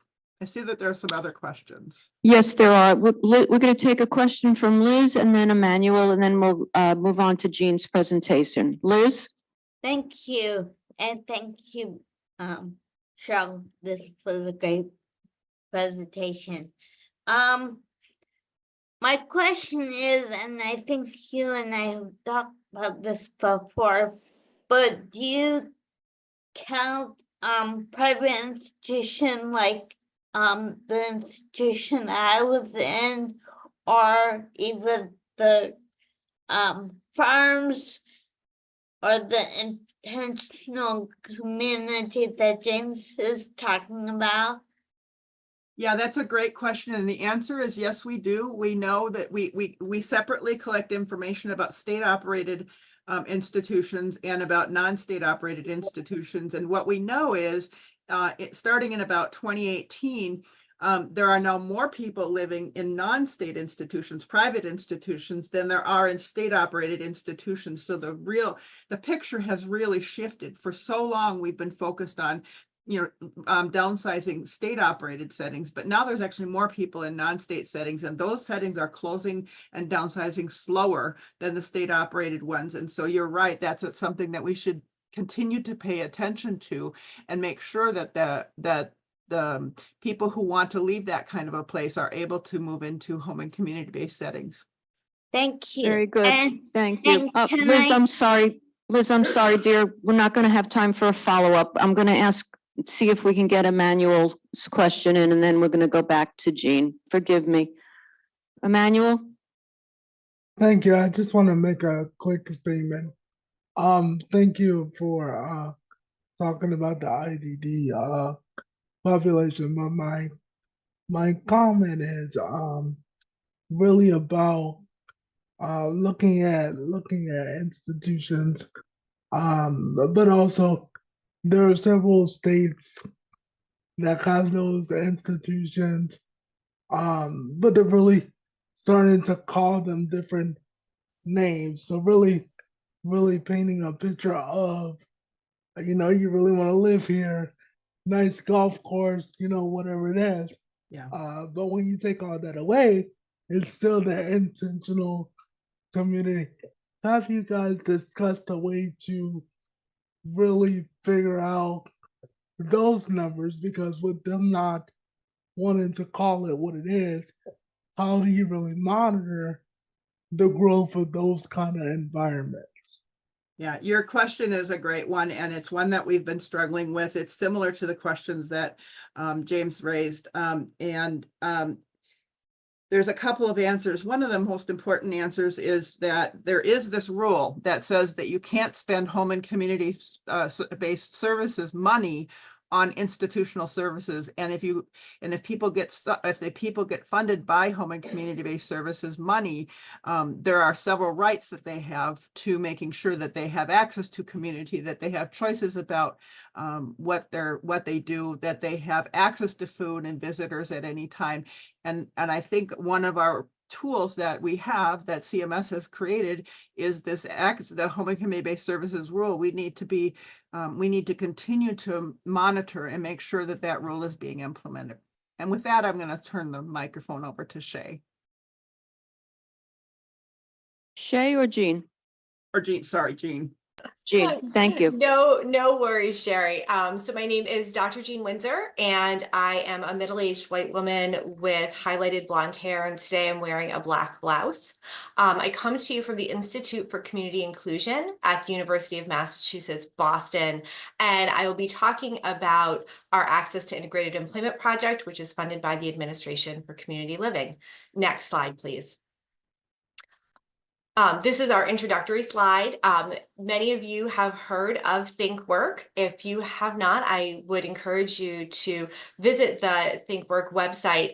It is ICI's hub for all things related to employment and systems change policy for individuals with intellectual and developmental disabilities. And all of the tools and resources on there are really focused on advancing employment and economic opportunities for people with disabilities. Next slide, please. This is a visual representation of what has happened over the last 35 years in the Access to Integrated Employment project. We initially started just focusing on data and data collection through our annual national survey of state intellectual and developmental disabilities, employment and day services. And over time, we have created a wider breadth of knowledge and information, expanding to secondary data analysis of other important data sets that connect to individuals with intellectual and developmental disabilities and their employment outcomes, and also really focusing on individualized storytelling, as well as cataloging what is happening to create change at a state agency level and provider agency levels, because we know that those things working together are what helps to change people's understanding of the possibilities for employment and community engagement for the individuals who we are tracking. So next slide, please. This is the homepage for our statedata.info website. It recently went through an update. So if you're familiar with state data from previous years, our color scheme has changed, and we're actually now integrated within our ThinkWork website. So if you're Googling state data, or you have gone to state data based on the old PIN in your search engine, and you're coming up with something new, I will tell you, you are coming to the right place if it looks like this. Similarly to the risk project and state of the states, we highlight 5 key questions on our homepage. This responses to these questions, as you go through them with the drop-down menus, actually involve a variety of descriptive text as well as visual charts and infographics, because we really want to make the information as easy to understand as we are able to. The other piece I would say with this is, if you're taking a look at this and you're like, gosh, that data is from 2021, you're right. We will have our newest versions of these answers to the 5 questions with 2022 data, our most recently available data, up within the next couple of weeks. But our 5 key questions are: we want to understand and highlight how many people with intellectual and developmental disabilities have competitive integrated jobs. We want to understand, how does competitive integrated employment outcomes compare for people with and without disabilities, and to help provide data about why it's important for people with disabilities to have access to competitive integrated employment. We also track and provide information, because we think it's really important, about how state IDD agency employment and day services have changed over time. And I'll talk a little bit more about that change in another moment. Our 4th question that we respond to is, how does participation in integrated employment services differ by state And then lastly, because we know that state IDD, intellectual and developmental disabilities agencies, are only one part of supporting people to have competitive integrated jobs in the community, we also feel that a key question that we need to respond to is how are state vocational rehabilitation agencies supporting people to find jobs? The other piece that you can find on our homepage is a list of all of our projects related to state data. And you can see links to our Blue Book, which is our formal annual report. You can also build charts, view data snapshots or profiles, as Sherry referred to them as, our data notes. We have almost 100 data notes now that take a small piece of information and describe it in ways that we hope as people are able to take action on in their communities, as well as some other resources. So next slide, please. I mentioned our National Survey of State Intellectual and Developmental Disabilities Agencies data.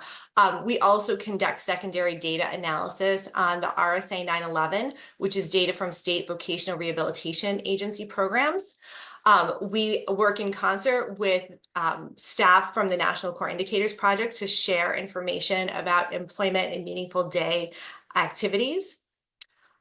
Data from the American Community Survey helps us to allow an understanding of how people with disabilities and different types of disabilities, employment outcomes compared to individuals without disabilities in the United States. And then lastly, we offer summaries of information on the use of Social Security Administration work incentives and work participation for individuals in those programs. Next slide, please.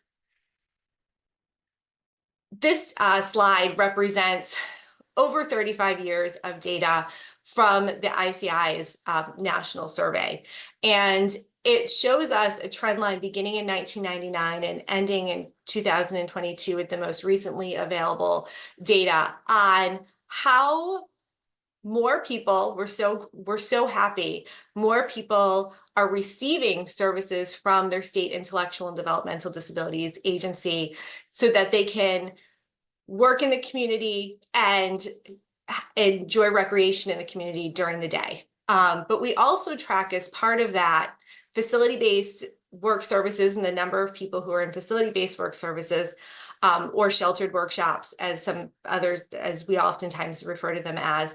And then we also look at the number of individuals who are in a facility-based non-work service or a more traditional day habilitation setting. And so the good news and the exciting news is that over time, participation in integrated employment services has reached higher and higher levels, with the exception of the years with COVID-19. We now have participation in integrated employment services at about 24% of individuals in our nation. That's wonderful. We've also continuously seen over time a decline in the number of people who are in a facility-based work or sheltered workshop service. And what is not visible on this slide is actually now more people are in integrated employment services than in facility-based work services. But the other piece that we consistently are trying to better understand is the fact that non-work services, both based in the community and those based in the facility, continue to grow. And that's really where we've seen exponential growth. We have a lot of concerns about that because we know that employment is a key part of adulthood in our nation. And it is something that provides all of us with meaning, status, money to do the things that we want to do when we're not working. And so we have a lot of really strong concerns about what's happening in our service system, that even though we're seeing fewer people in sheltered employment, slightly more people in integrated employment, why we have so many more people who are not working in our communities. That is a grave concern for us when we look at this data. Next slide, please. So some things that we wanted at the Access to Integrated Employment Project for you as a committee to think about. We know that people with ID want a life that's different from what we're seeing in the data. And they want supports that are individualized to their goals and their needs, and that allow them to work and socialize and learn and participate in their communities to the same extent as their peers without disabilities. We also know culturally in the United States, employment is a basic part of how we connect to important aspects of our life, relationships, social roles, status, routines, all of those things that make our lives so individually rich. We also think about this really broadly because without money in our system, we don't have choices. We don't have options and opportunities. And so not working and not having employment as a part of your life impacts where you live, what you're doing during the day, who you can go with, and what you're able to do and make decisions about in your own life. 3 key takeaways about employment systems that need to change is we need to challenge the IDD system continuously to create a clear focus on work and whole life supports as the preferred outcome. We need to support the IDD system still to believe that people can work. We still hear too often that this is not something that is an option for all people. And that creates a dichotomy that we just don't believe in our system. And we also need to support the IDD system and their long-term commitment to fundamentally shift how we approach services and supports. Next slide, please. Because the good news is we have some tools that help us to understand this. This research, the High Performing States Framework, also comes from funding through the Access to Integrated Employment Project. We have used this tool in over 40 states to provide training and technical assistance to support them to be able to move and reform and refine their systems so that they can better support individuals in employment. But the challenge is real because these things to actually put together and implement changes in all of these elements in a state are really hard. States continuously are getting pushed back on by people who want to maintain a status quo. And I think I just want to leave you with one finding that we often hear from the field is the importance of federal leadership and expectation setting, how important that is to states as they respond to changes in legacy service models and have the support to emphasize work and community life engagement as part of the things that they want to see prioritized with their state systems. Next slide, please. I mentioned earlier that we have a series of storytelling products that we really are excited and have been putting together for over 15 years. You can find them on thinkwork.org. We have our state agency promising practices series, which looks at each of the elements of the higher performing states framework and provides real life examples of how states have put those actions into practice. Similarly, we offer provider agency promising practices because so often community rehabilitation providers need to see it, to believe it, to do it. And we really work hard to catalog the best of the providers that are out there and the good work that they're doing.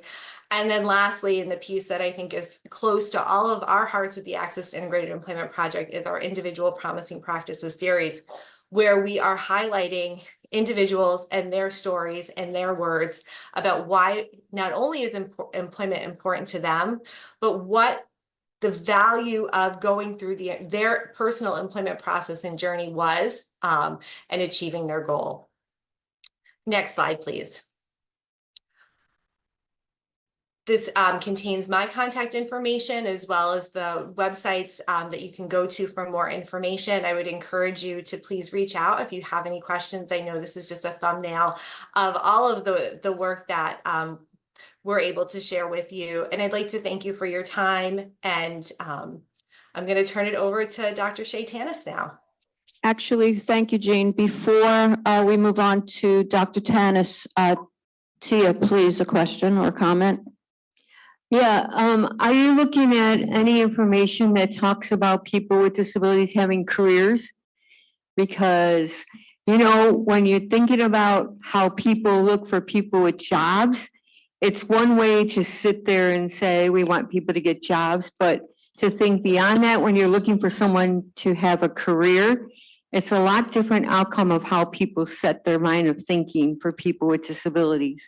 And I think there are some people with disabilities out there that have careers and they have good careers, and we should be taking note of that to show people that people with disabilities do want to have real jobs, real pay, real careers, holidays, time off, things like that, that everybody else in the community has.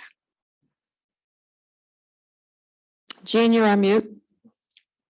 Have to say it once every meeting. Thank you. So we don't collect aggregate data on whether people are accessing careers, but we do have information that highlights individuals' perspectives on that and their individual stories on Think Work. Additionally, through some past funding, we have created a series of products with other national organizations, including SABE, that talk about the importance of careers and not just jobs from a self-advocate's perspective. One more question, James. Yes, I have a question, Jean. I'm concerned about people with IDD and also the job coach system, because when you try to apply for a job, you have to apply online. And a lot of businesses want people to apply online because yes and no questions sometimes means yes means no, and no means yes. And from a personal experience who had that experience happen to me, but I have the job I want today. But a lot of people with IDD have to answer the questions, and a lot of businesses tell the job coach, you cannot answer the question. You need to let the person answer these questions. I wonder if you guys talk about that. And also, we have a lot of day hubs out there, and a lot of people are stuck there. To respond to your second question, I'm going a little bit out of order. We too are very concerned about the number of people who are in day habilitation services and the challenge that they have if they want to move from a day habilitation service into an integrated employment outcome in their community. There is a lot of work that still needs to be done at the policy level, at the case management level. We don't do a good job of listening to people and helping them to move forwards in what they'd like to do. The second question, I would just say I'm probably not the best person to respond to that, but I would happily connect you with my colleague, Stacey Jones, at the Institute for Community Inclusion, who works much more directly with employment providers in a wide variety of states. We're going to have one more question and then we'll go to Dr. Tanis. Sean? Hi, thank you for your report. I just want to know, are y'all going to come out with a plain language version of this report so that everyone can digest it and understand it? Thank you. That's a great question. And we do have on our website other resources that are in plain language, easy to read formats, as well as highlight the data through infographics so that it is more digestible. I know there's a lot to take in the data. Thank you. Dr. Tanis, I have to ask you if possible, if you could conclude by 3:30. We still have another topic and 2 more speakers, so do your best. Thank you. Sure, I will sure do my best. Thank you so much. Can you go to the next slide, please? I just wanted to give a visual description. I am a white woman in my mid-40s with sandy blonde hair, wearing a white button-down shirt. Zoom background is white with the University of Kansas and my name at the top, and I use the pronouns she, her, hers. First, I wanted to thank you for the opportunity. We have not had this opportunity as projects of national significance to share information with you. This is really an amazing opportunity, and we want to thank you for that. I am also really grateful to have a sibling with cognitive disabilities who helps informs and drives my work in this field and my research and being an ally. And I'm really excited to hear a number of other siblings represented there. So let me share about the state of the states, and I'll try to do it in my 10 minutes. Next slide, please. The State of the States and Intellectual and Developmental Disabilities was really initiated in 1969 by Dr. David Braddock to investigate what were determinants of public spending for intellectual and developmental disability services. These are all based on two underlying principles of economics. One, that resources we have a limit, and that our society aims to use those resources as efficiently and effectively as possible. This makes it clear as to why we need to track what is going on with the money. The financial investments that our state and government makes is a measure of our nation's conscience and our commitment to the disability community. It demonstrates the expectations of full participation, equal opportunity, economic self-sufficiency, and independent living for people with disabilities. Our project has been going from, our data goes from 1848 to 2024. And we look at all the states and how they spend their money on intellectual and developmental disability supports. We have a 40-year record of revenue, spending, and programmatic trends in the 50 states and the District of Columbia, and are working with the territories to support their data collection as well. The analysis of the states shows impact over time and how federal and state local policies can impact what happens on the ground level to people with intellectual and developmental disabilities. We have data that reveals what is occurring in the states in service delivery trends, such as community living in public and private residential settings, family supports, supportive employment, supported living, technology solutions, and the Medicaid waivers, which have generated more information over time. And we have seen that since 2013, the number of services under waivers has more than doubled to 2,459. And our data looks as well, and we're beginning to get some picture of the general population's demographics as we look at personal income and state budgets. But what do we do? Basically, we do really look at the money. What are we spending on? And we do it in breaking down in the most basic terms. We say we track people and we track the services. We do money, people, and services. So for every service, we look how many people are being supported in that state. Who do we get our information from? Well, we get it directly from the states. And then we use secondary sources or other data sources outside of that to really direct and inform additional information that we need. So when we do that, we are getting it from the source of where the money is going to. And then we track what has been some of the projected spending, what they anticipated to spend on, and what is actual. Our data looks at the actual expenditures. And so why do we think this data collection is important? Well, as we said, it reflects the nation's conscience, but we also believe that our job is to provide the data for advocacy, for people with lived experience, family members, and professionals to be able to show what is the need, as well as where we're seeing progress, and we have stopped moving towards progress and continue to see challenges. So we track that data for advocacy, policy, program changes, promising practices, accountability, and systems change. Next slide, please. So our key questions, as the other projects of national significance have shared theirs, ours is really how much do states spend for people with IDD and their services? One other question is what technology supports do people with IDD get? And our colleagues at NASDs will be presenting some of our data on that tomorrow. So look forward to that.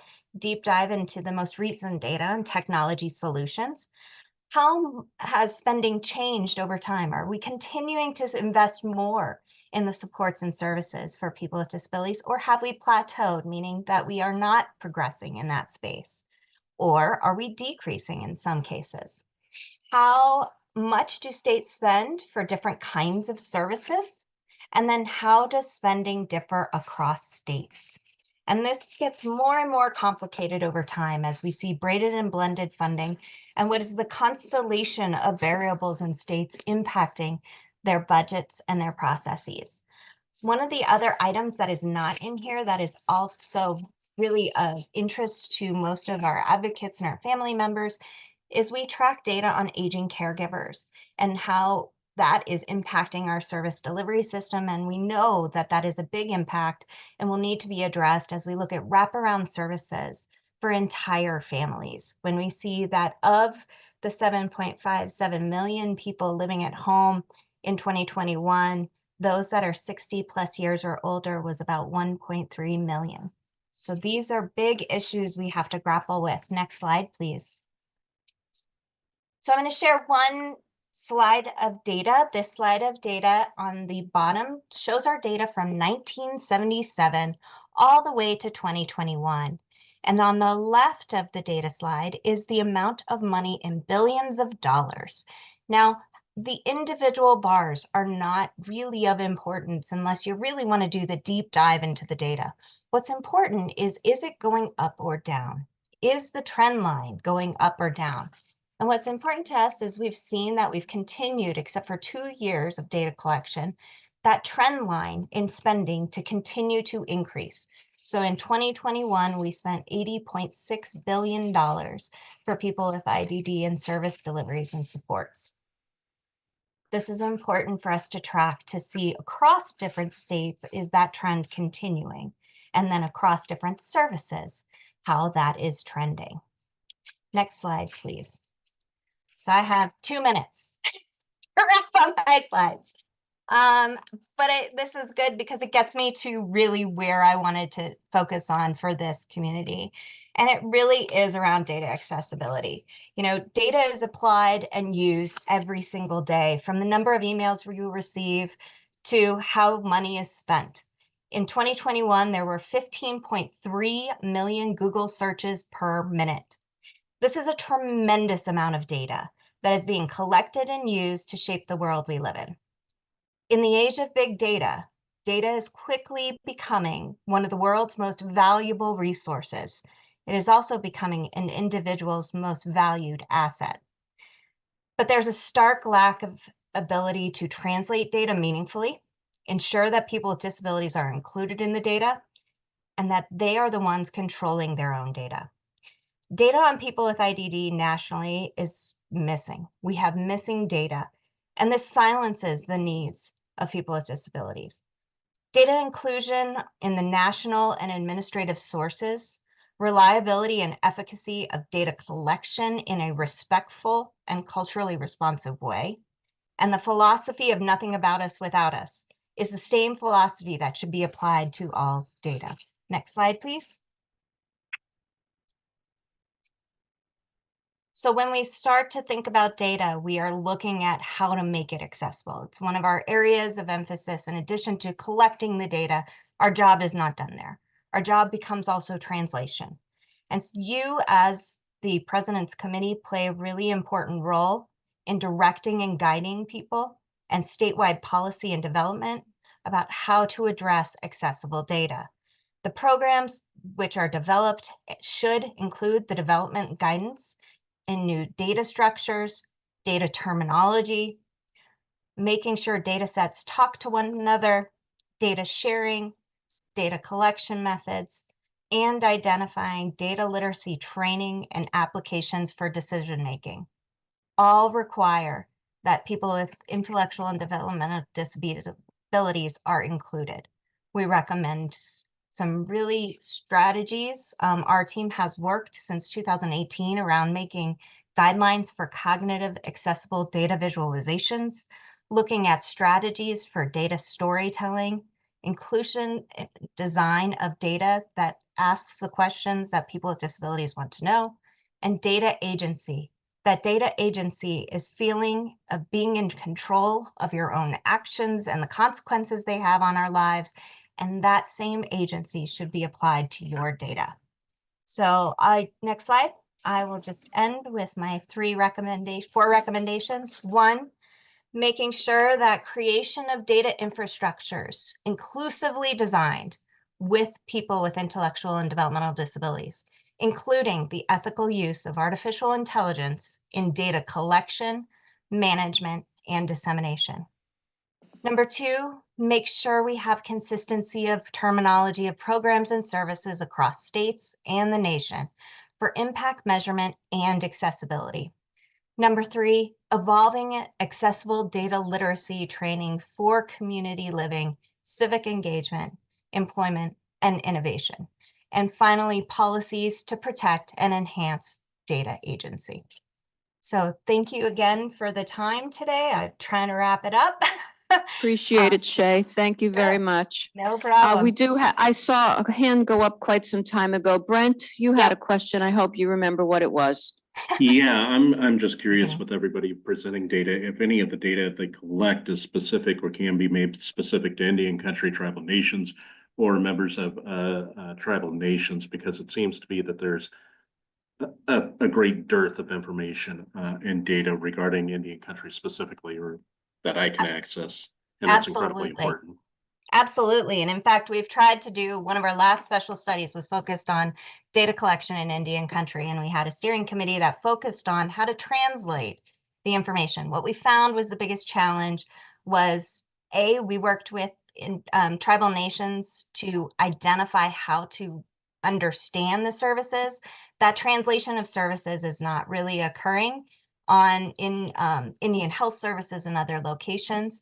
And so we started to work on what was a in-person kind of communicative survey about what are the services and supports. And what we recognized very early on is there's a mismatch between the services that are needed, the terminology, and what is wanted in the tribal nations. And so we started what was a Black Feathers podcast that is still going today, that focuses on gathering the stories of folks in Indian country to share what are the services, and we're promoting what is a home and community-based services waivers to be run and administered by those nations.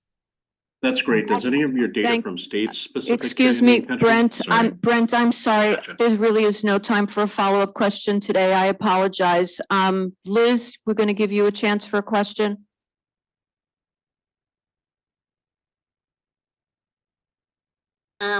I forgot, but I put in the chat if you need language support. I host a series called Research for All. It's on the AUCD webpage, and I interviewed all three of these wonderful people talking about their projects. So Thank you, Liz. Thank you, Liz. Thank you, everybody. Thank you, Cheryl and Jean and Shay, for the presentation on data. And we're going to move swiftly now to our last topic, which is the ACL Community Living Initiatives. And we're going to start with Mary Sowers, who's going to tell us about the Link Center.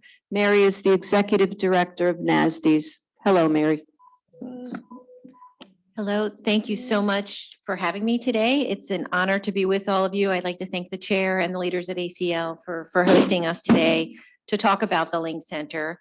You can go to the next slide. I want to say at the jump that we've included many more slides than I'll be able to cover today. So I'm going to hit some high points.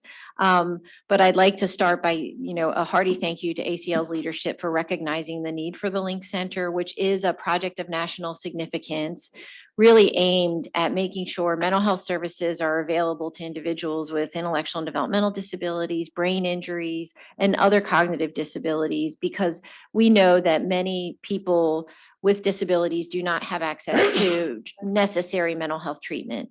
You can go to the next slide. So one of the things that makes this work so important is that we know that in every state, we really struggle to provide necessary mental health services for people with IDD, brain injury, and other cognitive disabilities. And we know that that causes significant trauma, and we know that that really results in bad things happening to people. We have a lot of needs to make sure our service system rises to meet the needs of individuals with disabilities. And yet we know that the way our structures have been built across the country and in states really have created these silos or stovepipes that have really gotten in the way of people getting truly person-centered supports. Next slide. We're really honored at the National Association of State DD Directors. So my members in our association are the state DD agencies and their teams in the states and territories and the district. But we knew that this work can't be done by DD agencies alone. And so we have really a lot of key partners that are helping this project really get off the ground. We have the project is actually jointly led by NASDs along with the National Association of State Mental Health Program Directors, NAD, which is an organization that supports individuals with intellectual and developmental disabilities and mental health support needs, and NASHA, the National Association of Head Injury Administrators. But we knew that our system representatives also couldn't do the work by itself. So we've got several other really key partners that are helping us with this work, and that's Green Mountain Self-Advocates, the Autistic Self-Advocacy Network, Communication First, and hopefully everyone's familiar with Communication First, but they are an advocacy group that represents people who don't use spoken word alone to communicate. And we are finding that communication is one of the single most important things for us to tackle in making sure that we've got good mental health treatment available to folks.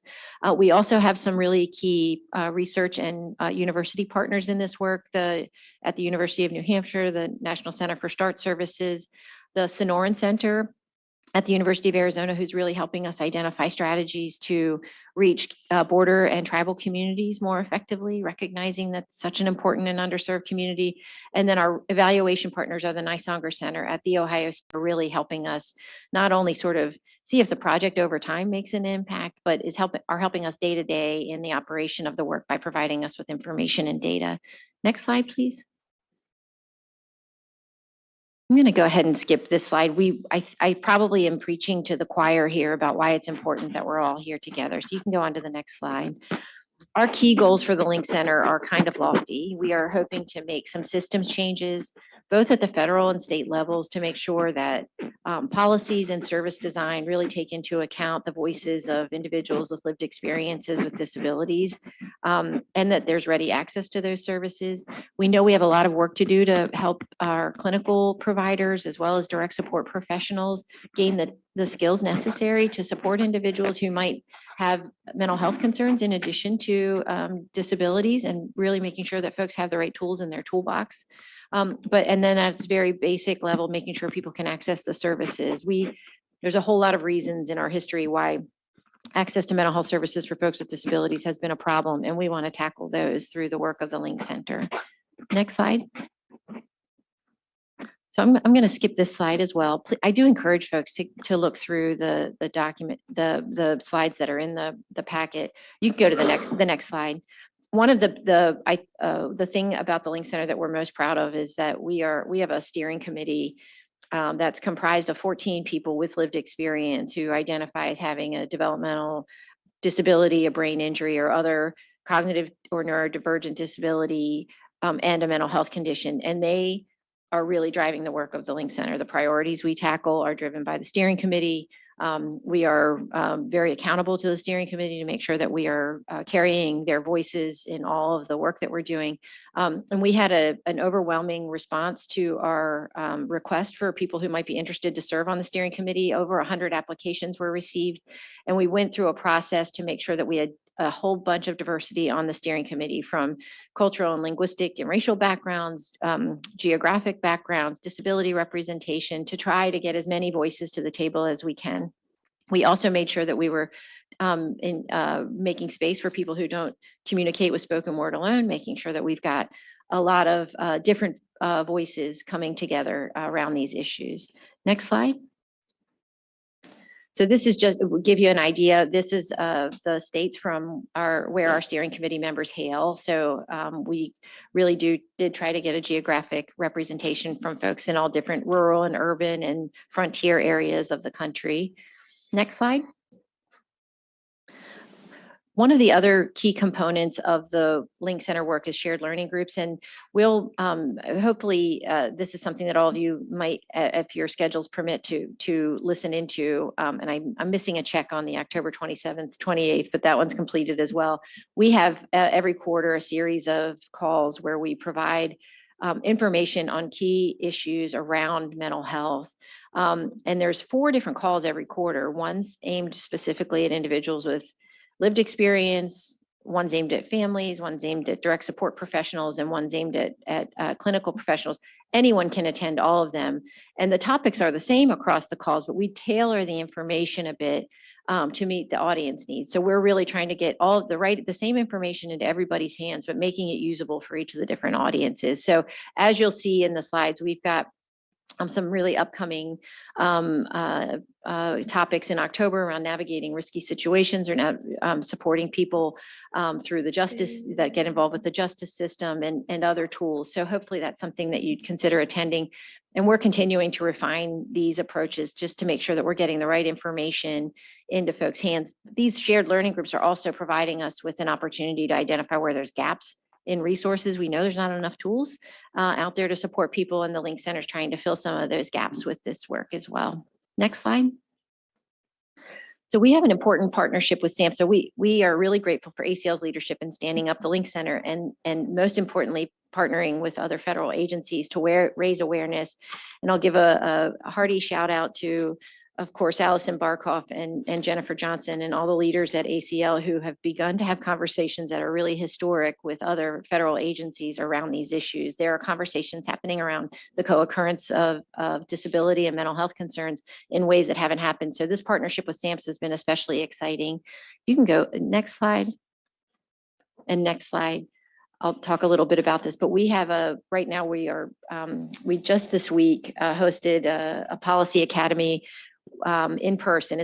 We've been working with these states for almost a year, aimed at making sure that the 988 and suicide prevention and crisis lifeline supports are completely inclusive for individuals with disabilities as well. And so these states are working across state agencies to make sure that IDD, brain injury, child welfare, Medicaid, 988, and mental health are all working together to make sure that these supports are available to every citizen in the United States, including those with disabilities, including those who might communicate differently. And so we've got a lot of work to do in this area, but we're really excited about making sure that folks understand that people with disabilities experience crises in the same fashion, if not more so, and have experienced trauma, if not more so, than the general population. And our systems of support have to be universally designed to make sure that everyone can call and get the help that they need.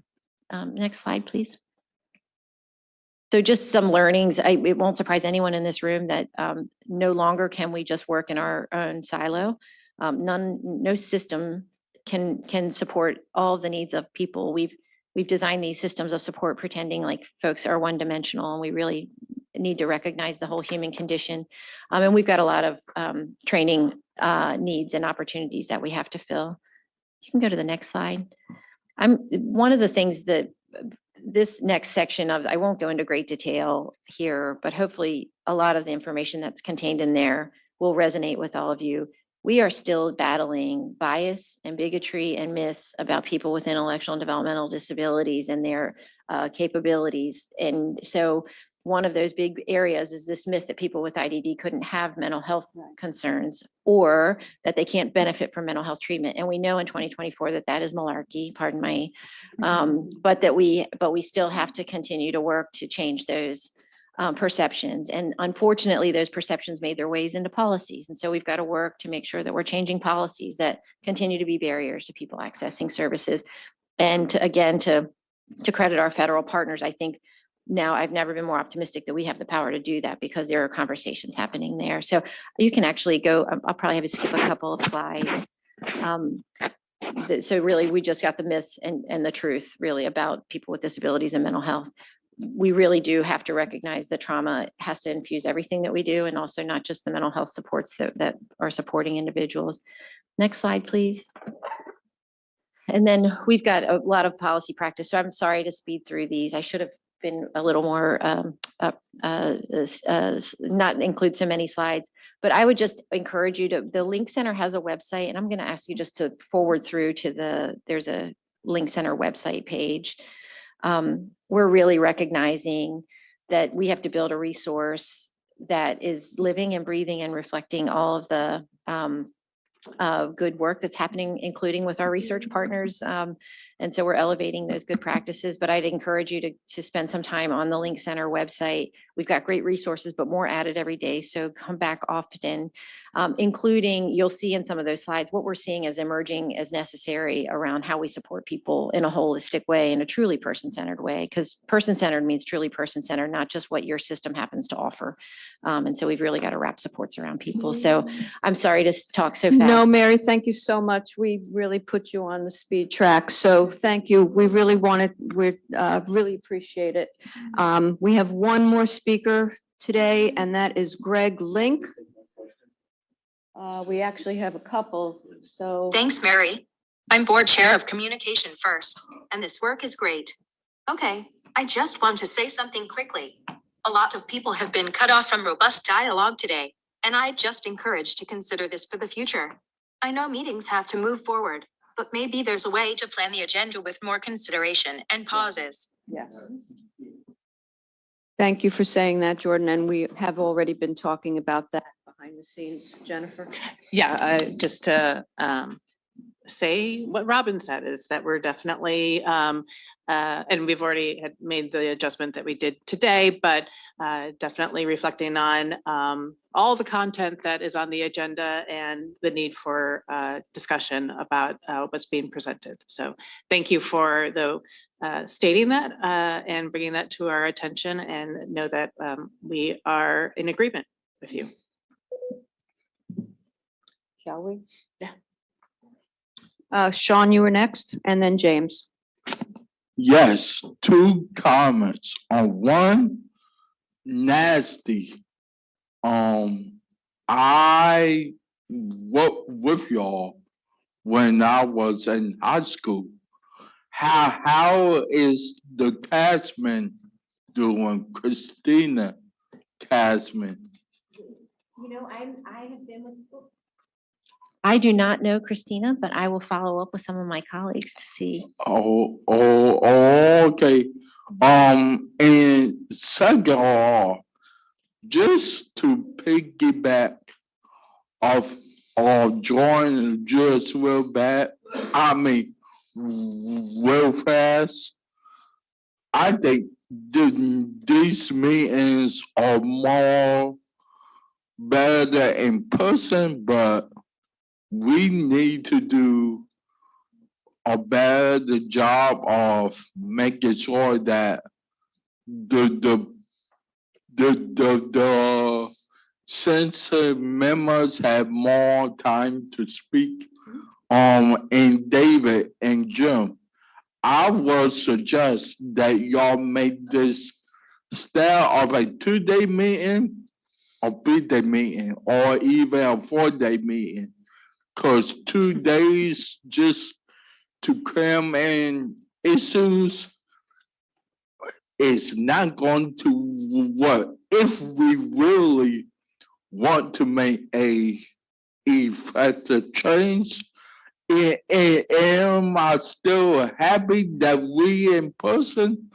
Oh yeah, because I've been asking for this meeting for a long time, but I think we had to find a way to get more fun and to do a more in-depth, robust meeting in person without rushing people. Because just like as Jordy said, like, how can we really address these issues if we don't have time to ask questions? Thank you for adding your thoughts on that, Sean, and we hear you as well, Jordan, and we are going to try to make those adjustments going forward. James? It's short, sweet, to the point. I think 9A is great. I think we need to somehow convince the local DD office to tell them, here's a service for your loved one. And also for them when they're in a crisis situation. And for personal experience, I like the 988 system because I need a little help support with a thing I need to deal with. But I think we need to have more a public education campaign for folks with IDD to know here's the services available. Here's a service for families when they need to talk to someone.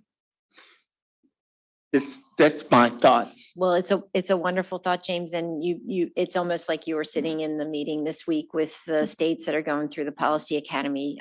You've just summed up, I think, what they've concluded there. So thank you. We've got a lot of work to do, though, in 988, and making sure that people with disabilities see that as something that they can use, and making sure that when they call, they get the right supports. So absolutely, 100%. Thank you very much. And again, hearing the members, our apologies to Greg Link. Greg, we're not going to be able to hear your presentation today, so we'll see about rearranging that for another time. He's going to be able to do it tomorrow. Ah, very good. So Greg will join us at a different time tomorrow, so we can have a little bit more discussion. Liz, your hand is up, please.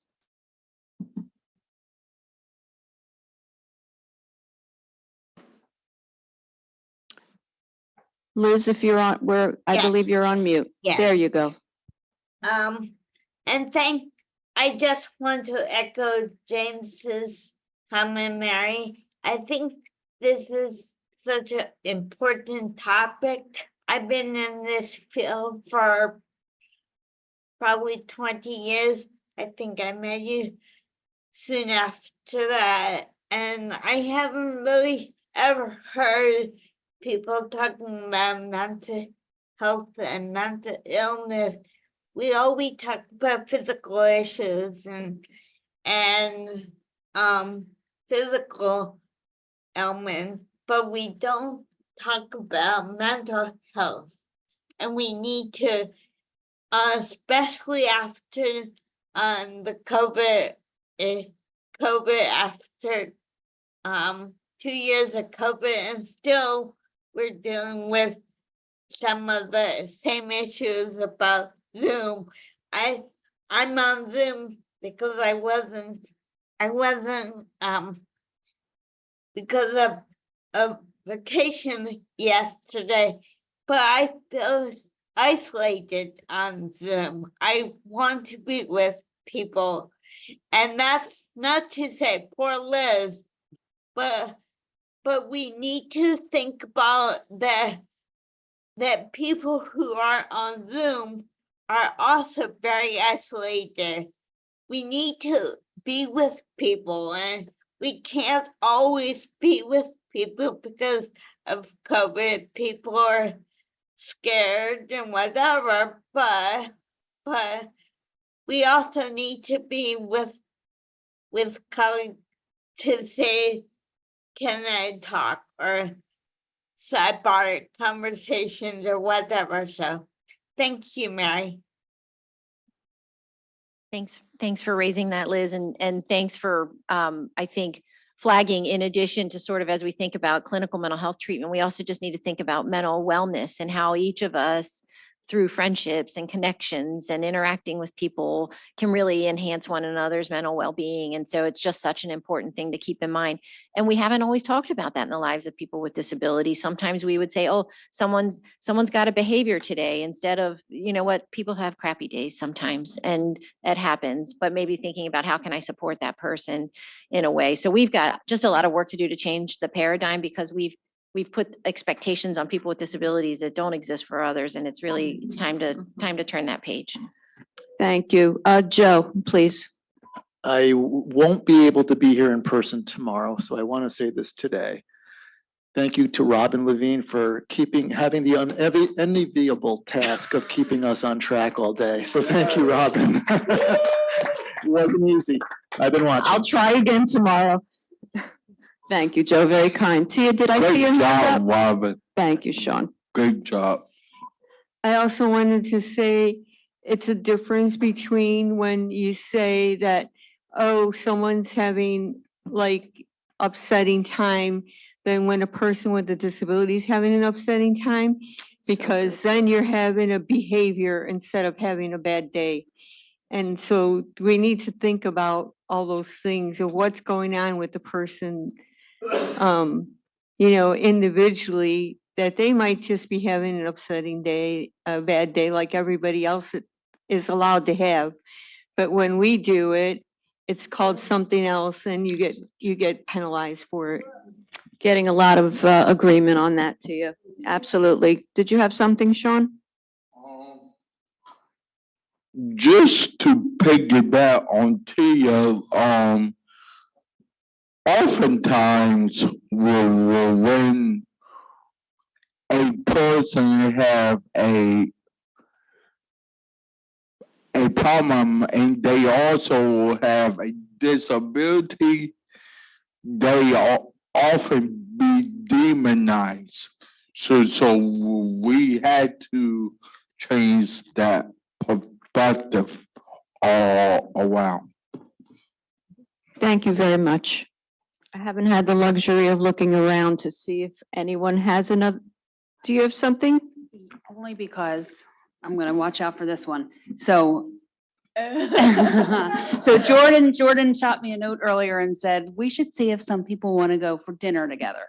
And I took the liberty of reaching out to the Holiday Inn restaurant. So if anybody wants to just stay there instead of traveling anywhere, they said they can host us. I don't know what time anybody's looking at, and I don't know how many of us, so I just need to I'm sorry to do that, but I just need to take a show of hands, and then about what time? What time would you like to go? 6-ish?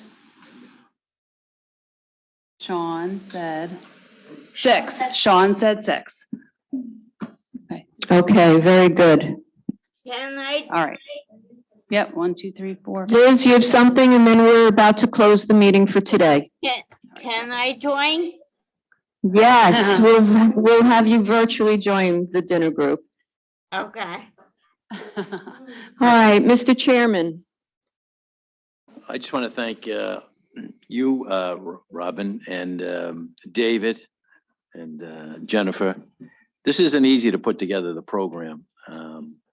I know that an awful lot has been exposed to all of you, but they were ambitious in trying to do as much as they could, knowing this is your first in-person event. So they packed it in to make sure you got a little taste of everything, but maybe it was overwhelming, but the intent was there to give you as much as we could to make up for the 2 years we've not met in person.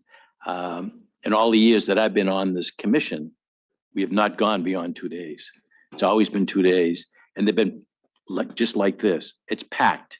And the only time you really have to digest all of it is what you just suggested, the dinner or the lunch, to really talk about what we've been exposed to here today. So I compliment all the people that have been involved in putting this together. I have one housekeeping item. Is it allowed to keep our materials here tonight rather than just carry them back to the hotel? Other than your computers, Right. I would think that you could use. Yeah, I think. We've done that in the past. I think it would be okay to leave the materials on the tables, and. Yes on Yeah, that. we got it, yeah. Except for trash. So please clean up Take your your trash. space and yeah, don't leave your IT equipment, your computer, or laptop. But yeah, the meeting materials, yes. Great. So with that, I'm just going to adjourn the meeting, and tomorrow morning, 9 a.m. and another exciting day.